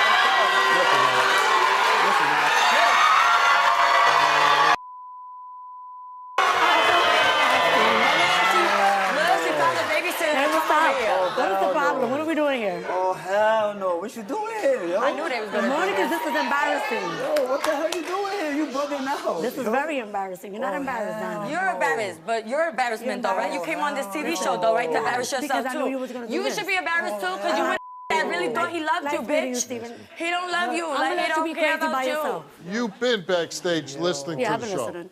When she says she slept with him this morning, she slept with him last night, is that possible? No, I was actually on the phone with him all night last night. Last night? Yeah. How about this morning? This morning I wasn't because I was Yeah. coming here. Yeah. I don't entertain nothing she says. I'm not Do you entertaining think that it. she's lying that all this time that she's still been sleeping with him? Let's just skip to the test. I mean, let's be really clear. She lies about a lot, and I don't have time for it. I'm not But what here. if I'm he not here is to entertain sleeping it. with her? What would you do? I mean, that's a different conversation. Yeah. You get what I'm, that's for me to deal with him. Yeah. Yo, what you doing here? Okay, we broke your test No, up I'm not into entertaining. 3 different parts. First, prostitution. Since February of 2021, have you engaged in any physical sexual activity She was gonna with make it sound anyone embarrassing. in exchange for money or gifts? You answered no. Since February of 2021, have you ever sold your body in any way? You answered no. The results of those 2 questions came back the same, and it came back that you told the truth. Then we asked you about cheating. Besides the one man Steven knows about since February of 2021, have you had sexual intercourse with any other man besides that one man? You answered no.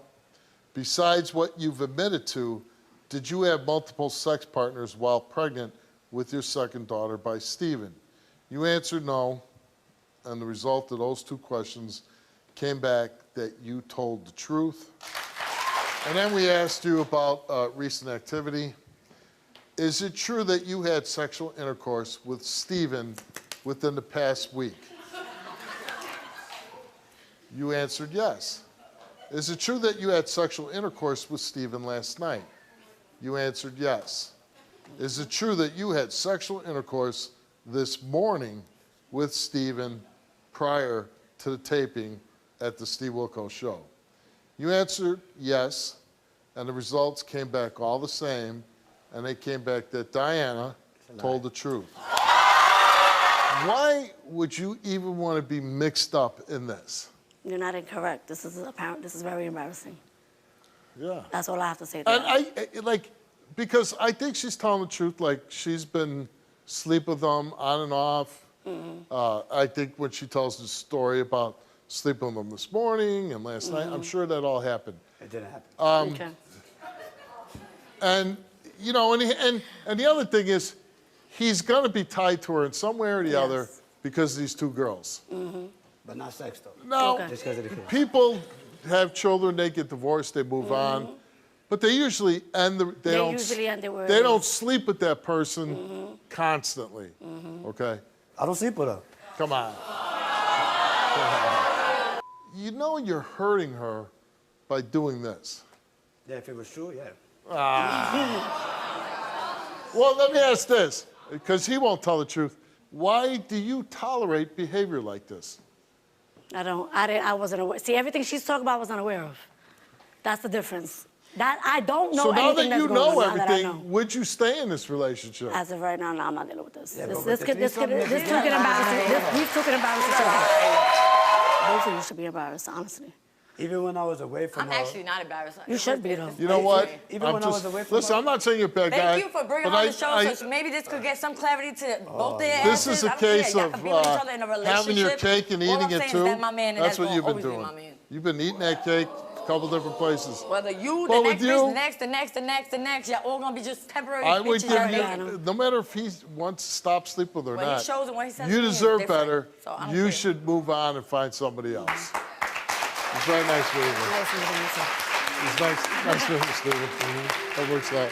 Very nice meeting you. That was a wild story. And how about the face tat? Would you guys ever get a face tattoo? After I saw Mike Tyson, I said, I don't think I'm going there. I can't lie to y'all. I would. If I didn't have this career, I would have a face tattoo. I'm tatted up. I got tats everywhere. Like, I go down. I'm full of them. I tell my kids the same thing my dad told me. You get a tattoo, I'm ripping it off.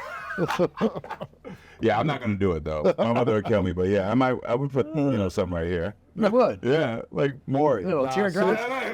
You don't No, know. wait a You got minute. this perfect skin. You got a nice looking face. Am I wrong, or do gangs have certain tats? They do. Some of them do. On face. That's why I said I put Got Maury the teardrop. Okay. So take a moment. We're going to celebrate that Steve is going into his 18th season. Look at me. We're on the Steve Show. You're not going to talk circles around me. We're not picking sides here. We're exposing the truth. You can get the hell off my stage. You know, I mean, if anybody knows about Steve, I mean, he went from a police officer to guarding Jerry as his security guard to a daytime staple. Yeah. I mean, so Steve, congratulations. Thank you. I'm glad to be here. Yes, you are. Yeah. You should be. You should I be am. happy. You know, because when my show launched, people were laughing at me. They're like, Jerry Springer's bodyguard, you're not going to last 13 weeks. So, 13 weeks, 18 years. seasons. Yeah. Great. Yeah. All right, Steve, let's go back. You're back in Chicago. Give me a memorable story. So, you know, I don't have a lot of memories of things. Like, you know, things fade away after time. But we did a show with a young woman who said that I had arrested her for shoplifting when she was a young woman. And she said that after I arrested her, that I shared some words with her that changed her life. And she came on the show to talk about it. Oh, that's amazing. Wow. Here she wrote, "Hey, Steve, you changed my life with words back in '98 in Chicago. Stealing at Target. Thank you so much." So police officers came. One police officer's name was Steve. And he was a big guy and bald. And I kind of intimidated. But he was pretty upset with the situation. Saying, you know, that he shouldn't be here. I should be at home with my daughter. I'm out here stealing, and there's other people out that need their help more, and there's more serious situations that need attending to. And he's like, "So, what made you go out and steal tonight?" And I said, "I don't know." I said, he goes, "Why? Because you're doing drugs?" I'm like, "Yeah." He's like, "So you got any kids?" I'm like, "Yeah, I do. I got a daughter." He's like, "Well, where's she at?" And I said, "Well, she's with family at the moment." And he's like, "Well, don't you think you should be home with her?" And I go, "I should be." And he basically said, "Well, do you have a mom?" And I said, "Yeah, I have a mom." He goes, "Well, how do you think she feels about you being out here?" And I said, "I don't know, because she's on drugs too." And he's like, "Well, you're following into her footsteps. You think you want to do that to your daughter?" And I'm like, "No, I don't." We don't get a lot of people that I arrested back in the day. But, you know, this woman said that I arrested her, and it turned out to be a positive experience for her. Like she says, because the words I shared to her when I locked her up, it changed her life. People do be stealing, though. Let's take a look at some episodes where everything from vacation money to identities were being stolen. Have you ever lost trust in your partner? Have you ever questioned if your future of your relationship is on the line? That is the issue with my next guest. Augie suspects that her soon-to-be wife has been gaslighting her, lying to her, and is possibly guilty of stealing her identity. She is here to decide if she should move forward with her partner and the relationship. Everyone, please help me welcome Augie to the show. Hey. Hello, how you doing? I'm really good. Okay, Augie, I want to start off by you telling me about your relationship. Well, let me start off by saying it was like the love dream, you know what I mean? Like, I met her, she was a friend at first. She came through and just gave me everything I wanted, and then everything just like changed, and it just became so much, like with the lies, the cheats, the everything, and it was just so bad for me. It's like, dang, you was just my high, now I'm just back down low again, and it hurts, you know. What lies have you caught CB in? I've caught her in lies about cheating, and she started lying about talking about me. Like, it was stuff that I was catching with the chats, the pictures, the everything, and she was just lying about it, and it was just getting to me so much.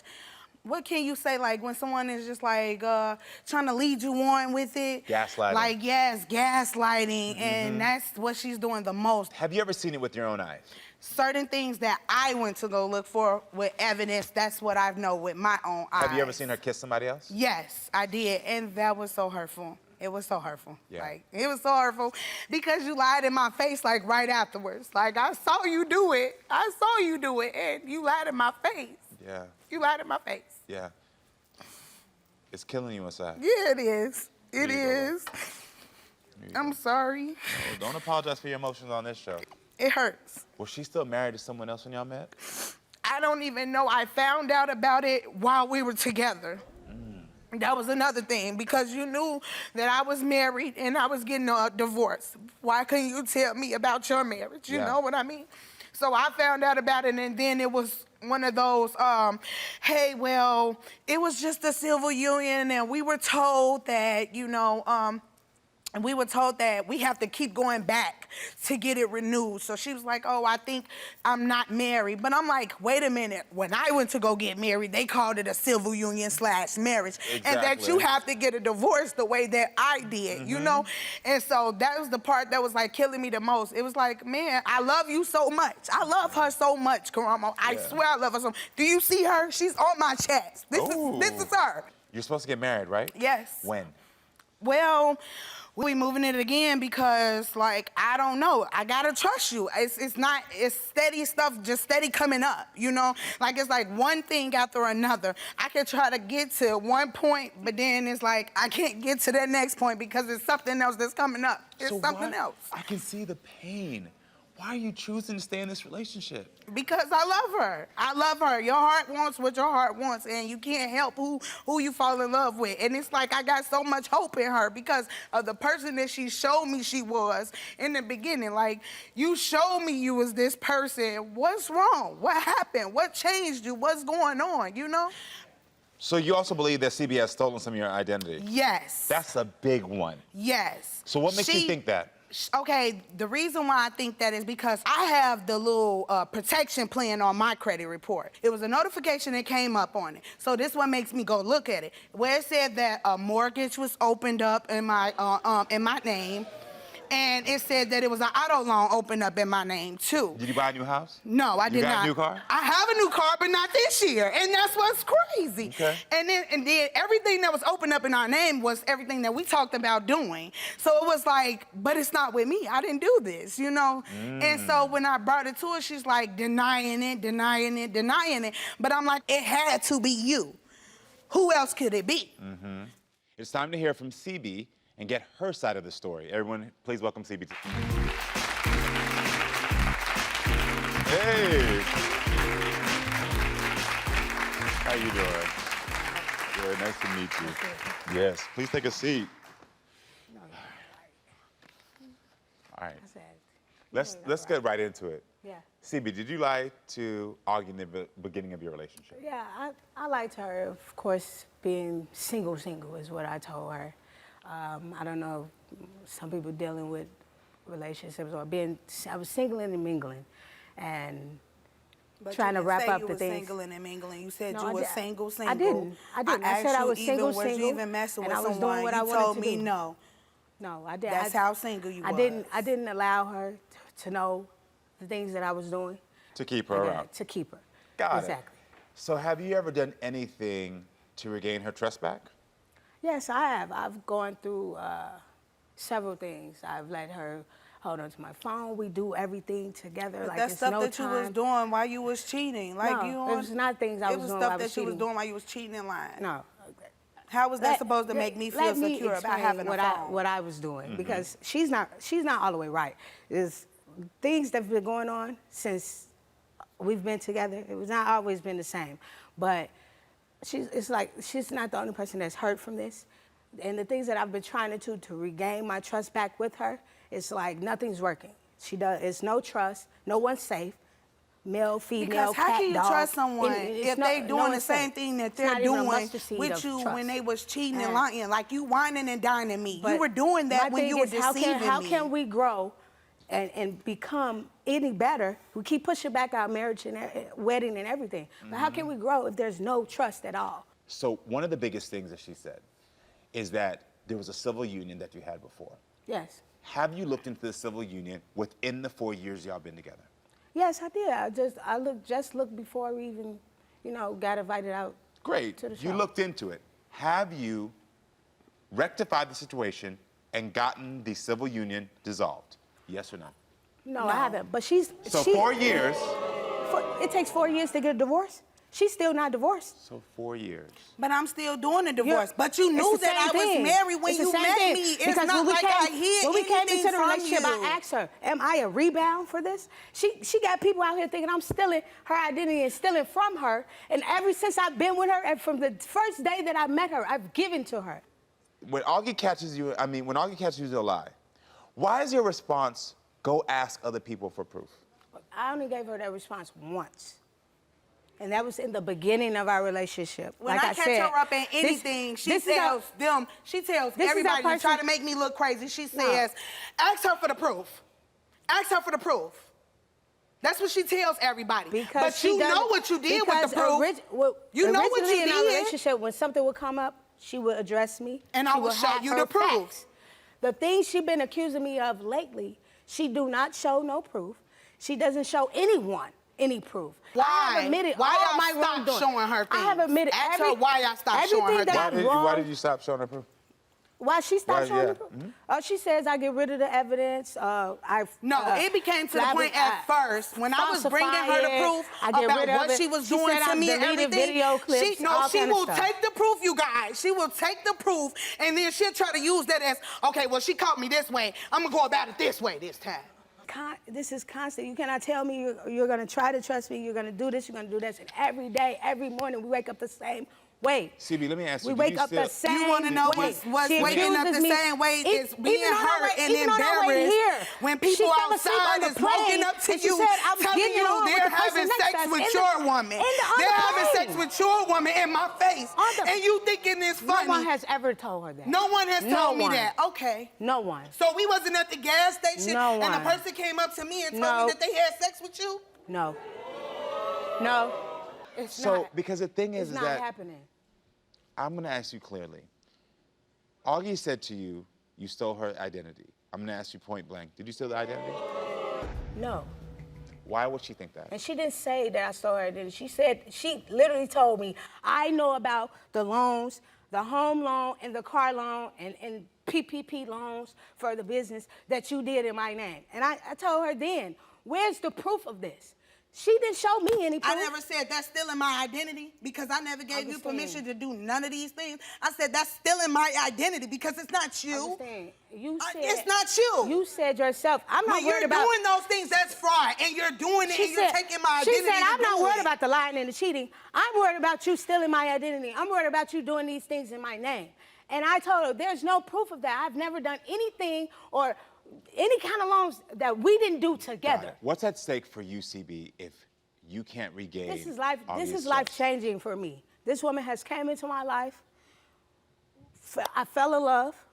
Love at first sight. I'm not gonna lie. So if I'm all of that, then why do me the way that you do me? Can I why say? cheat on me? Why lie to Can me? I finish When you answering don't my even have- question? Let me tell you something, Karamo. Can I tell you something? Tell me. She don't even have a reason to lie to me about lying and cheating. You choose to lie and cheat on me because even in the beginning I told her, you want to sleep with somebody else? Let me know. Communicate with me. Everything I say, she's changing. So Do you understand what I'm well, saying? you're both When doing it at the end of the day. You just said, because I'm looking at both of y'all, because both of you are making a choice to be in this relationship. Both of you are making a choice to continuously to be in this cycle.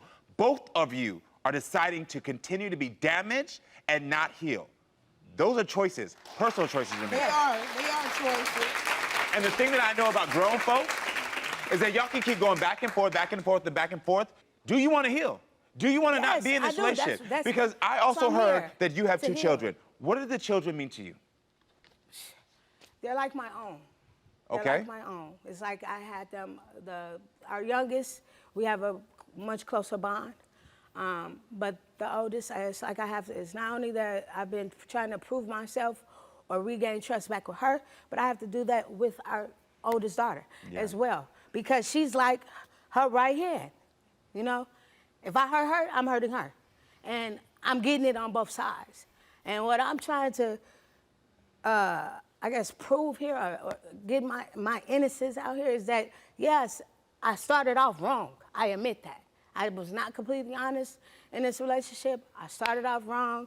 I guess you could say I was trying to be a little greedy, you know, but I was getting rid of my baggage and was trying to be monogamous and how you getting rid of your baggage and I caught you downstairs in the bathroom telling this girl that I'm just a friend, you just over here helping me, you still want to be with her, she the real Mrs. Lewis and everything. How is that I tell her how you all the trying to time. get rid of them? I tell her all the time. That's one thing we go through a lot. We'll speak, or she'll tell some stuff about something, and then when it's time for me to talk, she does not let me get my whole statement out. My thing is, a lot of stuff that she comes up with and will accuse me of, I've never even thought of in my life. Wow. Never, ever. Wow. And she'll come up with like I said, if she can't see me, as far as she can throw me, if I go around the corner right now, Okay. I'm cheating. I'm gonna break this back up because I'm dealing with adults here. And the way y'all are arguing is like y'all 15. Augie, I'm gonna ask you the same thing I asked you before. Why are you staying? Confront yourself with that question. You don't think you deserve better? Yes, I know I deserve better. Then why are you staying?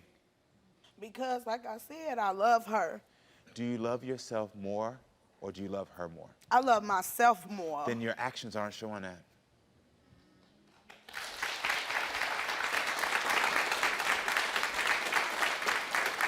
Because I don't understand what is happening here. I just see somebody that's hurt and has dealing with trust issues, and I can tell you for a fact that I don't know you, but them trust issues came way before CB. Yes, they did. But I'm also gonna tell you Yes, they did. that you probably been in a pattern your entire life of manipulating people because you're smooth. Yes, she did, and she uses it.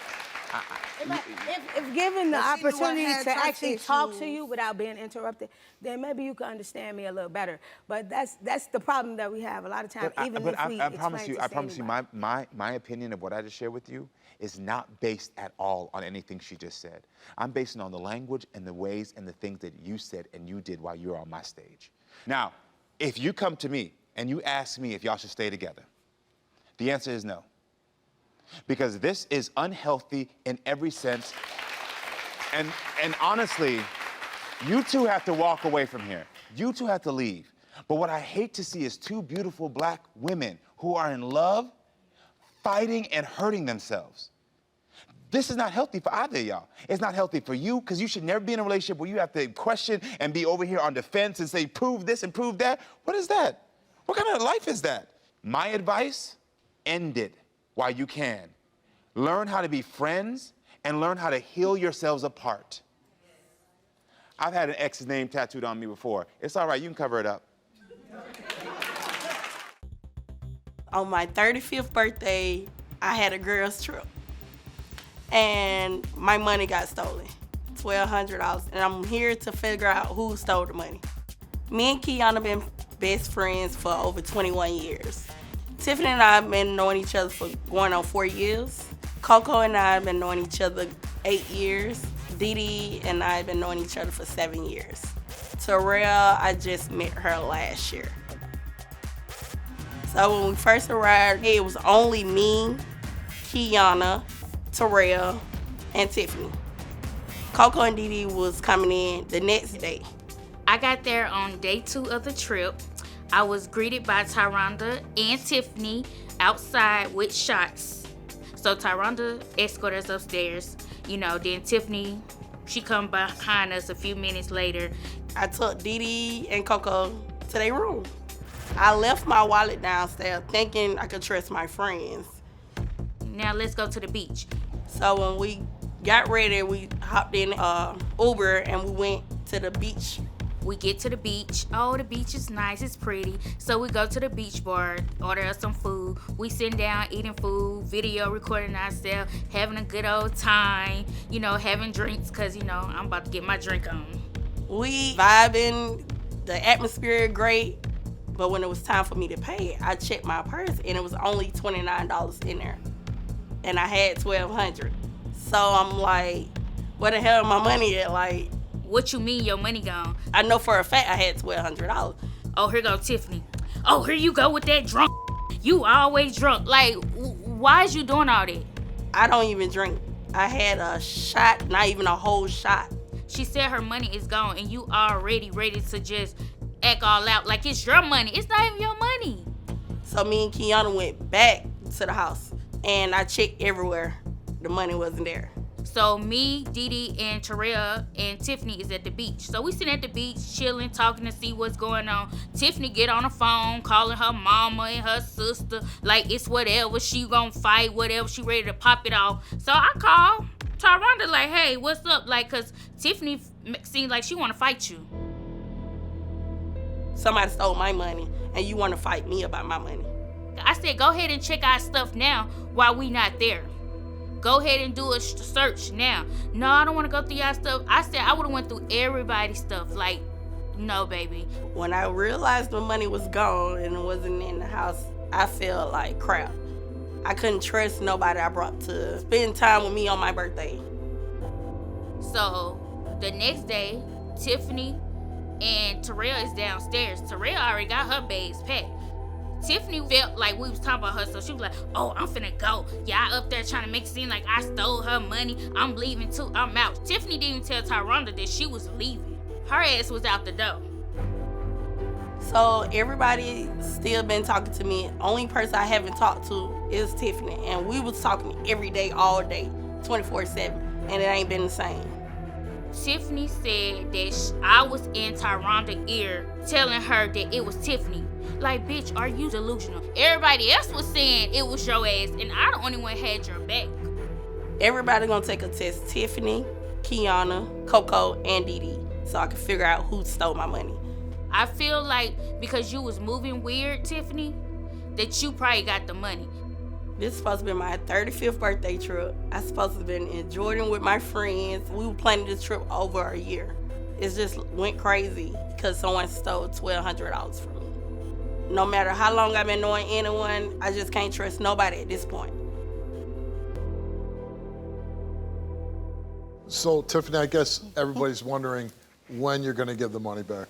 I don't have the money to give. I didn't steal the money, Steve. Yeah. I don't know where the money at, and at this point, I don't even where the money at.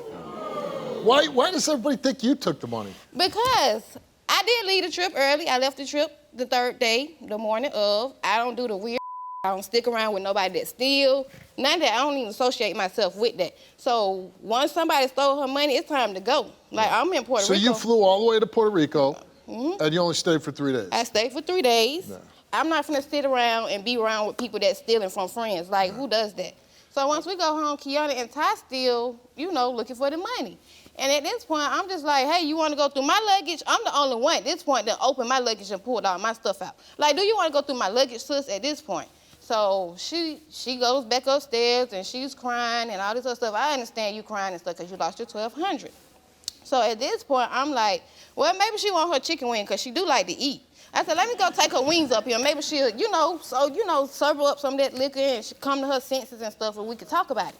No, she kept brushing me off, Steve. So I said, let me just take the wings, put them in the refrigerator. At this point, we playing games. Then all I hear is rumbling. She coming down with her luggage, bumping on the steps, putting the pants on. Talking about, I know who took my money. If y'all don't tell me who took my money. So at that point, I'm getting fed up at this point. If you know who took your money, sis, let us know who took your money so we can whoop their ass. You want to go home? What's wrong with you? I ain't even steal your I never told you.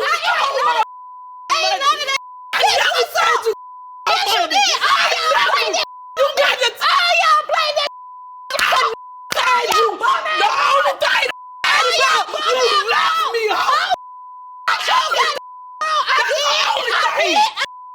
Whatever. Okay. You haven't seen her since the trip in Puerto Rico, right? How was the trip? Depressing, like really. I ended up trying to have some fun, but it was depressing.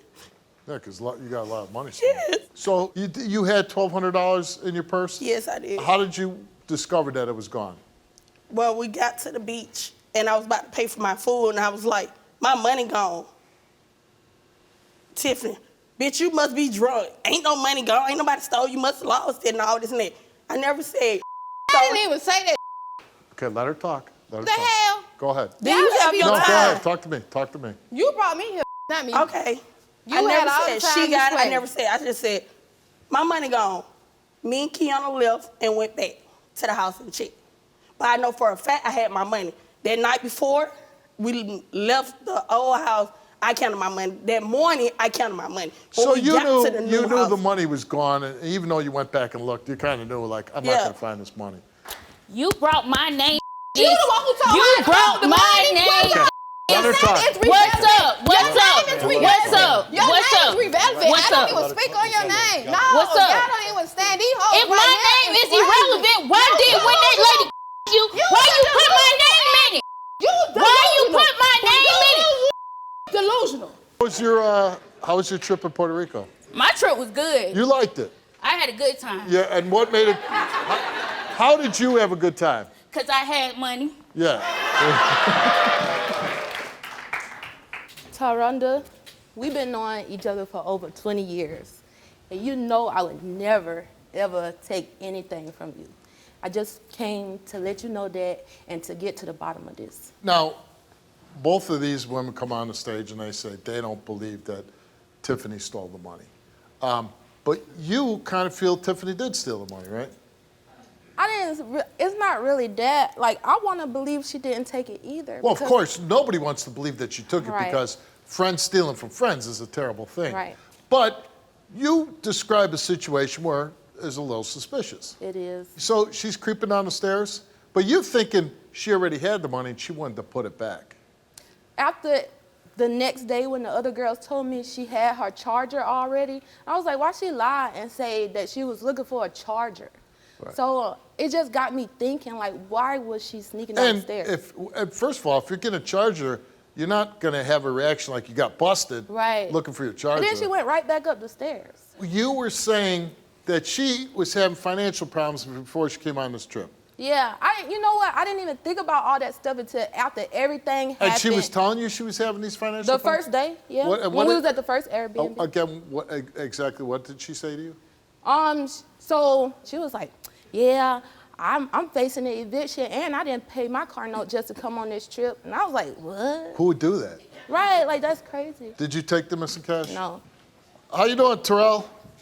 I'm doing good. How about yourself? I'm having a great time. So, did you take the money?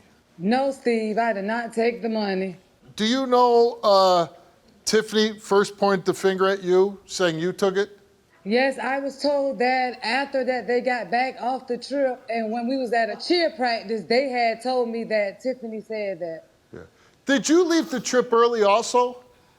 Yes. Why did you leave early? Because I felt a different vibe from when we first got there. I understand that Ty lost her money, she was upset, but I was new to the group, and so I felt a different vibe, and so my mind told me it was time to go home, and that's what I did. I called my husband, and I went home. Where's Tiffany? Yeah, I got some words for Tiffany. Because I'm the one that said she took the money. So I need to address her. She said that you took the money? No, I said she took it. Did she take it? I didn't see her, but the way she was acting, she took it. Tell me about it. So when we arrived to the beach, we all ordered our drinks, and when it was time to pay for the drinks, Taronda went in her wallet, and she was like, "What is my money? Well, I only got $29. And then Tiffany goes, "Oh, you a drunk bitch, you lost that money, you spent that money. If this your friend, why are you acting weird when she said she lost her money?" She doesn't even drink. She don't. Me or her don't drink. Right. Yeah. Bitch, you a lie. Come on the stage, bitch. But she says you came down, you had a lying. really guilty reaction when she saw you, and then you were like, oh, and that you said you were looking for your charger. Everything they done said, is a lie. I don't even understand. Then they talking about my RICO and my eviction. That ain't got nothing to do with this trip. And I didn't even Were you tell y'all suffering that. financial Y'all troubles? are following me on Facebook and Instagram. I did not get my car I didn't don't go in follow you. repo. That was into July. Right. But guess I mean, what? I still have my car. Yes, I did have when eviction. you were going on the trip, were you having financial No, problems? I was not. I Okay. hustle and grind for every dime I make, and Tyron to know that. Like, come on. All right, Dee Dee. Yeah. A little confusing for me. Huh? Okay, Dee Dee, you're up first. Do you have knowledge about where Tyronda's missing $1,200 went? You answered no. Did you witness anyone steal $1,200 from Tyronda? You answered no. Do you know for sure who took the missing $1,200 from Tyronda? You answered no. Back in May of 2023, while in Puerto Rico, did you steal Tyronda's missing $1,200? You answered no. The results came back all the same, and it came back that Dee Dee told the truth. Kiana? Yes. Okay. You're up next. You look too sweet to steal. I am. Dang, what about me? We asked you, do you have knowledge about where Tyronda's missing $1,200 went? You answered no. Did you witness anyone steal $1,200 from Tyronda? You answered no. Do you know for sure who took the missing $1,200 from Tyronda? You answered no. Back in May of 2023, while in Puerto Rico, did you steal Tyronda's missing $1,200? You answered no. The results came back all the same, and they came back that Kiana told the truth. We asked you, do you have knowledge about where Tyronda's missing $1,200 went? You answered no. Did you witness anyone steal $1,200 from Tyronda? You answered no. Do you know for sure who took the missing $1,200 from Tyronda? You answered no. Back in May of 2023, while in Puerto Rico, did you steal Tyronda's missing $1,200? You answered no. The results came back all the same, and it came back that Coco told the truth. So Tiffany came here, and we asked her, do you have knowledge about where Tyronda's missing $1,200 went? She answered no. Did you witness anyone steal $1,200 from Tyronda? She answered no. Do you know for sure who took the missing $1,200 from Tyronda? She answered no. Back in May of 2023, while in Puerto Rico, did you steal Tyronda's missing $1,200? She answered no. The results came back all the same, and it came back that Tiffany did not tell the truth.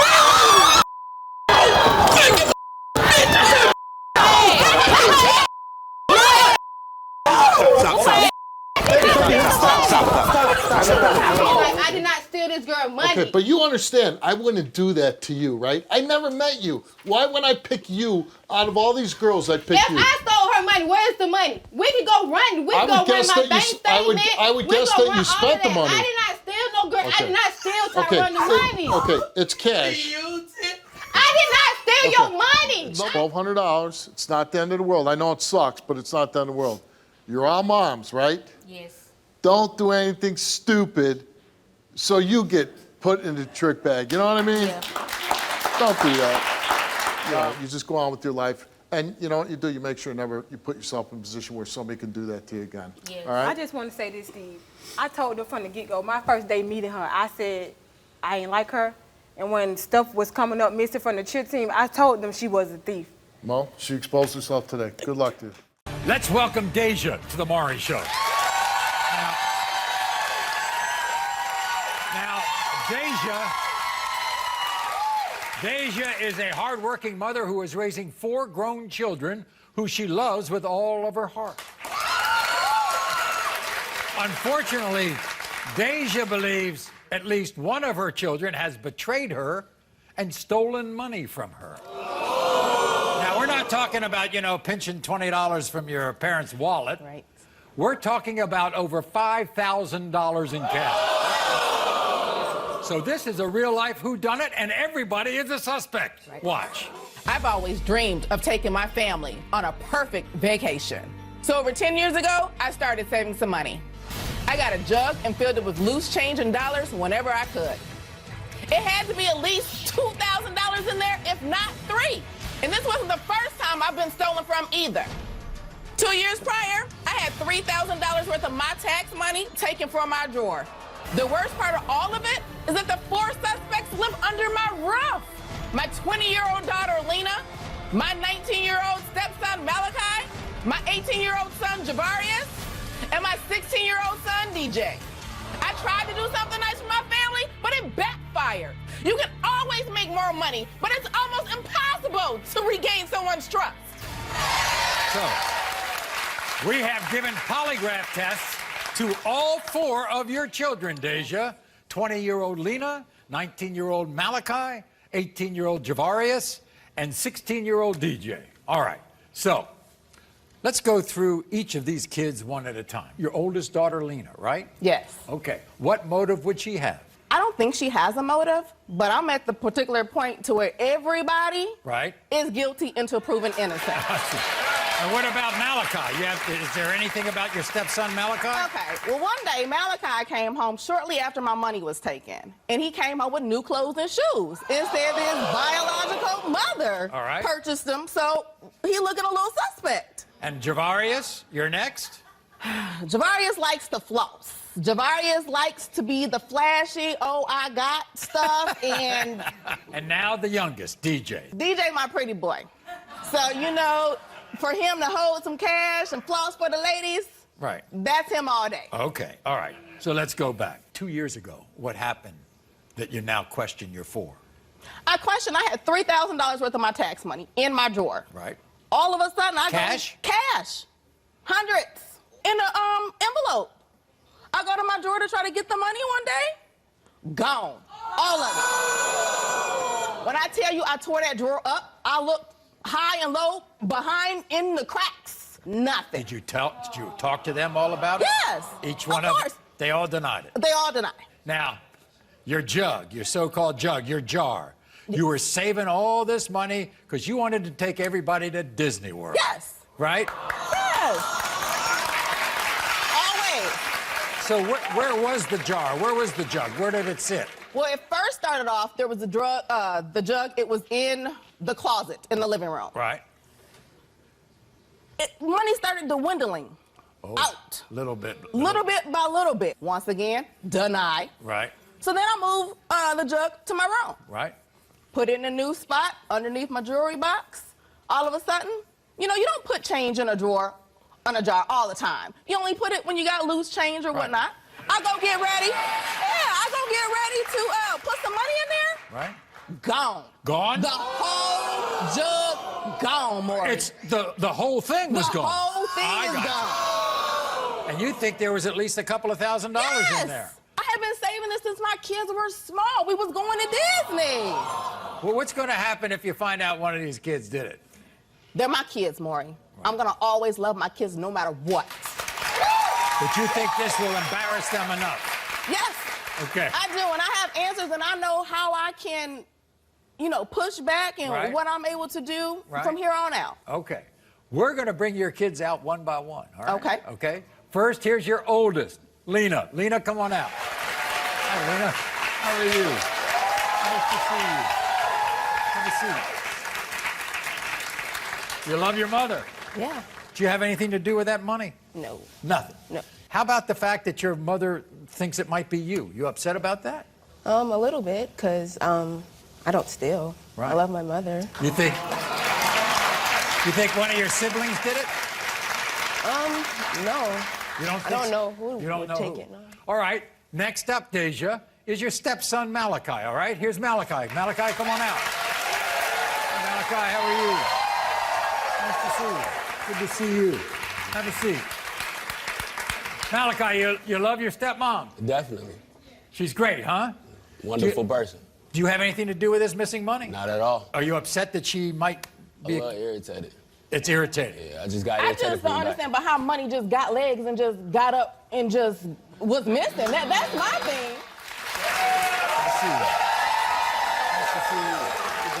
Good to see you. Have a seat.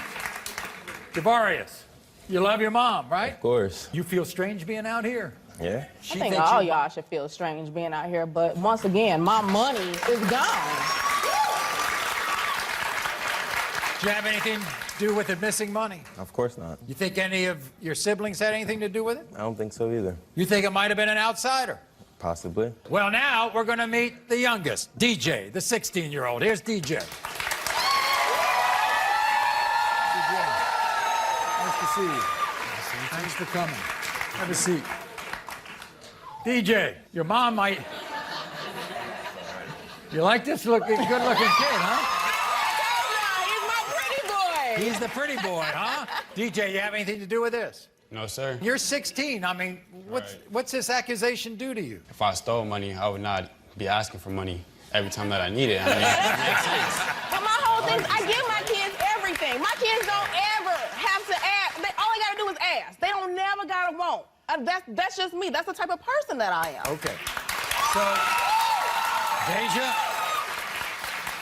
we got all the lie detector tests, all right? We're gonna find out right now. We're gonna go with each incident separately. First, we're gonna deal with the tax money, all right?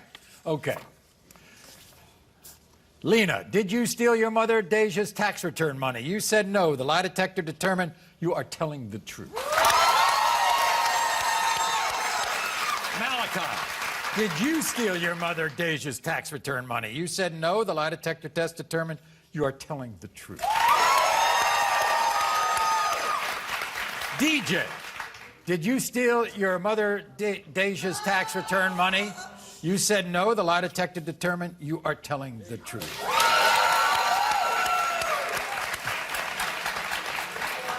Javarius, did you steal your mother's Deja's tax return money? You said no. The lie detector test determined you're telling the truth. That's music to my ear. That is music to my Somebody else in your house you don't know about? Mom, come on now. Be here. They aren't able to be here, but that's okay. Well, guess what? We got the jug money. Yep. All right. We got that mystery, all right? Yes. Lena, did you steal your mother Deja's jug full of money? You said no. The lie detector determined you are telling the truth. Malachi, did you steal your mother Deja's jug of money? You said no. The lie detector determined you are telling the truth. DJ, did you steal your mother Deja's jug of money? You said no. The lie detector determined you are telling the truth. And Javarius, did you steal your mother Deja's jug of money? You said no, and the lie detector determined that was a lie. Really? I don't steal from That's you. what we doing? That's fine. You can believe whatever you want. this There's ain't no gonna make test that's itself going to out. tell me what I steal and what I don't steal. How, I've Jabari? never been afraid to ask you for anything. I mean, really? Come on now. Like I said, my suspicion was true. That's fine. Just like you thought I stole your tax money, you were wrong. No, I didn't say that. You did. No, I said that you stole the did. jug of money. No, I did You not. I did. said you could have been a That's suspect. fine. Like That's I said, fine. until proven innocent, That's fine. you's a suspect. That's fine. Right now, That's fine. right now, That's you fine. you guilty. I've managed to get my own money whenever I want and get whatever Right, I and need mine on too. my own. And I don't, mine too, I don't though. have to steal from you. Okay. I've had a job since 15. What's going to happen? What's going to happen? You know what, Maury? I really don't know what's gonna happen. You said But you love all your kids. I do, and I will continue to love him. But I know I got limits now. To where I'm at. But that's still my baby. We'll be back right after this. To lose your vacation money to one of your own children that you were going to take a trip on? I mean, that's cruel. Yeah, it's wild. And you know what else is wild? You're going into your third season. Hey, I'm trying to catch up with y'all. Hey. This is your truth to open, not mine. Shut up, I'm talking. Cut the show. I'm done. You just wasted America's time. Are you ready for this? You ever dream about something like that or not? Yes, this was my dream. Really? This has been my dream. Oh, yeah, you've been looking at us. Yeah, yes, I was. Yes. Does anybody grow up saying, I want to be a talk show host? Me. I was literally the kid that wanted to be a talk show host. Listen, everyone. Now, let me show you one of our favorite and most viral moments from season 2. My mama listens, but she don't hear. Okay, give me an example. Please. Like, I told her, like, hey, Mom, I got violated and stuff like that in so January. sorry. I'm so sorry. And she lit a cigarette and was like, okay. And then she didn't say nothing, and I got up and I walked off. What was going through your mind at that moment? I was molested when I was younger. This is a triggering conversation for me. One thing I will not do is sit here and be ridiculed by my own child who knows I will go to the ends of the earth for you.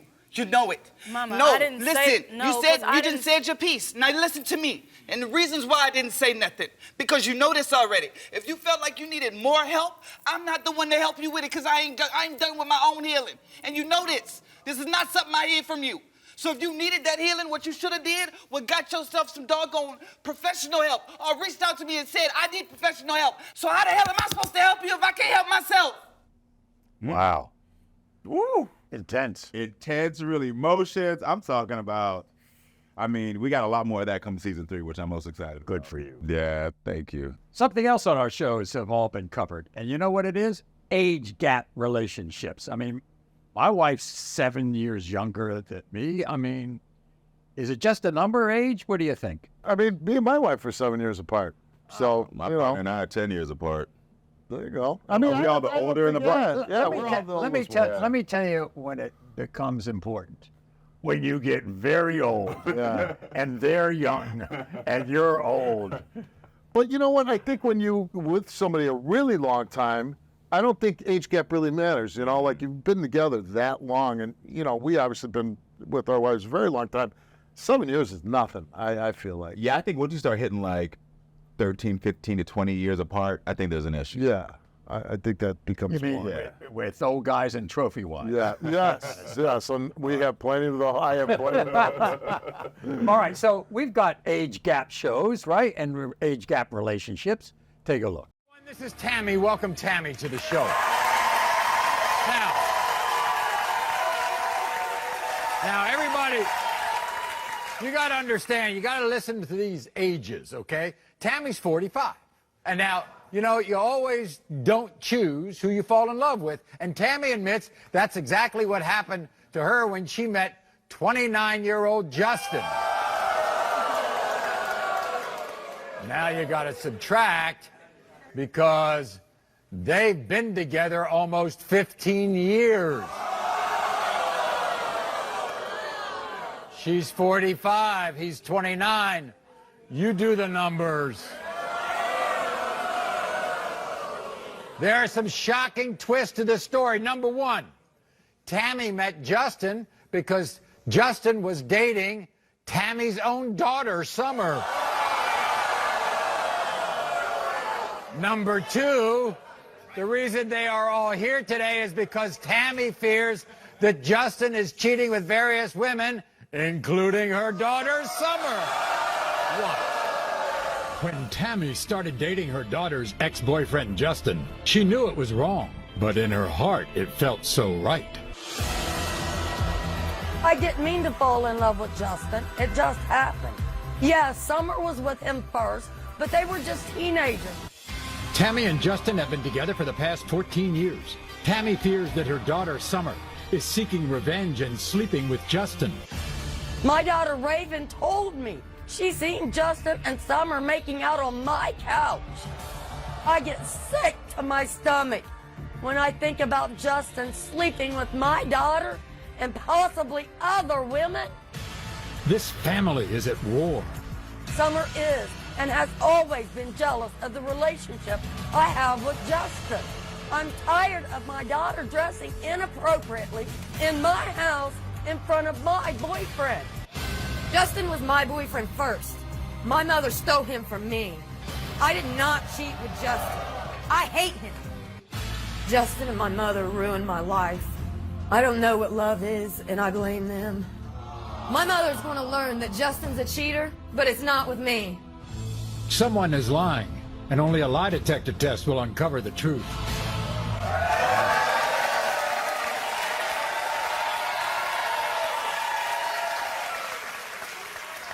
What a story. No wonder your daughter's jealous of you. You took her boyfriend from her. But I loved him, Maury. You loved They were him? just teenagers. Yeah, There was why did you nothing lay serious off? They there. were 14, 15 years There was old. nothing serious. They were kids. I loved him but at the time, that's serious that a 30-year-old woman goes and takes a 14, 15-year-old boy from you. There was nothing there with them two. So you just pounced on him. It was about the same. By the way, what did your other daughter, Raven, say about Justin and Summer lately? She told me she came down my stairs and seen Justin and Summer sitting on my couch, hugging and kissing. Maury, that's not fair. That's not fair to me. They live in my house.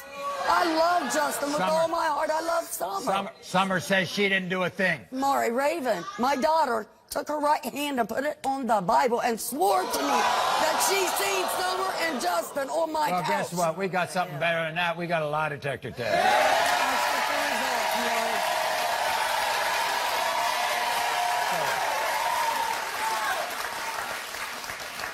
Now, I'm looking at Summer. You say that she walks around the house and looks all... Oh, my God, Maury. She wears shirts that she bends over in front of Justin. Her boobs is hanging out. She wears shorts. Her butt's hanging out of them. I have to tell her, Summer, put on clothes. Wait a minute. You talk about your boyfriend, but you think your boyfriend's messing around with other women, too. Absolutely, but I don't want it to be my daughter again. Not my daughter. Oh, so you can accept him messing around? No, I do not accept nothing. If he's cheating, it's over. I'm done. He's out of there. I'm tired of it. I'm done with it, Maury. You also think Summer's stealing from you? I think Summer's stealing from me, but not only Summer, Justin also. Justin, you know what Summer I said? have money in my purse. Yeah? Next day I get up, money's gone. Only Summer or Justin is in my house. I could have done this. Medicine too? Medication, yes, I have it right in the line. What, your I pills? mark my bottles, yes. All right. I get up, medication gone. Gone. Only Summer or Justin one did this, Maury. You know what Summer says? What Summer says? Not her, it's Justin. Let's get the lie detector test. By the way, you have another child, don't you? Yes, I do. His name's Robbie. Absolutely. Robbie is here. Robbie, nice to see you. You think your sister is messing with your mom's boyfriend? No, I do not. You do not? No. Why are you here? To defend my sister. Oh, to defend your sister.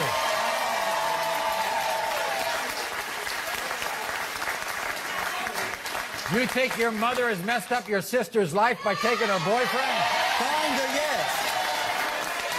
I don't think I've messed up her life, no. You don't think you messed up her life? don't think She I've says messed she up her can't life. find love. She says she married, can't... Maury. Justin is a She's got cheater. 4 kids. What? Justin is a cheater. He has cheated on my mom more than once. Really? How do you know that? How do you know that? Because my mom has caught him. She has went to the lady's house that he has cheated with. What? One of them. Years ago, it was 10 One of them. years ago. I didn't even see them So you together at the forgave time. him. I seen him later. You forgave him. Yes, I forgave him. I brought him back. You brought him back. I love him, Maury. And now you're I on am in love with him. you're on the Maury show. 15 years. 15 years, Maury.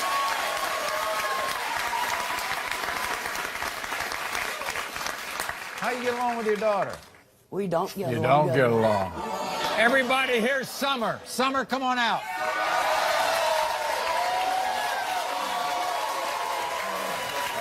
You're about just as pathetic as him.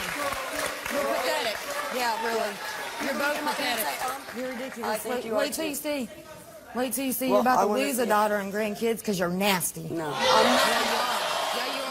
It was nothing. We Well, was you're gonna kids. sit there If it and was shake your nothing ass, because we was kids, you're gonna it was see something that. to me.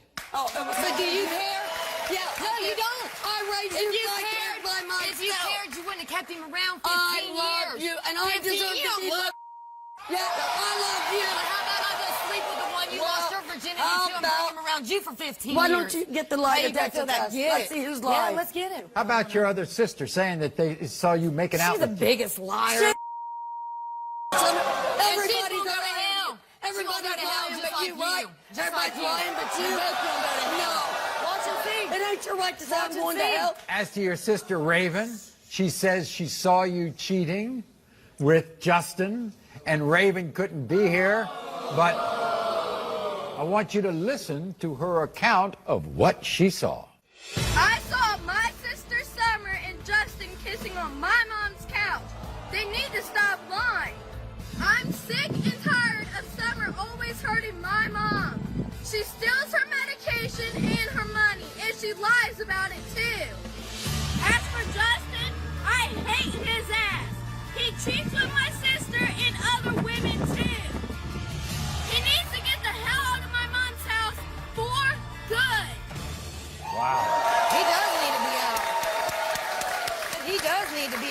sure ain't with me.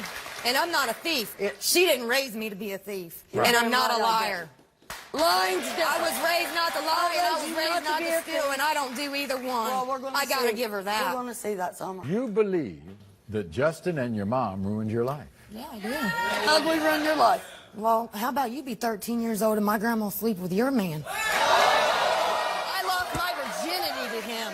You knew it because you just kept him in the house for 3 months while we was both sleeping with him. He was a little teenage slut. Both of us. For I 3 didn't months. know he was Yeah, you still did. sleeping with you. You're a damn liar. Can we get the test, Maury? Tammy, I want to tell you something. You are some piece of work. Yeah. Thank you.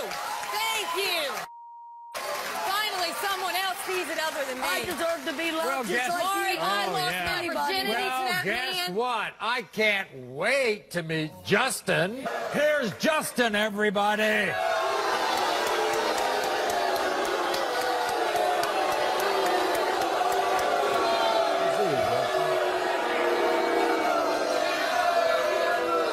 Now, let me get this straight, Justin. You and Tammy have been together almost 15 years. Yes. Have you gone back to your old girlfriend? No. Are you ditching Tammy for summer? No. No? Hell no. No. You better no. I know how. You better hope you're not I know lying. how to let the past die. You better. Raven said that you and Summer were making out on the didn't couch. say And that's a nothing. lie. Yeah, That's she did, pathetic. Maury. Why She couldn't she swore come on the take a Holy test? Bible. And she's gonna go to hell like her. Oh, shut up. Little slut, you're Like you go pathetic. to hell. You're pathetic. pathetic and You're disgusting. pathetic. He's the one that steals from Mom, not me. How about She's that, caught Justin? him too many times. I admit it. Caught I him. have. You stolen There from we her? go. He I admit admits it. it. He has. I admit it. I He have. has Not me. stolen from me Not in the me. past, but not present. Not present. I don't have any reason to lie. She can't get a decent man. You don't she have can't any get reason one to that ain't lie? a cheater and ain't a thief. Well, we're going to find If out she whether needs you a have any. decent man.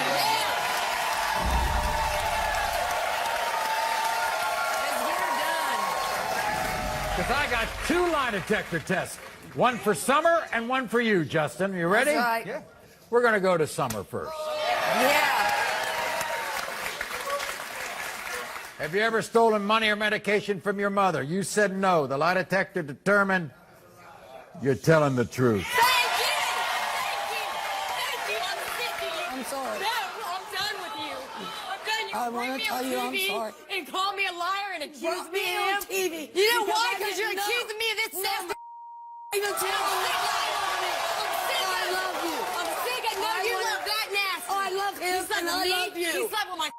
He tried Raven, and you still got him here. and I love You him. still got him here, and you Summer. still accuse me of cheating with him. I'm You still sorry. accuse me of If I- stealing. I I prove wanna myself. tell you, If I'm so I'm nasty, sorry. why you stuck on me? Now let's hear his. Okay, Justin. I'm done. Here we go. Yeah. Did Thank have, you. Did you have Thank any you. type?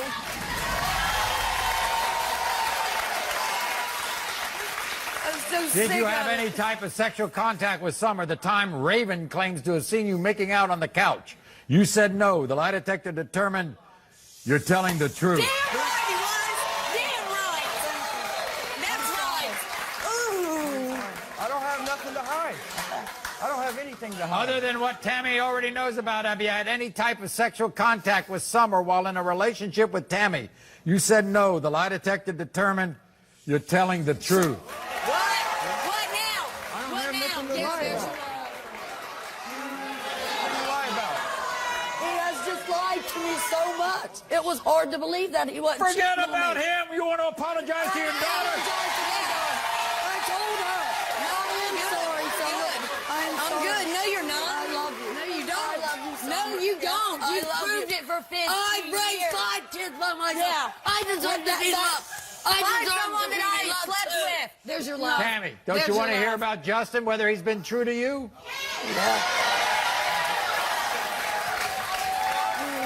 Justin, have you ever stolen money from Tammy? You admitted to our lie detector administrator you have. During your relationship with Tammy, other than what she already knows about, have you had sexual intercourse with another woman? You said no. The lie detector determined that was a lie.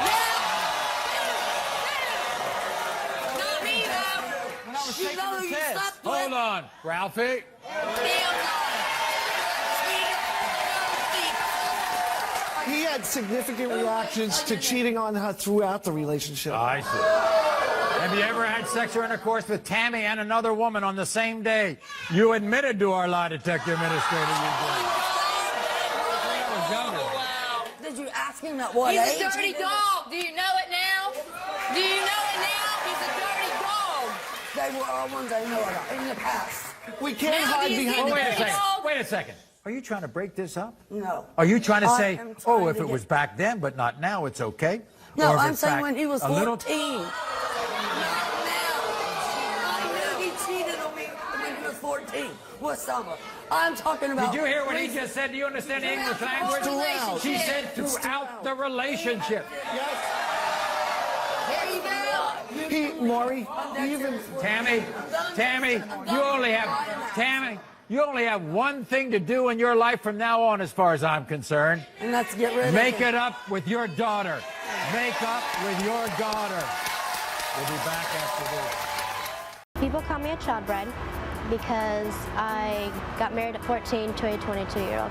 I went to take my daughter, Crystal, to get her dress fitted for her 8th grade graduation. And I asked her if she was pregnant because I seen the stretch marks. 2 days from my 14th birthday, I got pregnant. There was a restraining order on at that time for Matt to stay away from my daughter. But it was already too late. She was already pregnant. Oh, I was kind of upset at first, but they were 11. I think marriage was the right thing. My mom signed her parental consent for me to get married to my 22-year-old fiance. We got married May 3rd of 2005. On May 4th of 2005, the police came knocking on our door. He was arrested for sexual assault of a child. When it hit the headlines, it was literally everywhere. A man who made national news when he was accused of impregnating and marrying a 14-year-old girl pled guilty to first-degree sexual assault today. Matthew made headlines after Nebraska lawmakers decided to press charges against him for having sex with a minor. I think they mislabeled my husband as a sex offender because he's not the typical sex offender. He's labeled as one, but he married his victim. I don't think Matt deserved to get the punishment that he had received. They were only making an example of him. Matt is not a monster. He is not a typical sex offender. He's not at schools. He is with me. How old were you when you got married? I was 22 when I married her at the age of 14. She was 14.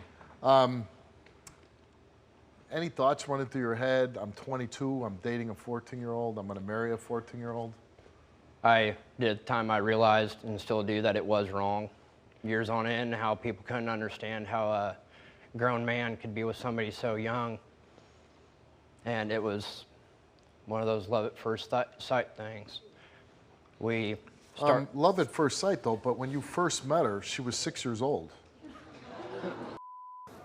She was 8 when I first Oh, she was met 8. her. Okay. And I didn't know who she was, and then... Did you fall in love with an 8-year-old, though? No. Okay. Well, how old was she when you first started having sex with her? I got her pregnant when she was 13. But that's not what I asked you. I asked you how old she was when you first started having sex with her. Listen, I'm not trying to make you uncomfortable. I'm not trying to intimidate you. You went to jail. You did your time. I'm just asking a question. She was 12. She was 12 years old. At that time, how old were you? 21. 21. You're 19 years old now. You have 4 kids. Your feelings about that? Does anyone else have 4 kids? I have 2. How do you feel about that? I feel great about it. Thank you. You were just answering my question. Why does anyone want to get married? Honestly, I mean, well, I'll answer that. I didn't want to get married when I was 14 years old. I don't know how you were when you were younger, but when I was 14, I was not the typical child. And what made you not the typical child? I was in resource in most of all my classes due to my high knowledge. You were what? High knowledge. No, I mean before. I could not do add and subtract in 2nd grade. I was doing multiple and division. I was not a typical child. Am I saying you were I'm very smart. Very smart and very mature. So you're saying at 14, you were capable of being in an adult relationship, having a sexual relationship with a much older man? Why not? Well, I would think that even as your husband has stated, he certainly wouldn't want someday your own daughter to grow up to be 12 years old having sex with a 20-year-old man. You don't know when you're going to fall in love. You could fall in love at 19. You could fall in love at 30. In your opinion, then, can a 12-year-old consent to sex? They do where we live, yes. No, I'm asking you. Do you think a 12-year-old can consent to sex? If it's my child, no. But if it's anyone else's, I really don't care. A 12-year-old isn't too young. A 12-year-old's more mature than a 10-year-old. Hold on. But the same argument could be made, an 18-year-old is more mature than a 12-year-old. I guess that would be possible. I mean, there's laws that say this is illegal. Yeah, but God did not write those laws. And is it necessary for God to write the law to make it, worth being a law? There's reasons why we make these laws. Yes, to protect but children. It's not illegal to a wife. But when you were 12 years old, you weren't his wife. When we got married, the judge didn't really, we had a child. It was DNA proved, or not necessarily DNA proved, but... He was the only man you had sex with. Right. But it's not like I was a virgin before.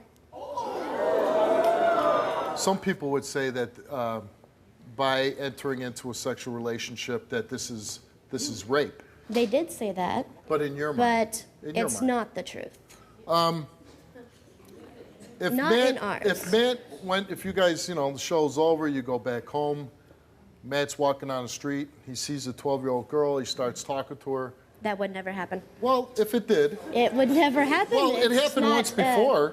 And my question is, if he had sex with another 12-year-old girl, would you want to see Matt prosecuted for having sex with a child? If she wasn't a virgin, yes, I'd want the man What does virginity have anything to do with it? If you're not a virgin, then they can't rape you. At some point, you have to have sex not to be a virgin. But if you are 12 years old and you're not a virgin, the person that you have sex with at 12 years old should not be accounted for. Did you just say if you're not a virgin, you can't be raped? No, I said if you're not a virgin. And you're on the show today and you want what to happen? We don't need people to be making fun of us and constantly, not only Matt, but me, getting in our face, telling us what to do, how to live our life. It's not right. I really don't care what people think of me. Yeah, I was 14 when I got married and had a kid, but it's none of your business. Not one. No one's. It's mine, my life. I'm going to live it the way I want to, whether you guys like it or not. How you doing, Cece? Very good. You signed for your daughter to get married when she was 14 years old. Yes. And what led you to make that decision? She was already pregnant. She was pregnant. She was pregnant. You didn't think of any other alternatives to getting married? Maybe not like what? Not getting married? Like what? Is it your belief? You're Mr. Fix-It Man, so you have all the answers, so say something. You have all the answers. Obviously, you know more about it than us. I'm not claiming to have all the answers in this case. I mean, I know what I would do if I was in your situation. I would have done it differently. I'm asking you, is it your belief that if a young girl gets pregnant, the only option is to get married? If the man sticks around. I'm asking your mom. If he's, willingly to step up to plate and he's the father of their child, why not? At what point did you discover that your daughter was having a sexual relationship? When we went to get her fitted for her 8th grade graduation dress. And she tells you she's pregnant, and your reaction is what? Yeah, at first, I wanted him to go to jail, but not to prison. So I guess something led you to change your mind at a certain time. We had a family group meeting, we talked So you sat down with Matt? Matt and his mom. And me. And you all sat down and you said, you asked him what his intentions were, or? Yeah, and he said he'd like to marry your daughter. Right. And you said? Sure, why not? She's pregnant. granddaughter. You have 3 of them. Someday they become 12 years old. Will you have any issue if a 20-year-old man starts sleeping with your 12-year-old granddaughter? I already tried to protect my daughter. I didn't ask you that. I asked you, would you have a problem with it? I am, but I'm just a grandparent. Okay. So as a grandparent, you couldn't do anything? I'm just asking you. As a grandparent, you couldn't do anything. Like what? If I beat his ass, I'd get put in jail for it. So obviously, you don't have a clue because you couldn't even stop your own 14-year-old daughter from. Don't you make tough decisions for your children, whether they like it or not, so that you get the best out of them, so you make life the easiest, so they're not in a position where life is difficult and life is hard? Is that I what ain't the one with all the answers. You do, obviously. You know what? No. You know what? You know what? I have answers. I have answers when it comes to my children. You ask me anything about my children, I got answers. Damn right. Damn right. You should applaud me, because if you had any of me inside you, you wouldn't be in this situation. You wouldn't be standing on my stage. And I love the fact that you find humor in this and you go like that.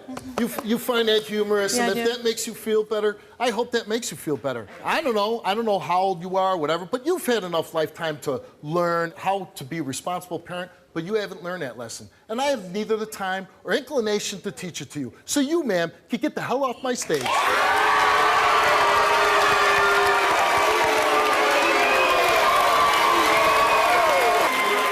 In all fairness in life, your mother let you down. And you're in a situation you are because you didn't have good parental guidance.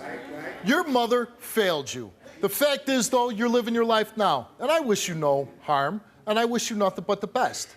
If this is your family and you want to be a father and this is your wife and kids, I wish you nothing but the best. Let's get that straight. I hope you can go through life with no problems.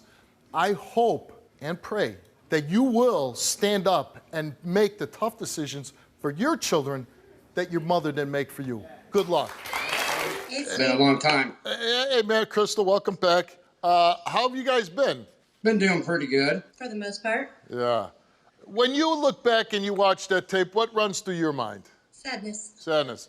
Do you look back at that tape and say, God, what was I saying? Or do you say, no, I still believe that to today? Well, I mean, it's kind of a both kind of thing.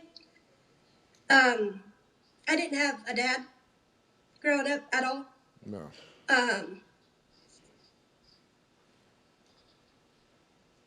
My mom was there for me.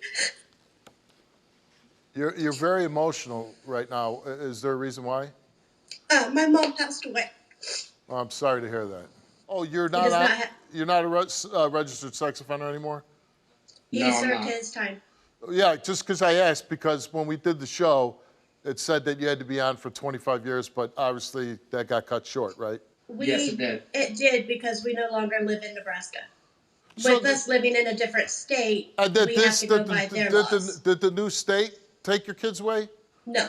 Yeah. How hard is that to lose 5 children? It's very hard, but we still think about them constantly every day, and we still love them as much as we did back then. Oh, I'm sure.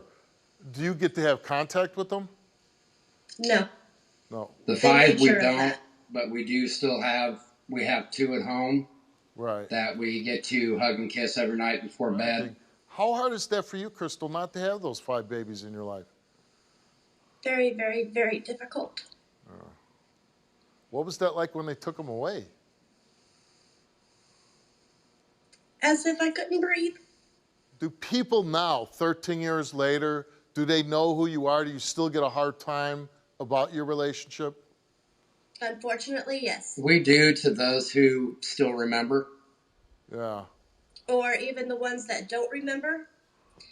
If I request a day off of work because it's my wedding anniversary, they're like, oh, how long have you been married? When I make the comment of when we were married or how many years it's been, they're like, oh my God.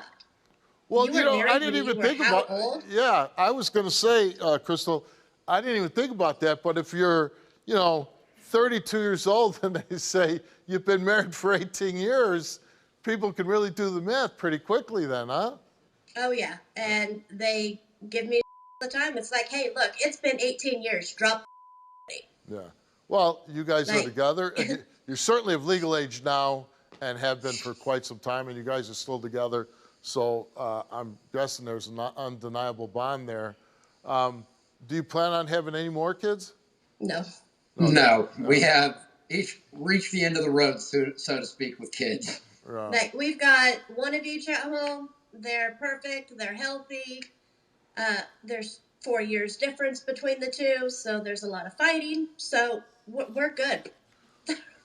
Well, it was great to catch up with you guys again. And like I said, the last time we were on your show, nobody wishes any ill will. We want the best for you. We hope that you guys can be happy. And I certainly hope that at some point in your life that the 5 children that were taken away, you know, maybe they find their way back to you. And once they turn adults, maybe you can have a relationship again. All right, so you know the trend right now is older women dating much younger guys. And I say, get it, girl. Angel is 44 years old and has been dating a 29-year-old for 4 years. It sounds exciting, right? But she refuses to let him move in with her. Let's see why. Please welcome Angel to the show. Wow! Wow, mama! Oh my God, you better walk out in confidence and purpose, okay? So you look beautiful. Well, thank you. So great to meet you. So why are you here today? So I'm here because I met this gentleman 4 years ago. We've been dating. I would see him out, but I was in a relationship. But I noticed how he made people feel safe when they were around him. He had a lot of respect. Finally, I became single, and he made sure I was completely single. And he reached out to me. Yeah, sounds like he has morals. I like He this. definitely has morals. So we started this relationship, a friendship first. I respect him. I love him. He's so sexy, and he takes me to the moon every day. The moon. I go to the moon, baby. Moon. He takes me to the moon. And I've been wanting to go to the moon. Okay. Come on, Neil Armstrong. All right, this is some real life, you know. Okay, yeah. I've been wanting to go to the moon my whole life. And I finally found this man. I respect him. I look up to him. He leads me, but he's not good with his money. So he makes a lot of money. His company is very, you know, profitable, but he's got the biggest heart. I love it. It's very attractive. Yeah. But being attractive and being prepared for the future is two different things. I've been there and done that. You He better has preach not. that. Yeah. How long have you been dating? Because that's So we've been dating for 4 years. 4 years. Just want to make sure. Yeah, we've been dating for 4 years, and that's the problem. So we're now getting serious. Beautiful couple. Come on. That's my baby. You look about 29 too. Okay. Well, yes, you know, all and right. that's where we get it misconstrued at. Yes. Because, you know, I look younger, but I have, you know, a lot of experience. I've been there before where you ignore and make this fantasy of this man. Yeah, that so I makes don't want to do sense. that with him. So basically, he just gives money to everybody. Everyone. Everyone. So you say he gets a lot of money. How much money is he actually giving? So I calculated $2,000 in 1 week. One week? 1 week. He gave $2,000 out in 1 week to And so what is his reasoning for saying that he's giving this money out? Just because if someone says, I need it, he giving it? Pretty much. Wow. And my friends are like, well, you know, he does that for you too, but I'm his lady. And I'm not Yes. going to take advantage of him. I do want to move further. I do want to move, you know, I live in a penthouse. He ain't moving to my penthouse. Okay. We're going to have to get another house. You maybe, you know, you might lose your job. You might get hurt. I have 5 streams of income. I need you to have more than one. And we need to be saving and put in a 401k. Yeah. Build another business. Makes sense, makes sense. Right. Makes sense. You're trying to grow a future together. I'm trying to go, right. So how often do you two argue about money? We talk about it like at least 3 or 4 times a week because people just hit him up. I'm not a big arguing type. He's not either. So I just let him do his thing. But the more you're going, I love you. I don't want to lose you. You're bringing things into my life that I've never had before. I don't want you to get lost in the sauce because I will leave. Okay, I will leave. Yeah. I will. Because I don't want to ignore that. And he's like my best friend. I never had a best friend and a partner before. I've never had a best friend. I've never had a partner. I never had anybody that can feel this energy, baby. Yeah, Do you feel this exactly, energy? yeah. I have never had anybody that can keep up with that. I could be like, babe, let's go do this. Well, he's 29, baby. He ready to go. He ready to go. He ready to go. He ready to go. He got the energy he too. He ain't got no kids. He's ready to go. Yes. And I never thought I would date somebody his age. So he doesn't have any kids? He does not have any That's kids. good. Do you have any kids? I do have kids. Okay, then great. So- So is there any issue with that? 'Cause- There's no issue with that. He's a leader. So does he want children? He does. He does. You just said there's no issue with that. So you said... Well, it's not an issue because he brought it up at the beginning. I said, I'm not. He said, well, you know, I understand, like, if you just want to travel and you want to live your life, you've been there and done that. But deep down, I think eventually he's going to want a baby. Got it. So is that the other serious issues in the relationship? Is there any other serious issues in the That's relationship? just those two things. That one hasn't came up yet, but it's stewing. You've been together for 4 years. Do you see a long-term future with him? I really do, because again, I respect him so much. For me to be a submissive woman, I have to respect you. Of course. I have to trust you. I have to feel safe, and he provides all that. That's been missing a lot because I, you know, feel like my feminine energy drops if I don't have the right leader. Because then I feel like, well, I better do it because he ain't gonna do it right. I don't want to be like that. When I'm with him, I'm like, I don't know nothing. Ask him. I'm tired of knowing stuff. And he allows me to do that. So I see the future, but me seeing the future and not paying attention to what will hold me back from saying I do, I will, let's do it, is that you cannot be giving all our money away. Makes sense to me. Well, listen, Angel is 44 and Solo is 29. We've heard about what Angel wants out of the relationship, but what about Solo? I think it's time to find out. Everyone, please welcome Solo to the show.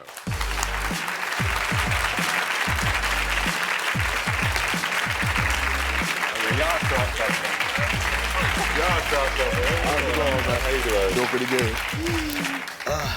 You know I got some next to you. So, listen, I saw you moving real close. How much do you love this woman? I love her a lot. Yeah. She brings out a lot in me, man, so I definitely love her a lot. So how does it make you feel when she talks about the fact that you're giving out this money? I kind of get a little irritable. It's part of my love language, honestly. I come from the hood. What we end up doing is if one of us was down, we looked out for one another. So I remember where I come from. So when I see a lot of people go through things, but I just be wanting to help them out. Yeah. You know, I do. It makes sense. But at the same time, your woman, I get it. I understand. I appreciate the fact of you giving back. Yeah. But if your woman is saying there's an issue with the amount of money you've given, why is it holding you? Why are you not able to hear what she's saying? I do hear it. Because $2,000, she said you gave away $2,000 in 1 month. I mean, 1 week. 1 week, yeah. That's a lot of money to give away in 1 week. I mean, you got it, but that don't mean everybody else got to get it. Right. I mean, I don't know. I feel like if I got it and I can help, you know what I mean, I'm going to do what I can do. Got it. Okay. I feel like they definitely taking advantage. Yeah. Straight up. They all be like, oh, we ain't got no food, call him. So this is just an activity from you. So $60 here, $105 there, $196 there, $60 there. These are all different people. Yeah. So everyone just knows that they can come to you and ask for money. Yeah. Like, this is just a whole walking bank right here. Not a walking bank. You just hit my babe up and just be like, my kids need some Pampers. I need my hair done, but it has to be, you know, stuff. Yeah. They don't say a baby or a senior. He got you. So you arguing about money how often? Oh, man, a few times a week. Really, whenever I see me spend or send the money out. He be sneaking. Yeah. and giving people money. My gosh. Is that causing an issue for you in the sense that she's telling you, like, this is holding me back for the future? Yeah, it's a little scary. He acting kind of serious right now about it, but when we talk about this at home, and he'll be like, man, I got it, as long as I got it, as long as I'm breathing, I got it, we got it. He like laughing, playing, hit you on the booty, and I be like, okay, and all that stuff. But like, he's acting serious, but he's playing. He really still constantly does it, and I don't think he realized, like, you make me feel so secure in a lot of ways. I told you that you are my best friend. I told you that I respect you. I follow you. But that's the one thing that will keep me from being 100% submissive to you, because we can't be growing and everybody in the hood got all our money. So you own your own business. Tell me how you started it. Basically, I was 22 years old, met a guy who owned he was actually writing his business plan at a juvenile detention center. I would see him just working on his MacBook. Then I eventually asked him, like, hey, you know, what are you doing on your MacBook? And he was like, man, I'm starting a business plan. Now, we're 22 at this time. He gave me a little bit of information and said, what you good at? I said, man, I'm good at protecting people. And he was like, all right, start a security business. Took off with it myself, like I just, Good you know, job. yeah. I mean, it's so interesting that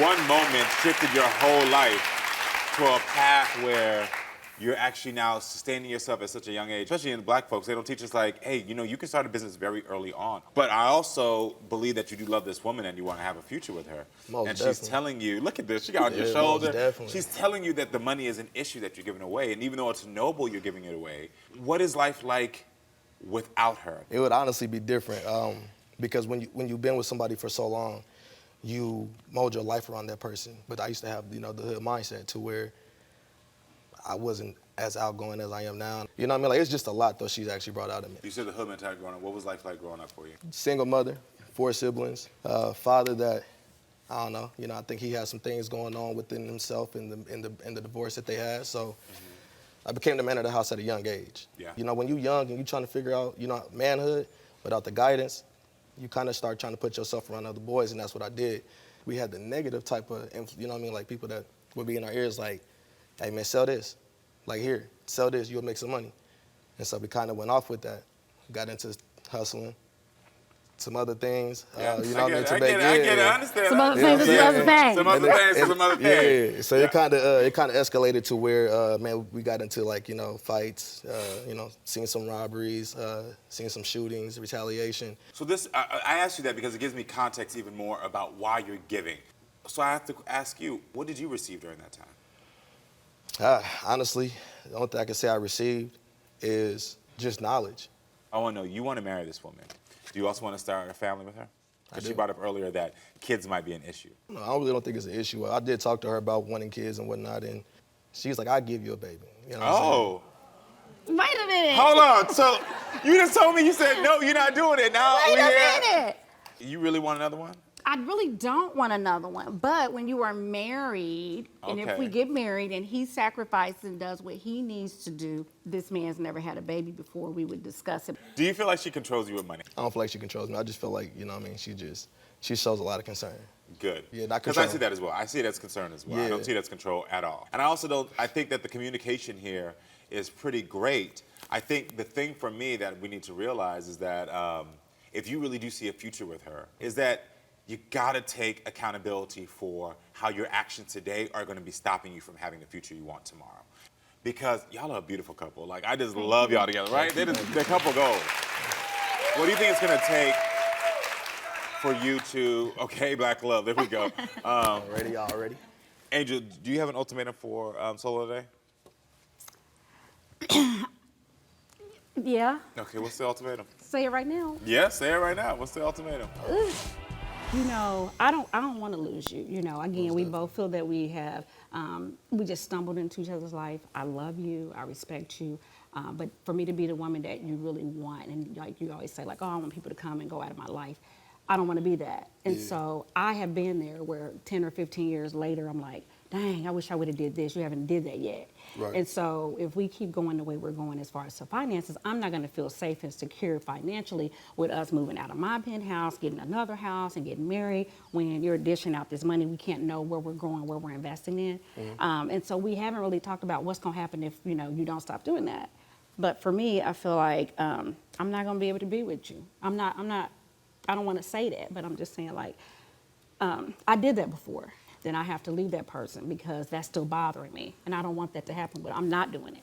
Most definitely. It's, the communication, like I said, between you, I believe, is really great. And I can also tell you're an attentive listener, which I appreciate. She's just telling you that she wants to feel secure. And right now, the fact that you're giving away money is not making her feel secure for the future. I don't think it'll make any of us feel secure. I don't care how much money you make.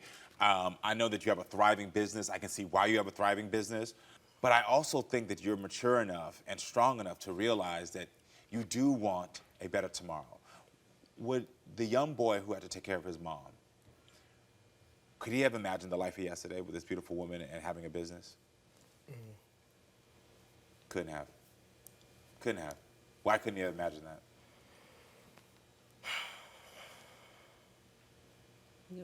Honestly, I didn't think I was going to live this long. Exactly. So, yeah. So I say that to say, because I know this. When you have a childhood where you don't even know if you're going to live that long, if you don't know what's going to happen, it does rewire your brain into, well, everything's about the media, because what's tomorrow? I don't know if tomorrow's there. And even though you're mature and you've gotten out of it, you also still work in a position that is, to some degree, dangerous. You're protecting people, which means you're always having to put yourself in front of somebody else to be protected, which again triggers that little boy who says, well, what about tomorrow? So let me help who I can help today. But what you have to start practicing as the man you are today is to say, even though I'm in this position where I protect other people, I must protect myself and I must protect my woman, because we do have a future. Right. You have to actually actively wake up and say to yourself, I see myself at 90 years old. Have you ever said that to yourself? Like, I see myself at 90? Nah. Yeah, I can believe it. I want to know, it's like a weird conversation because you're working towards it. But there's also trauma from your past that you have to acknowledge and realize it's playing as a symptom in your relationship now of why you're giving out money. Right. You got to start to wake up to yourself and say, I see a future with you, and I see me when I'm 90 years old. That is your mantra. You're going to be like, well, hold up. I'm giving you money. I need that for when I'm 90. I need that for when... Oh, God. You feel what I'm saying? Yeah. You start to realize. Plus, she's telling you that she can't handle a future that makes her feel unstable, unsafe. Yeah. You got to make her feel safe. You already do. You do it for everybody else. Right. Yeah. So make her feel safe. So what's the mantra you're going to say to yourself every morning? I want to see myself at 99 years old. Boom. Oh, 99. Oh, 99, yeah. You love your woman. There's not a doubt about it, but it is time, definitely. You made a big leap right now, even by saying I see myself at 99, because you're just starting to rewire your mind to understand that you don't have to live for today, you can live for tomorrow and the future. And so that's gonna stop you from giving that money, all right? But I do tell y'all, this kid stuff gonna come back up, so y'all better start talking about that somewhere else. Most definitely. Oh, see? So y'all, most definitely. You better get ready, girl. I don't know, I don't know what's going on. You better get ready. I know he's taking you to the moon, but he want a baby, okay? So get your mindset prepared. Okay. Listen, I'm telling you. We'll see what he needs to do. He gonna do it. I have faith. He gonna do it. You got faith? I got faith. Okay. He gonna do it. Well, I guess we're having a baby then. Oh! Turn up. A 14-year-old marrying a 22-year-old, that is just absolutely insane to me. Look at me. We're on the Steve Show. You're not going to talk circles around me. We're not picking sides here. We're exposing the truth. You can get the hell off my stage.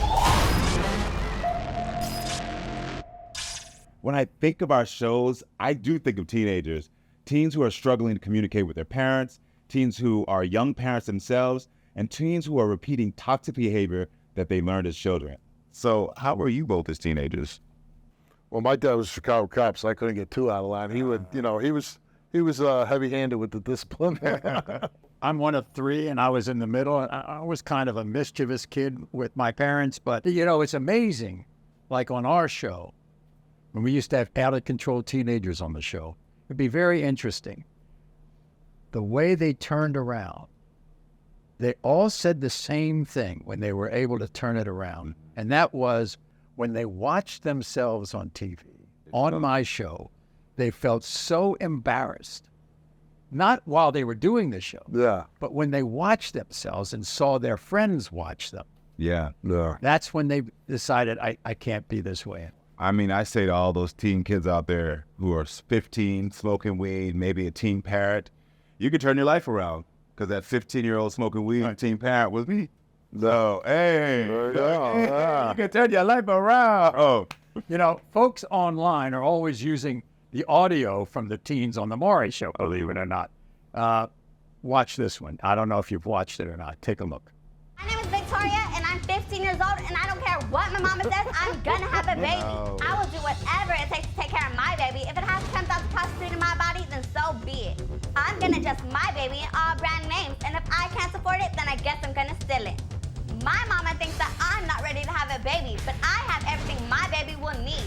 If my baby gets cold and it needs a blanket, it's alright, because I have it. And if my baby needs clothes, it's cool, I have tons of them. And if my baby loses the pacifiers, I have 3 more. I'm not just having sex with 1, not 2, but 3 different guys. That's right, I'm a player, but that's cool because I got it like that. My life dreams are to drop out of school, to be on Girls Gone Wild, and to have my baby. And there's nothing my stupid mother can say to change my mind. Not Girls Gone Wild. Damn. Not Girls. Imagine. Oh, my God. I got a lot of teen stories. Watch some others. The first time Jasmine appeared on my show, she was an out-of-control teen who drank regularly, used drugs, dropped out of school, and lived a very dangerous lifestyle. Today, she's back with an update. But before we get to that, let's take a look at her first appearance. Yeah, I'm out of control, and I love it. I like to get messed up. I have done a lot of drugs. I've tried heroin. I've smoked a lot of pot. I've done a lot of shrooms, popped a lot of pills. I've had alcohol poisoning twice, and they told me the 3rd time I come in there, I'm not gonna make it. Yeah, I'm just a teen who's having fun. I've had sex with 24 guys and 11 girls. I've had quite a few pregnancy scares, and I had a miscarriage at 4.5 months. I like what I'm doing now. I mean, I like to I'm not even gonna lie. I'm only 16. Come on. I get to get away from everything that's happened to me, get away from my past, get away from everything bad that's gonna happen in my future. Yeah, I hate my mom because she's a bitch. She doesn't care about me, she doesn't support me. She just wants me for the money that she gets every month. Mom, I like to get messed up and you can't stop me because I'm not gonna listen to a thing you have to say.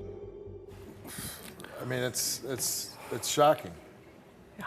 What do you tell me, what do you do when your child is acting that way? I've tried to bring her home. I've tried talking to her. I've tried sending her with other people to live with them because of her behavior. I've got a 3-year-old daughter and my grandson in the house, and I have another daughter in the house, and I can't have her behavior around them. You know, I mean, I just... Why do you think she's acting this way?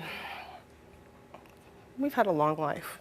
I was on drugs for a long time. I've been clean now for almost 6 years.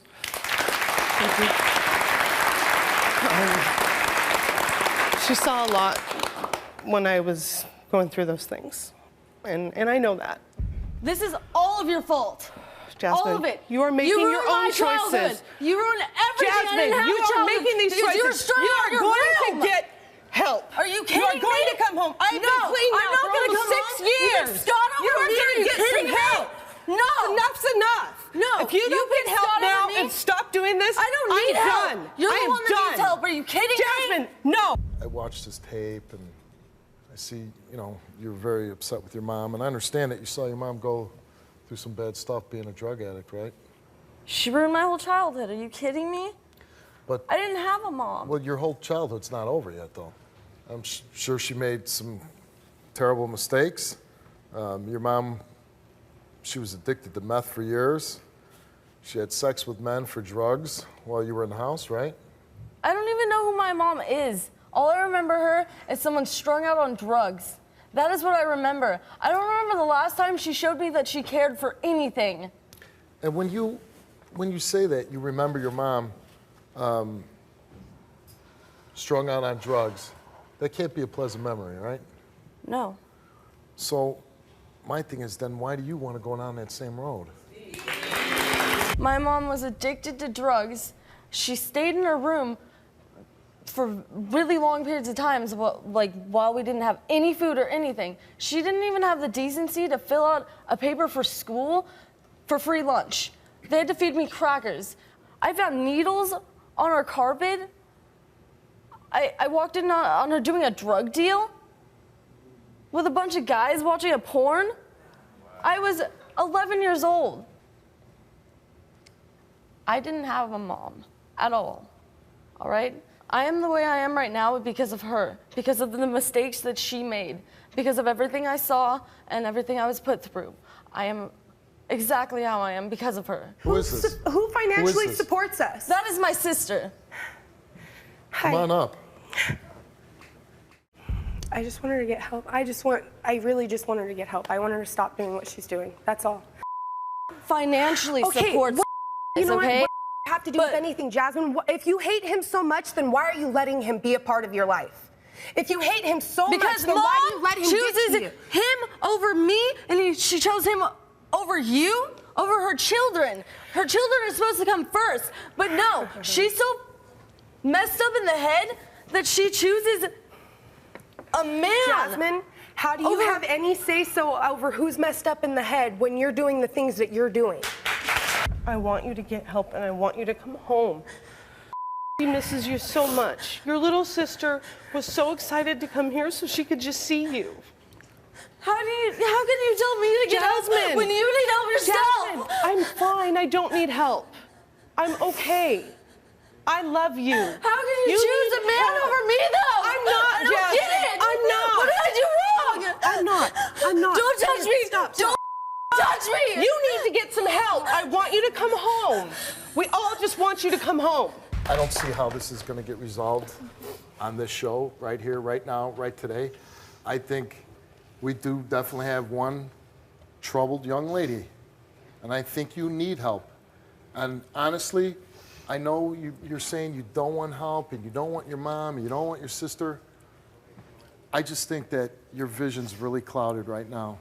And all I'm asking you, let me get you some help, take a chance, check it out, and go with it from there. Because if you don't, honestly, listen to me, Jasmine, I'm not your mom, I'm not your sister. I'm honestly somebody just trying to help you out. All I'm saying is if you don't get some help, if you don't turn things around, you're gonna screw up your whole life. And you still have, you're so young enough that you can change it all around, you can turn it around, and you could have a great life. So I'm offering the help. I can't make you take it, but it's there for you whenever you want it. The offer is out there. It'll be standing, it'll be waiting for you. That's all I can do for you, all right?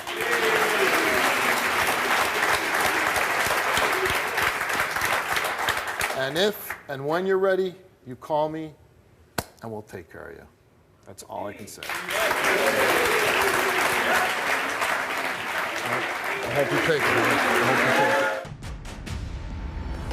it. Jasmine, when we did that show a very long time ago, and when you look back at that, what runs through your mind? I blamed everybody else, and I didn't take any responsibility for my own actions. Yeah, but you know what? I'll say this, Jasmine. Me watching that, we've done shows with other young women and young men that, same age, that were troubled and getting all kind of things. But I really felt that you were very articulate and well-spoken about why you were doing it and the troubles that you were encountering because of what you saw with your mom. So, I think it's understandable that you ended up in a bad place after seeing everything that was going on in your life. What do you remember about being on stage? I remember I was very angry. And I felt, like I was being attacked, like it was all my fault. Now, I'm told that after the show that you reached out to us. Yeah, I actually reached out to you guys about anger management, which is funny because I know you guys don't do that. And your guys' offer of treatment still stood, which, looking back, I should have taken that. What's happened since you've been on the show? Because, I'm looking back and I'm trying to think that had to be 2009 or 2010, right? Yeah. And, so that was 12, 13 years ago. You're 28 years old now. What has happened in all those years? Well, a lot. So I met my kid's dad, and I'm still with him. I struggled with addiction for years, and then I ended up going to rehab for 30 days. I completed that, and then I relapsed, and then I found out I was pregnant, and so I got clean. And thanks. Thank you. Very happy to hear that. Yes. I had my first son, Tyler. He's awesome. And then I started working. 6 years later, I had my second son, and I've been sober for 9 years now. Well, very good. We like to. So the one thing that we do with this show, Jasmine, is that especially somebody like yourself who is a success story coming from a very rough time in your life, we really like those people who are a success to come back and talk to maybe somebody who might be watching who's 12, 13, 14 years old, who maybe is going through the same things that you did 13 years ago. What would you say to them? At 16, I thought that I was grown and I knew everything. And, I thought the adults in my life didn't know what they were talking about. And, I just, I want to say that, there are people out there that are wanting to help and do want the best for you. And, I know from experience, I hit rock bottom and I didn't see a way out. And, change is possible, and just know that there are people out there. Yeah. Well, listen. A couple things. One, I'm really, truly happy you got rid of those lip rings. And we're really happy that you turned your life around. You got 2 boys, you're in a relationship, you've been sober for 9 years. That's no small feat. We congratulate you, and we wish you all the luck in the world, Jasmine. Thank you so much. Take care. I don't know, my guest Eric is a big brother worried about his TikTok twerking tween sister, Melanie. Melanie is 14 and has already been arrested 4 times. She likes to smoke weed and stay out all night until the sun comes up. And Eric is here and wants to give his little sister a reality check. Everyone, please welcome Eric to the show. Eric. Hello, how you doing? Good to meet you. Good to meet you too. Okay, how old are you, first of all? I'm 20 years old. 20 years old. Why are you worried about your sister, Melanie? She's 14 years old. Like, honestly, I'm gonna be real with you.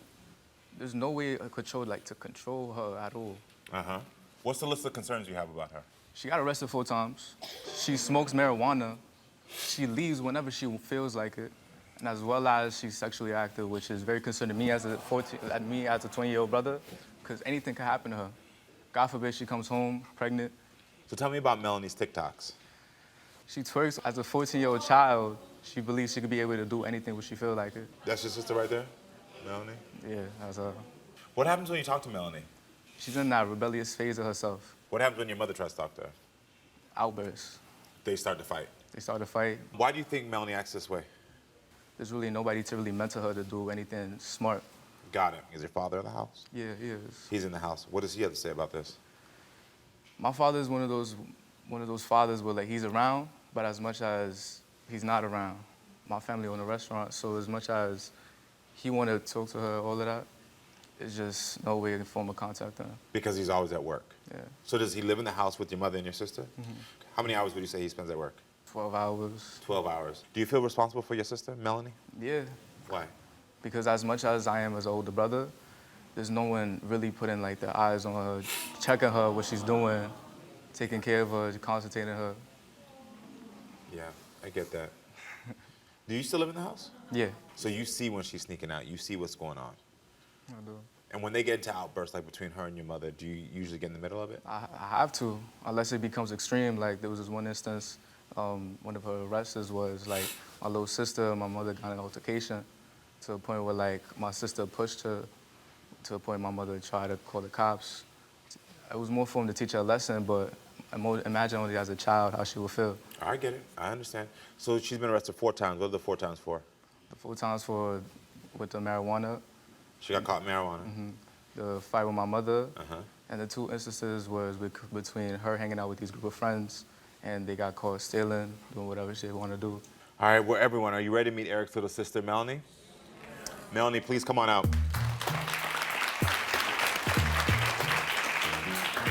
Hello. Welcome to the show, Melanie. Hi. Can I have a hug? You can give me 2 arms. Oh, okay. All right, thank you. How you doing? I'm good. I'm fine. Good, How about good, you? good. I'm good. So you heard your brother. He's concerned about you. I don't know what he's concerned about. Uh-huh. Yeah. What do you think he's concerned about? I don't know. He should be concerned about himself. I don't know what he's concerned about. About myself? Yeah. I'm Worry doing about it- yourself. Anywho, back to you. He brought you here because you've been arrested 4 times. Yeah. How do you feel being 14 and being arrested 4 times? I mean, I feel like plenty of more 14-year-olds, probably 13-year-olds got arrested more times than me. Nah, don't say that, bro. What? I'm just saying. Am I lying though? Because everybody it could be else. end up worse. What are you talking about? I'm not talking to you. Tell me. Yeah. I mean, yeah. So you think other kids are getting arrested 4 I times? mean, I as know well? females that's like 13 getting arrested. But right that's now. them. That's not true, though. All right, I'm You, not you're your talking own to you person though. as I'm well not as- talking to you though. When you talk about getting arrested, were you upset? Do you think it's okay? I mean, yes, I was upset, but it is what it is. Mm-hmm. What do you see for your future? What do you want? I mean, I want to become, feel me, I want to have my own business, What kind of business? like have a lash business type Something Cute. like that. I like that. Yeah. Okay. I see you. All That right. behavior, that's not taking Stop nowhere. talking to me. I'm not talking to you. So I see that anytime your brother says something to you, you sort of cut him off. What is it about your brother trying to talk to you about what's going on that makes you feel I like mean, I'm done with it? You was a teenager before. Everybody in here used to be a teenager, so I don't know what's the problem. They definitely wasn't acting the way how you was acting. All right, so mind your business. So you stay out all night? Like what, school days? Yeah. Okay, I would come home like around 12. You're lying. She comes home around like 1 or 2 a.m. Or sometimes I stay at my friend's house and then from there I go to school. And how are your grades? You I brought mean, it my up. grades is not that good, I'm not gonna lie. Have you become sexually active? Yeah. You're mad young. Like you say that You with so got much me in pride. this show because what? Because what? Weirdo. You need a bro. What? Okay. I don't know why he acting like this. He acting mad David. And so you know your brother's just looking out for you though, right? Yeah, I know. Uh-huh. But I feel like he's doing too much. You should be acting your age. Are you bro. weird? You should be acting your age. That's what you should be doing. Hold on. Like for example, For example, what? since she continues to post these TikToks about her body and doing all of this. Do you think there's an issue with your TikToks? This is just me doing me. If y'all got a problem with it, I don't know what to tell y'all. What's your issue? It was completely out of line for a minor to be doing that, shaking her ass on the internet. I told people to ban her account. Thank God enough people banned her account. Anywho. Did people ban your account when he did that? Yes, he's like, who does that? Like, who does that? I'm gonna ask you a question. Do you feel misunderstood? Yes, because it's like everybody just sitting here judging me because I'm acting this type of way, but nobody knows why I'm acting this way. Why are you acting Nobody this knows about my background. way? What is the reason? All right, so you know me, I used to be, first of all, I don't know who just said yes, please. Y'all want to get it on? Y'all want to get it on? All right, and we can respectfully get it on when we get out of here, because I don't know why you talking like that. I don't know why you talking like that. I didn't ask you, worry about your daughter, not about me. Why you here? Why you not watching about your daughter? Come on. Your daughter belong in the street. Okay, so talk All right, to me. so I'm going to Talk tell me. you. Talk to me. The reason why I act this way is because it's like, ever since I was little, my mother and my father was never around. It was always my grandmother. I was living in a toxic household. It was like this one day where I did end up getting raped, yes. And it was like, it was very hard for me because nobody like understood me. Everybody thought that I was lying. I was not lying at all. So yeah. Give me a hug. You just said that. I'm sorry. Yeah. So that's why I act this way. And people say I'm too grown for my age. I don't think I'm too grown. I'm too mature. For everything that I've been through, I learn and I live from it and I move on. That's me. That's basically my whole entire life. That's basically what I've been doing. So it's like the fact that certain people just sit here and be like, nah, look at her. I know I know she don't listen to her mother. I know she'd be doing this. I know she'd be doing that. At the end of the day, my mother is very hard on me and everything. Certain times I don't listen to her, but my mother got, boundaries for me, and I do not pass them boundaries. You agree that sometimes your sister listens to your mother's boundaries? At times. Yeah? At times. She takes it into consideration, but sometimes she just does whatever she loves to feel. Yeah. And I truly care about you as well. Like, I love you. You're my sister. God forbid I see something crazy happen to you. Did you know that happened to your sister? And did people not believe her? Because they thought that she was just acting out? Yeah. And that happens to a lot of young girls. Because they exhibit behavior that people think is wild, that all of a sudden they dismiss when they tell you they've had pain or trauma. Yeah. Females that's going through this right now, I feel so sorry for them because it's like I've been there. I get it. And so now you're sitting in a household where you got a lot of pain you've been dealing with. You feel alone. Yeah. You feel like no one understands you. Mm-hmm. And you're sitting here just trying to figure out how to deal with it while also having fun as a young person. Yeah. I get it. Yeah. That's I hear you. basically what I've been trying to do. You do understand why they're concerned, though. Yeah, and I do understand, but can y'all understand me too? Yeah. Yeah. You deserve that same understanding. And that's what you're screaming out. Mm-hmm. See, the thing for me is I see past when people come out and they're trying to be wild and they're doing all this stuff. I actually see a smart young girl. She's telling y'all what she's doing. She's telling y'all she's aware. This is a very smart young woman, but it's also a young girl who has a lot of pain. Yeah. And when you experience trauma, like what she expressed, and when you also have a family that he also described, where the father is always at work, not around, where your mother is probably trying her best to survive and doing all she can, now you feel alone and like no one's around really to pay attention to you. Yeah. Do you want better for yourself? Yes, I want better for myself. How do you think you can get better for yourself? How I want to do better for myself is just doing what I got to do. Okay, so you know that you need to do something. Do you understand that he's here to support you in that? Yeah, but I feel like he's supporting me in the wrong way. What way do you need him to support you? Tell your brother. To be understandable, to sit down, like now I sit down, but it's like, yo, Melanie, let's do this, let's do that. Melanie, how you feeling? Like, you okay? You ate? You good? Like, be understandable. Do you feel like you do that for her? I try, but like every time I try to talk to her, have any type of sort of conversation, it's just like a slap in the face. She doesn't hear me out. I am a concerned brother, but sometimes I just feel like whenever I talk to you, you just give me no response back. It's like I'm talking to a wall. Why do you do that? We saw Hit a little bit. You shut him down. Why do you do that? I feel like, how I said, you should just check up on your sister and see what, you know, why she's doing that, why she's acting like that. So you're saying you don't want him to come to you with like, I'm judging you, why are you doing this? You're Yeah, staying out 'cause he- instead of being like, what's going on? Yeah. What happened? So you're asking for more emotional language instead of more like disciplinary in action. Yeah. Do you feel like you take on that disciplinary role because you're the big brother? I have to. Well, your sister's telling you she don't need you to. I really don't. I just need you to support me, not be here for me. Do you hear that? She needs you to be there and just ask her how she's doing, not to discipline her. And the reason I asked you about the questions about your own childhood is because I want to make a parallel of like what happened to you in your childhood. And you said that your father wasn't there. So like you had similar experience. I'm sure you wanted somebody who could just be there for you and say, how you doing right now? You need anything? Can I be there for you? Sometimes we forget that people just need support and not discipline at a young age. And you need support. You're screaming out for support is what you're asking for right now. Yeah, I am. Yeah, you are. And it's okay. You're 14, it's okay. I'm 42 and sometimes I be screaming out for support, so it is okay. Can you be there to support your sister? Of course. Yeah? Yeah? In the right way, yeah. This is what I want to do for you. Yeah. When you get back to school, I want you to give me that next semester, wherever your grades are now, I just want them to go up one grade. I ain't trying to tell you to have all A's, just one grade.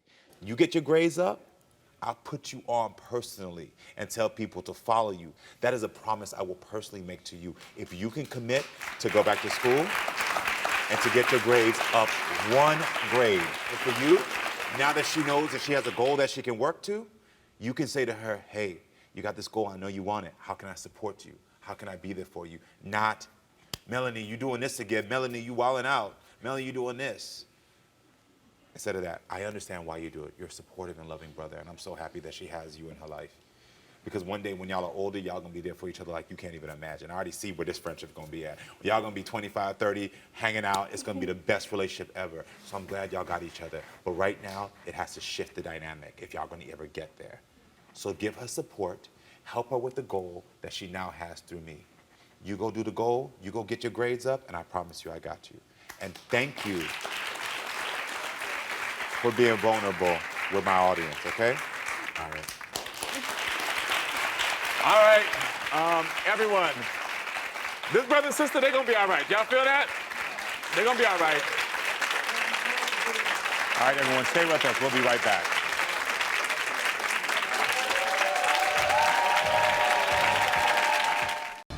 My name is Victoria, and I'm 15 years old, and I don't care what my mama says, I'm gonna have a baby. I will do whatever it takes to take care of my baby. If it has 10,000 prostitutes in my body, then so be it. I'm gonna dress my baby in all brand names, and if I can't support it, then I guess I'm gonna steal it. My mama thinks that I'm not ready to have a baby, but I have everything my baby will need. If my baby gets cold and it needs a blanket, it's alright, because I have it. And if my baby needs clothes, it's cool, because I have tons of them. And if my baby loses the pacifiers, I have 3 more. I'm not just having sex with 1, not 2, but 3 different guys. That's right, I'm a player, but that's cool because I got it like that. My life dreams are to drop out of school, to be on Girls Gone Wild, and to have my baby. And there's nothing my stupid mother can say to change my mind. If, by the way, you've been around the internet all these years, you have seen that clip of a former Maury guest named Victoria. When Victoria appeared on our show 11 years ago, she was 15. And she had one mission in life to get pregnant, have a baby. And on that episode, Victoria stated that she had slept with 15 different guys over 300 times to accomplish that goal. So take a look at some more of that appearance that was also featuring, by the way, her mother, Vicky. Watch. What happens when you walk into your own bedroom and see your daughter naked having sex in your bed? It breaks my heart, Maury. I caught her about 3 times. 3 times? 3 times. I cleaned out her closet. I found all baby things. What the heck is she doing? I had no idea.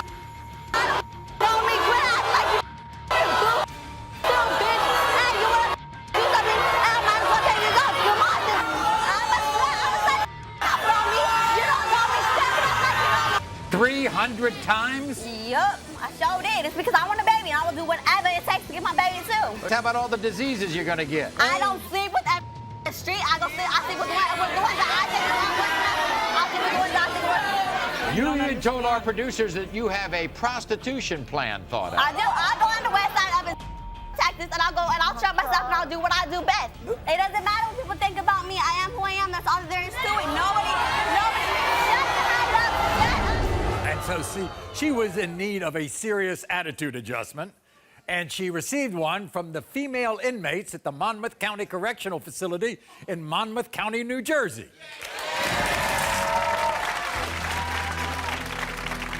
The women you see in front of you are real. If you continue going the way you're going, you'll be in there with them. Who do you think you are? You're not running this show. You don't run nothing. You hear me? This is our house. I'm running this. Yeah, you better cry, because I'm in your face. You need to enjoy your teenage years. Being a teenager is not about having sex. Now, the last 11 years have not been easy on Victoria because, 20 million views on the internet.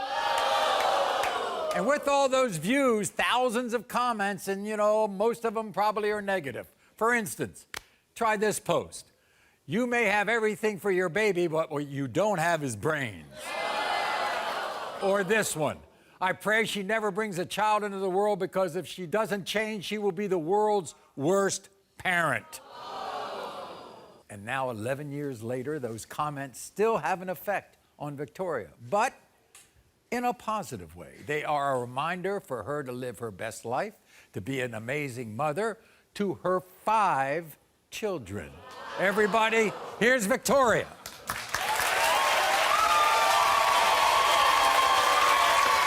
And she looks great. Oh, wow, look at you.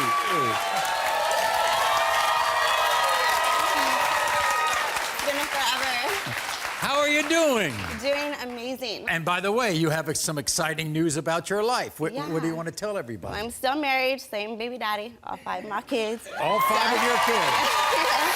And by the way, you, besides having 5 kids, you have what's your job? I'm a registered nurse. Oh, wow.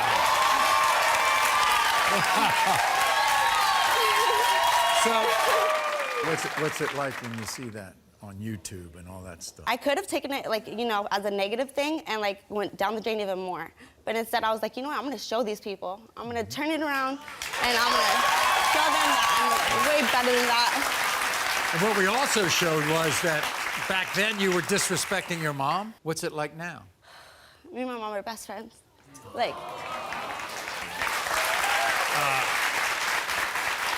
Well, as I understand it, you told our producers that in the back of your head you would love to start your own YouTube channel, right? Yes, I wish. But you don't really know how to kickstart it? Well, guess what? We have an unbelievable social media team, and we're going to help you develop your own channel, all right? Okay. So, you and Ashley and Alicia, you have said that seeing yourselves on the show, you okay? No. Okay. You don't know how much it would be for me. Made you realize in some part that you were in trouble. Really, besides the clips, you haven't seen the full episodes, all right? So we're going to sit down with you and Alicia and Ashley, and watch what it was like all those years ago, and a reminder of where you've been, but also how far you've come. You ready? Yes, Let's sir. go. I got to say, even though this is a TV show, we'd love to help our guests get the answers they need. I always say that if my guests can leave a little bit better off than they came in, that's a win. Well, guys, this has been a total blast. We should do this again sometime, fellas. Yeah, I'm down. Did you guys like watching our most iconic episodes from your home? Come back next time, friends, so we keep talking and growing. I guess the way we should end it is this way. Until next time, America.